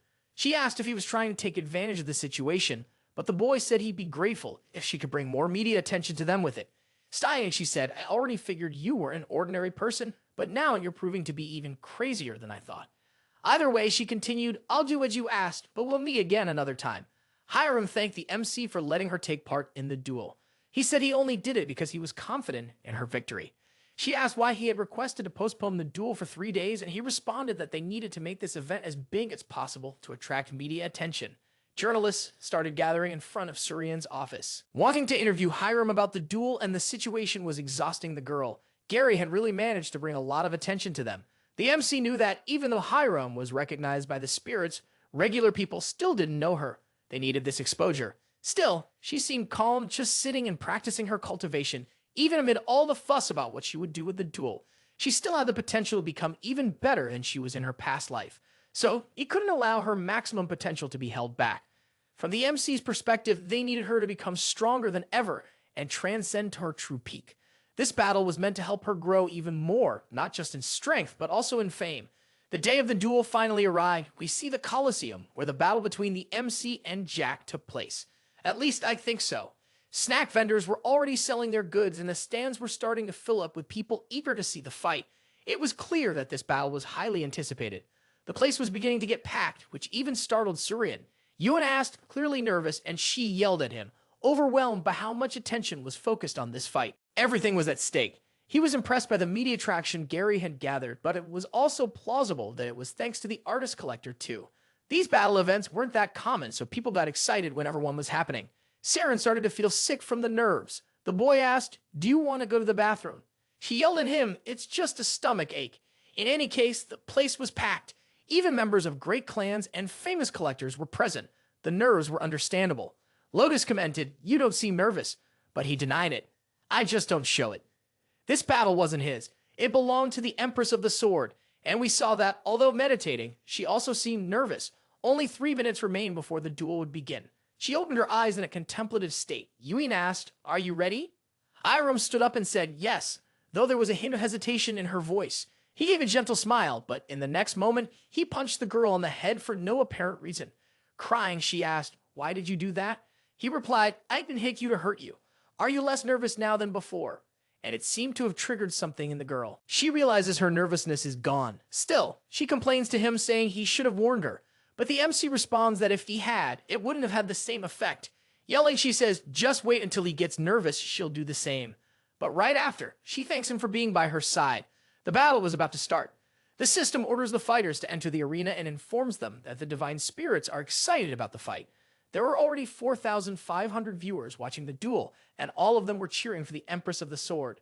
Both were now in the arena. A field is generated around them. Trees begin to appear, and they now find themselves in a place resembling a forest. The rules were as follows. The battle would end if one of them surrendered or became unable to fight. There would be monsters present that would grant them points when defeated, and each monster had a different point value. They had 3 hours to complete the duel. If there was no knockout within that time, the winner would be the one with the highest score. Killing was prohibited. Anyone who broke this rule would be punished according to the association's regulations. All the rules were explained with applause from the stands. Spectators watched in anticipation. The system announced that the battle could now begin. A massive explosion occurred the instant the match started, earning him 150 points. He looked excited and energized for this duel. A spectator began to cheer for him with excitement, while another asked, "What is the Empress of the Sword doing?" She was standing still, her eyes closed. This led the man to wonder if she was already giving up before the fight had even begun. We quickly saw the electric aura around her body start to take form. She was deeply focused. Opening her eyes, we now realized the real battle was about to begin. She was finally ready. The artist looked behind him to see what had happened and wondered about the sound he just heard. Something was rushing toward him. Before he could understand what was happening, Hiram was already in front of him, sword raised, ready to slice him into sashimi. Even so, he wasn't weak. He managed to block the attack, though it was clear he struggled to do so. The hatred on his face was unmistakable. He thought she was a damn brat for going after him instead of the monsters right at the start of the battle. Excited, the commentator remarked, "The battle has already kicked off with a clash between the two." Rather than a search for points, an electric dragon is summoned by Hayam. She wasn't there to play games. Her objective was crystal clear. Losing it, the artist shouts, "How dare you underestimate me?" At that moment, his aura intensifies, turning red. The fight between them was absurdly intense. Their auras clashed. It looked like two Super Saiyans were fighting. Even though he was strong, the artist realizes he is being overpowered by the Empress of the Sword. Her strength was overwhelming. Without losing composure, Hiram delivers a vertical slash. So powerful, it causes the ground beneath the artist to sink several centimeters. The crowd was shocked by such strength. They knew she was strong, but this was far beyond their expectations. Hiram thinks to herself, "This is exactly what I wanted." The feeling of crushing someone who had underestimated her. The artist's face was pale with fear. The feeling of unleashing her full power, along with the freedom to do so, was thrilling her to no end. She makes a horizontal slash that cuts through everything around them. The forest is flattened in an instant, but the artist still hasn't been cut. A thin line of blood runs down his face. He had been hit, but was still standing, not seriously hurt. Terrified, he touched his face, still in disbelief that he had actually been struck. Finally snapping, he charged at the girl, having completely lost his mind over his beautiful face being wounded. "You're going to regret that," he screamed at her. With one swift motion, a sword flew into the air, spinning at high speed. Hiram had disarmed the boy with her sword. Now he only had the other blade left in hand, rushing in before he could react. She drove her knee directly into the bridge of his nose, breaking it instantly. The boy fell backward, blood gushing from his face. He was already unconscious. The girls in the stands were completely shocked to see their idol being defeated so easily. He regained consciousness just before collapsing completely, then returned to the fight, thinking that he couldn't lose to a low-ranked collector. Analyzing his situation, he knew he needed to calm down or he wouldn't be able to read her attacks and respond properly. He had to react the right way. Hiram approached again for another strike. The artist finally spotted an opening. Quickly, he moved to counterattack with a great, peaceful movement. Hiram dodges, catching him off guard and slipping behind him. Furious, he realizes she was just playing with him. He pivots his foot to keep her in sight. Leaping toward her, he yells, "I won't let this slide." But with just one punch, Hiram knocks him out again. Surian and Yoohyun watch the scene in horror. The boy is being mercilessly crushed by the Empress of the Sword. Trembling, his face completely wrecked, he starts to stammer, "I want to give up." But she lands another punch. Hiram was deliberately stopping him from surrendering, continuing to beat him up with conviction. The girls start to completely lose their admiration for the artist. He had been so easily subdued by another collector. Someone from the stands yells, asking why they weren't stopping the fight, but Hiram wasn't letting him declare surrender, so they couldn't stop it. Finishing her combo, she raises her arms for a final blow so strong that it explodes the entire area where the two of them stood. As the dust begins to settle, she observes the scene. The boy is completely defeated and unconscious. Impressed, the announcer finally declares the battle over and crowns Hiram the Empress of the Sword as the champion of the duel. The battlefield is finally deactivated, and they return to the Colosseum arena. Argyle was in disbelief and at the same time disgusted by everything she had just witnessed. Most likely, this whole mess had been caused by her. Realizing that Hiram had shown her true strength at that moment only made her angrier. She understood that it was the MC who had given her that order. All she wanted now was to tear Yoohyun apart, but she couldn't act recklessly. An opportunity would come soon. Meeting up with the others, Hiram is welcomed by Reincarnated, who asked if she is okay. Extremely happy about her friend's victories, Reincarnated praises her performance, touched by everything she had seen. The girl thanks her for the kind words. The MC calls out to her, saying she was impressive. This sends her floating on air once again. She blushes more and more each time, and you know the rule, she can't help it. As cheerful as can be, she thanks the MC for his support. Someone slams a table, furious, saying things can't stay like this. The scene changes and we see a meeting room. People are yelling, expressing frustration over the continuous loss of mental domains because of the Empress of the Sword. Someone else asks, what can we do? But a third person says they're being too emotional. His name is Lim Gun-woo. The leader says that even if he was there against his will, he should focus on the meeting. But Gun-woo doesn't seem very interested in it. Apparently, he also thinks that mental domains shouldn't be kept open, just like the Empress and the MC believe. Back at Suryan's office, she comments on how amazing it was that Hiram was the talk of the moment. Everyone was talking about her. While the two chatted excitedly about the next foods they would buy with their money, the MC sat deep in thought. Hiram notices and asks what he was thinking about. The MC finally says that he made a decision, but the girls still look confused. Yoohyun wants to recruit a new collector, completely defying their expectations and making them scream in disbelief. Hiram starts crying that she's being abandoned. The MC approaches her, who's sobbing on the couch, and asks when he ever abandoned her. She yells that he lied, saying he only needed her. He begins to explain that it can't be just the two of them clearing mental domains forever. Things would get harder soon. It wasn't urgent yet since both could still handle the domains, but that would change soon, and they needed to prepare. Besides, now that her rank was about to rise, wouldn't it be great to have a junior just for her? That definitely caught the girl's attention. Her attitude shifted quickly, and she said, "There's no helping it. I should let it go and show the generosity of a senior now." She was visibly excited. Sirian asked, "Do you have someone in mind?" The MC replied, "I haven't thought of anyone yet." That wasn't entirely true. Remembering his past life, he could think of other collectors who were known as the miraculous generation. Lotus suggested, "Why not use your knowledge of the future to find someone?" The MC responded, "I have many candidates, but it isn't the right time yet. Some haven't even awakened, and finding an unknown person could be harder than expected." Locus ended up complaining about that. The MC then remembered that there would be a competition tomorrow, which would be a good opportunity to find a hidden gem. Most likely there would be someone interesting in that competition who had become famous in his future. A system window popped up for the MC, catching his attention and interrupting his thoughts. Someone unidentified was trying to start a video call with him. He decided to see who it was. Someone with a demonic appearance appeared in the window. "Can you hear me?" she asked. When the main character nodded, she continued, "I've heard you were recently promoted to senior." His calm reaction struck her as unusual. "I thought you'd react differently," she added, then smiled. "Congratulations." "Who is it?" Saren asked. He didn't know. Slightly irritated, he said, "Give me a little privacy." Looking more closely, he noticed the small horns on the girl's head. It clicked. She was the horned figure he had seen during the new teller's initiation ceremony. Her cheeks flushed as she firmly said, "I'm not a boy. My name is Alicia." The main character thought to himself that Alicia looked beautiful, but he kept it to himself. Instead, he asked, "How's your work as a teller going?" Brightly, she replied, "I've been getting a lot of help from the seniors in my department. Right now, I'm working in a world called Alten." Confidently, she went on, "I've reached 500 viewers in my library," and spoke highly of her collector. The main character raised an eyebrow. "Is he a rebellious noble?" he asked. Alicia's eyes widened. "How did you know?" Yoohyun grinned and described her collector in detail, leaving her surprised. He felt a quiet satisfaction in having guessed her collector's story. "We chose an interesting archetype," he thought. But she wants to talk about something else. She asks, "Have you seen the teller's forum recently?" The MC says, "I haven't checked it in a while." She tells him, "You should. Something interesting happened."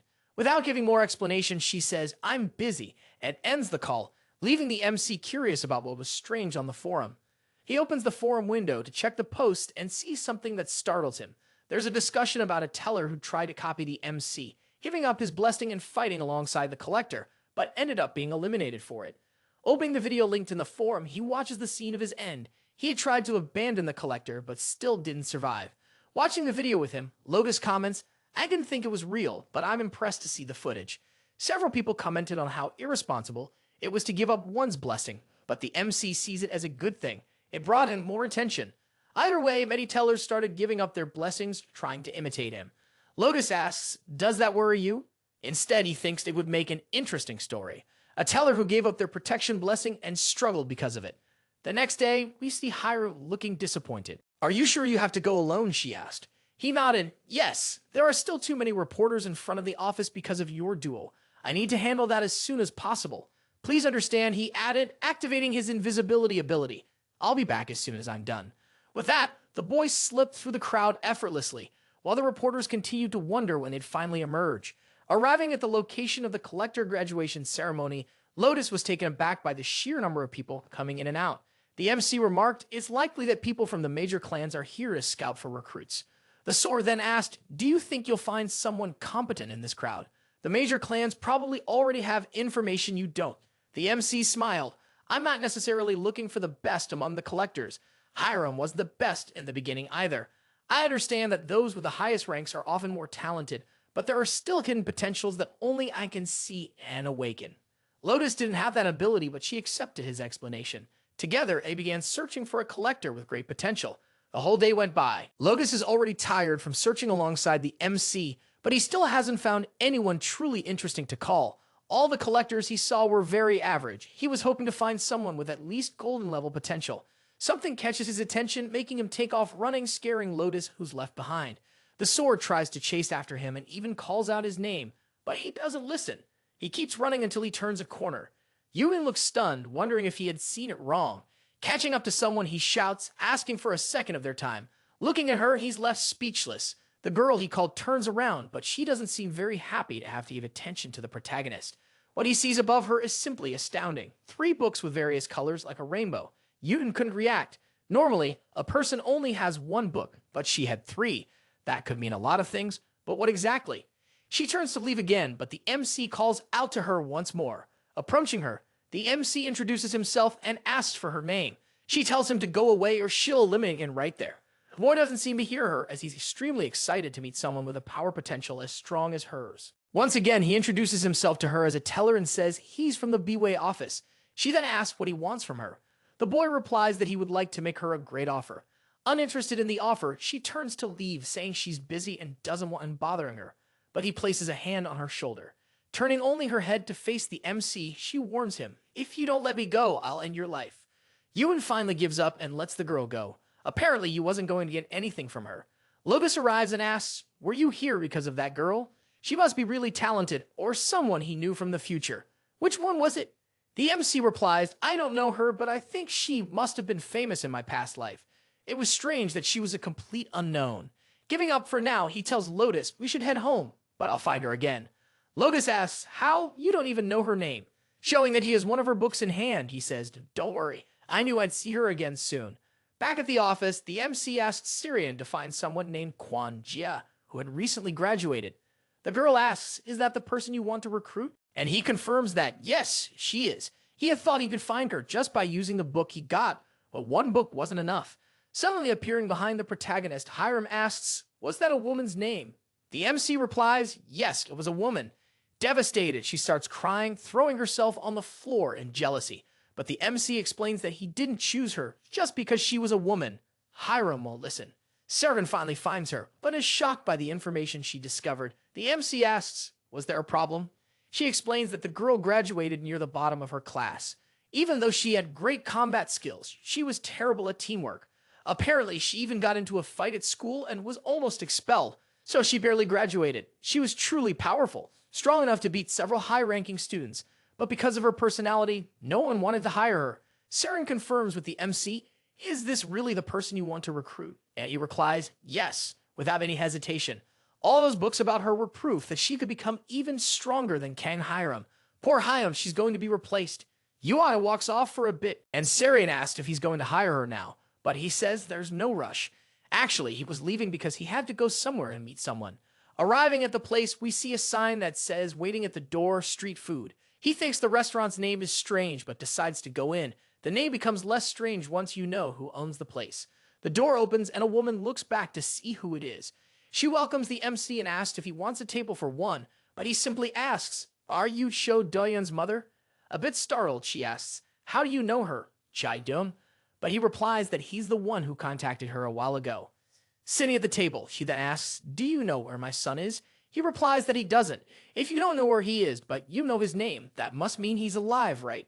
The MC quickly responds, "Yes, Doon is alive." Hearing that news brings her great relief and emotion. It's a massive comfort for her pain. She asks for the MC's name, calling him her savior, but he asks her not to call him something as high as a savior. He explains that he's just a teller who is curious about Julian's family. And his mother asks how he knows her son. The boy replies, "Tellers work in various worlds and hear stories from different dimensions and planets." The truth is, the MC didn't know what Cho Do-yeon was doing in the other dimension. He only knew that the boy was alive and would return in the end. That thought makes him remember how Cho Do-yeon had seemed like such a sad person when he returned, but his personality had become distorted afterward. Maybe it happened because his mother had died in that reality. It had made him hate everything that had happened, including the imminent destruction of Earth. Interrupting the MC's thoughts, his mother says he had always been mature for his age. He was born without a father, but it never bothered him. Maybe that's why I was always so apologetic toward him. In the end, she adds, he was just a child who wanted to be one, but I couldn't do anything for him. The day he disappeared, it was as if my world had completely collapsed. Losing him and feeling powerless, it was devastating. She continues, if he's really alive, maybe he's better off in that other world than with a poor mother. But the MC doesn't let her finish. Fervently, he says, "You might feel guilty for my disappearance, but I'm definitely working hard to come back to you." He said the boy is alive, but never said he's happy where he is. He trusts that she understands what he means by that. The MC knew that even with power, fame, and fortune in the other dimension, he chose to return to Earth, not for grandeur. His reasons were much simpler than anything else. He just wants to reunite with his family when he goes back. Emotional, Cho Do-yeon's mother agrees with the MC and says he's right. In the end, they were family, and her son definitely wanted to see her again just as much as she wanted to see him. She thanks the MC for everything. Wiping her tears, she says, "The boy seems to know my son very well." But he replies, "I only heard about him from others." Understanding the situation, she says, "I just thought my son had found a good friend." Mothers really do have great instincts. The protagonist thinks the woman was about to offer him dinner when someone storms into the restaurant, shouting, interrupting their conversation. Three very strong-looking men show up, saying they had told her to shut the restaurant down before, but she didn't obey. Standing up, Yoohyun's mother asks, "Who do you think you are?" saying that, but they start to subtly threaten her. She asks them to leave, saying, "I have a customer here." But they scoff at her and say no one would want to eat in that dump. The argument starts to escalate, but the MC still hasn't moved to do anything. He just watches everything silently. Thinking out loud, he mutters, "I didn't really want to do anything good for that guy, but helping his mom wouldn't hurt." This irritates one of the men. Furious, he tries to punch the protagonist, yelling, "Leave already." The scene shifts to the outside of Julian's mother's restaurant. In the next moment, the three men are thrown out. They scream in pain, their arms and legs broken, as the MC walks out of the shop toward them. Panicked, one of them shouts in desperation, "A collector can't lay hands on civilians." But the MC responds, "That threat is meaningless. I'm not a collector." Yoohyun drags the three away from the restaurant, commenting, "People like you always say the same things like bots." The four of them reach a deserted alley. The MC looks at them lying on the ground and asks, "Where's your office?" They refuse to talk. They even think the MC is going to apologize for hurting them, but all he wants is to fix the problem at its root. He pulls one of their books, reading the information, and discovers the location of their hideout. Leaving them in a panic, one of them screams, "Who sent you to mess with us?" The MC responds, "I'm not going to do anything more to you. I have something else in mind. Its plain was simple. Go to their hideout, stir up chaos, and then make it seem like they were the ones who gave up the location so easily." They still try to threaten the MC, but he remains unshaken. He starts walking away. They begin swearing at him. The MC turns back, glancing at the three, and says, "I love being called a bastard. What a weird fetish Yoohyun's got." Leaving the alley, he carves a silence inscription, ensuring no one else can hear their shouting and cursing. Back at the restaurant, Yoohyun's mother asks, Are you okay? The MC replies, I already dealt with them. It was easy. After all, I'm a teller. He inscribes a seal to prevent intruders from entering and says, they won't be coming back here. You can rest easy. As he leaves, he says goodbye, and the woman thanks him. Thank you for everything you did for me today. The MC's intention was to head to the bandit's hideout and take care of another task he had in mind. The chapter opens with hurried footsteps and people shouting that an enemy is nearby. Who the bastard was that was doing this? Yoohyun stood still, while everyone who had tried to attack him lay on the ground like garbage bags. Several other men remained standing, and one of them asked how he found that place. He replied that one of their subordinates had told him. Suddenly, a man rushed at the MC with a baseball bat, yelling, How dare you show up here? But Yoohyun didn't even flinch.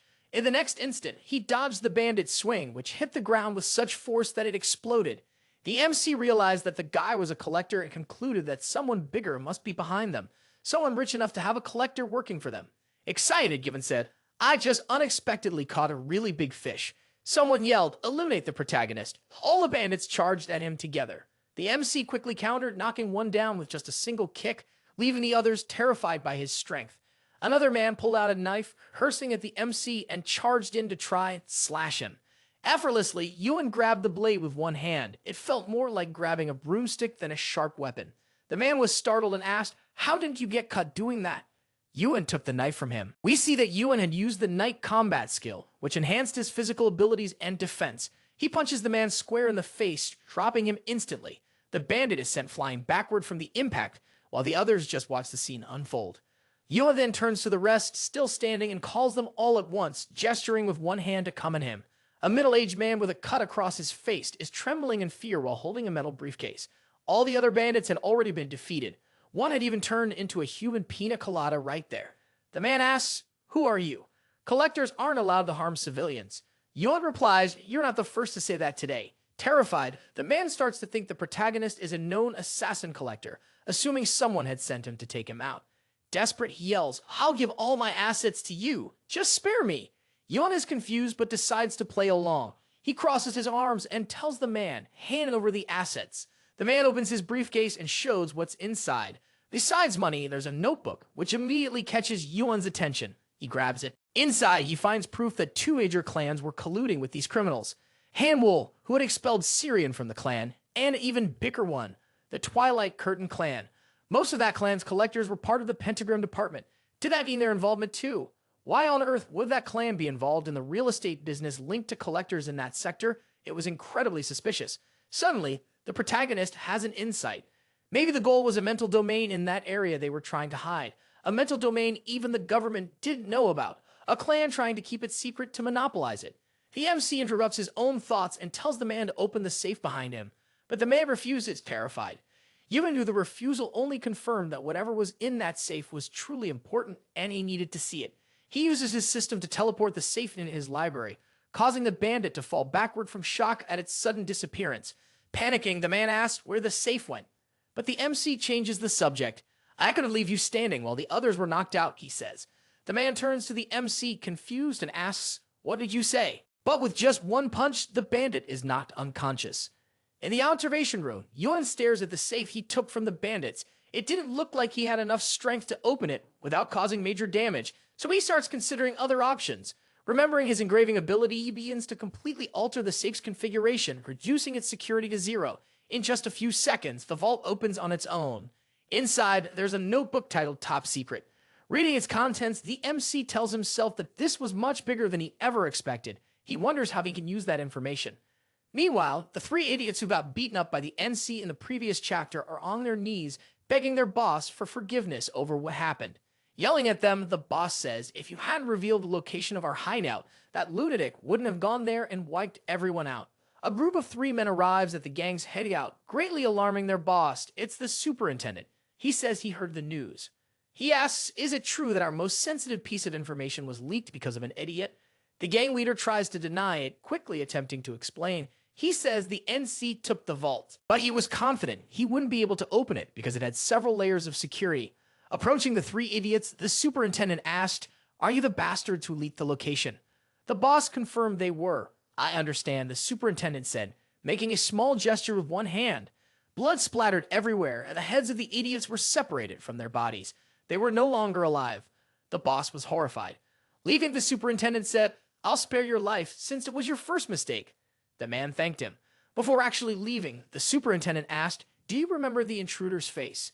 The boss nodded. He started to describe it to the superintendent, but his memory was too foggy. He couldn't manage to recall the man's face clearly. Realizing what happened, the superintendent explained, "The intruder is very skilled. He blocked your memories. The vault would have been easy for him too. It's time to shut down all offices in that area. If anyone reveals what happened here today, the intruder will show up again." The superintendent was furious at the audacity of the one who dared to meddle with the Twilight Curtain so boldly. He would make the intruder pay. The scene changes, and we see Lotus's face full of awe. They are standing in front of Celestial Body Incorporated, and she says, "It's my first time here." Seeing two armored soldiers, she asks, "Are they tellers, like the MC?" He shakes his head. "No, they're just guardians, different from me. Their armor granted them incredible power to fight enemies. It was like a suit of power.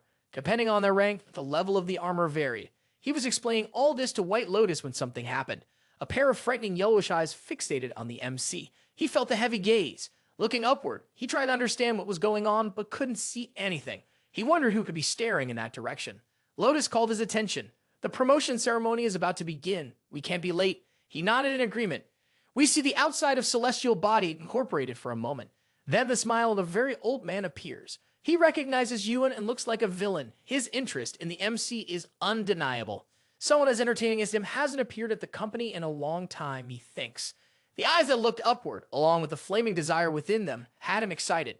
This old man only hoped the boy could show a story, one interesting enough to set the mixed world ablaze. And the chapter ends. At that moment, the boy gets chills and mentally comments to Lotus.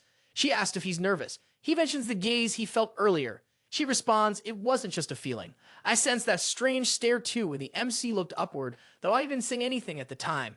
This surprises the MC. It wasn't just a weird sensation. He starts thinking about who could have cast that gaze on him. His thoughts land on one of the first tellers, the CEO of Celestial Body Incorporated, Judu Wang Lot, or at least that's what he managed to read. He starts to worry that this man could one day be his opponent, but he ends up pushing that thought out of his mind. At the moment, the best option he had was to simply ignore him. If that really was the case, that man would be far too powerful for the protagonist. Someone calls for the MC's attention, telling him to hurry. Lotus was calling him, saying the promotion ceremony was about to begin. On stage, there were two tellers alongside the protagonist. Someone was asking the audience to applaud them for their achievement. Some already recognized the MC, especially for giving up his blessing and still earning a promotion in record time. Almost all the tellers were staring at Yoohyun, and he was aware of it. Was he already becoming the target of potential envy? Everyone there seemed interested in him, including the company's CEO. That would have been impossible for his former self. The truth was, he was satisfied with his new life and wanted to keep moving forward with it, working even harder than before. The ceremony ended quickly, which frustrated Lotus a bit because of how fast the promotion had happened. But the MC had already expected this and wanted to leave. Lotus complained, asking why he wanted to leave so quickly. The MC just didn't want to stick around long enough for the departments to try and recruit him. The sword asked if he had somewhere to run off to, and we see that he was returning to that old man's library. Confused, Lotus asked what kind of stuffed up place that was. He reached the spot where the old man was, who at first didn't recognize him, and asked, "Who are you?" Quickly realizing who it was, the old man greeted the MC, saying, "It's been a month since we last saw each other." The MC asked, "How have you been?" The old man replied, "I heard you got promoted, and it makes me feel embarrassed." Changing the subject, he added, "The reason you came must be because you want me to fulfill that promise I made to you, right?" Yoohyun says he doesn't want to keep calling him old man forever, and Galaz agrees. His name was Galaz, and this shocks the MC. That was none other than the guardian of the Dragon King. Surprised, Lotus asked who he was since she didn't even recognize the name. Yoohyun explains that there are many stories in a mixed world. He asked if she had heard of the Great Divine Draconic Force. It was the power of the divine dragon spirits who gathered many dragons of different species. Among them were 7 of the most powerful. They were known as the Dragon Kings. Naturally powerful by nature, they were strong from birth and only got stronger as they aged. Among all species, they were the most fitting for the title of king. Unfortunately, there was one who had been weak since birth, the White Dragon King Sheriel. He became the guardian of the Dragon King's story. Unlike the others, who were born already hailed as kings, a fact that this dragon was born physically and mentally weak was considered a sin. He was exiled from his brood because of it. What with great effort, he eventually reached the Dragon King stage with the help of a teller. This became a shameful event for dragons who despised tellers because they never fought, only observed everything. The difference was that this particular teller did the unthinkable. He raised the dragon, the MC of his story, to the title of king. This impressive feat earned that teller the title of Dragon King's guardian, and that teller's name was Galas. The old man becomes shy about being recognized and says that's all in the past. But the MC asks, why would someone as famous as you be in such a forgotten place? Smiling, the old man gives a very simple answer. I'm here by choice. Those who run endlessly without rest end up going mad. Yuan asks, should I work here when I retire? The old man asked if he's being serious, but the MC was just joking. Laughing, the old man says that was a silly question to ask someone who's still in the middle of the race, and that catches the boy's attention. He says you could still keep running too, which leaves the old man a little confused. Motivationally, the MC says age doesn't matter. The moment you decide to do something that ignites your passion, that's your best moment. That leaves Galas a bit thoughtful. The MC's words clearly struck a chord with him. An assistant window pops up, informing them that only 10 minutes remain until the end of the teller promotion ceremony. Realizing the situation, Galas says, it's time for me to go back. He'd spent too long with the old man. The MC agrees but says, I'll return. That makes the old man happy. He wanted to have more conversations like this with the protagonist in the future. Yoohyun seemed truly impressed to be in front of someone so important. It looked like a really good friendship was forming. Try and return discreetly, Lotus and the MC scan the area, looking for the station so they can head back to Earth without drawing attention. It was at least funny seeing someone who liked attention so much trying to go unnoticed, but something makes him go on alert the next instant. A very tall, red-haired woman appears in front of the MC, startling him for a second. She wore an eye patch over her left eye and asks, did you just come out of the recording room? She looked quite serious, a bit annoyed to find Teller still in the room. He admits he was inside, but when he looks up, he's startled.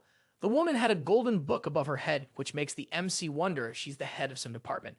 Curious, she asked, did you have a good relationship with the old man from the room? He says, yes, I even know his name, which impresses her. Quickly, she realizes he might be the famous Ken Yoohyun and asks, is that really you? The boy confirms, yes. That makes her extremely excited, like a child thrilled to meet her idol. She finally introduces herself as Celestina.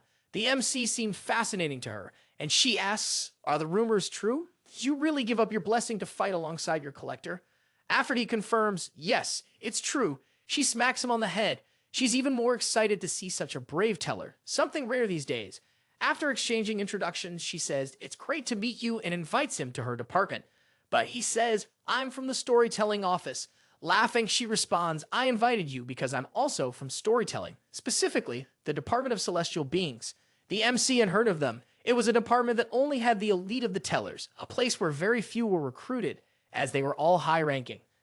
It was quite uncommon to have a department like that within the storytelling office, where size is usually a display of power.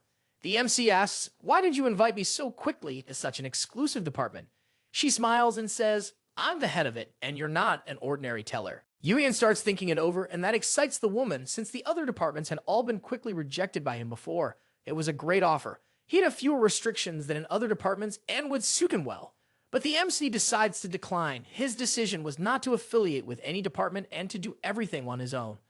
That seems to irritate Celestina a little, but not truly. Turning her back to him, she says, you passed the test. Now I see why you're close to the old man. You're passionate, like no other teller today. The MC thanks her for the compliment. She asks, would making the offer again bring the same result? He says yes, but that's not the end of it.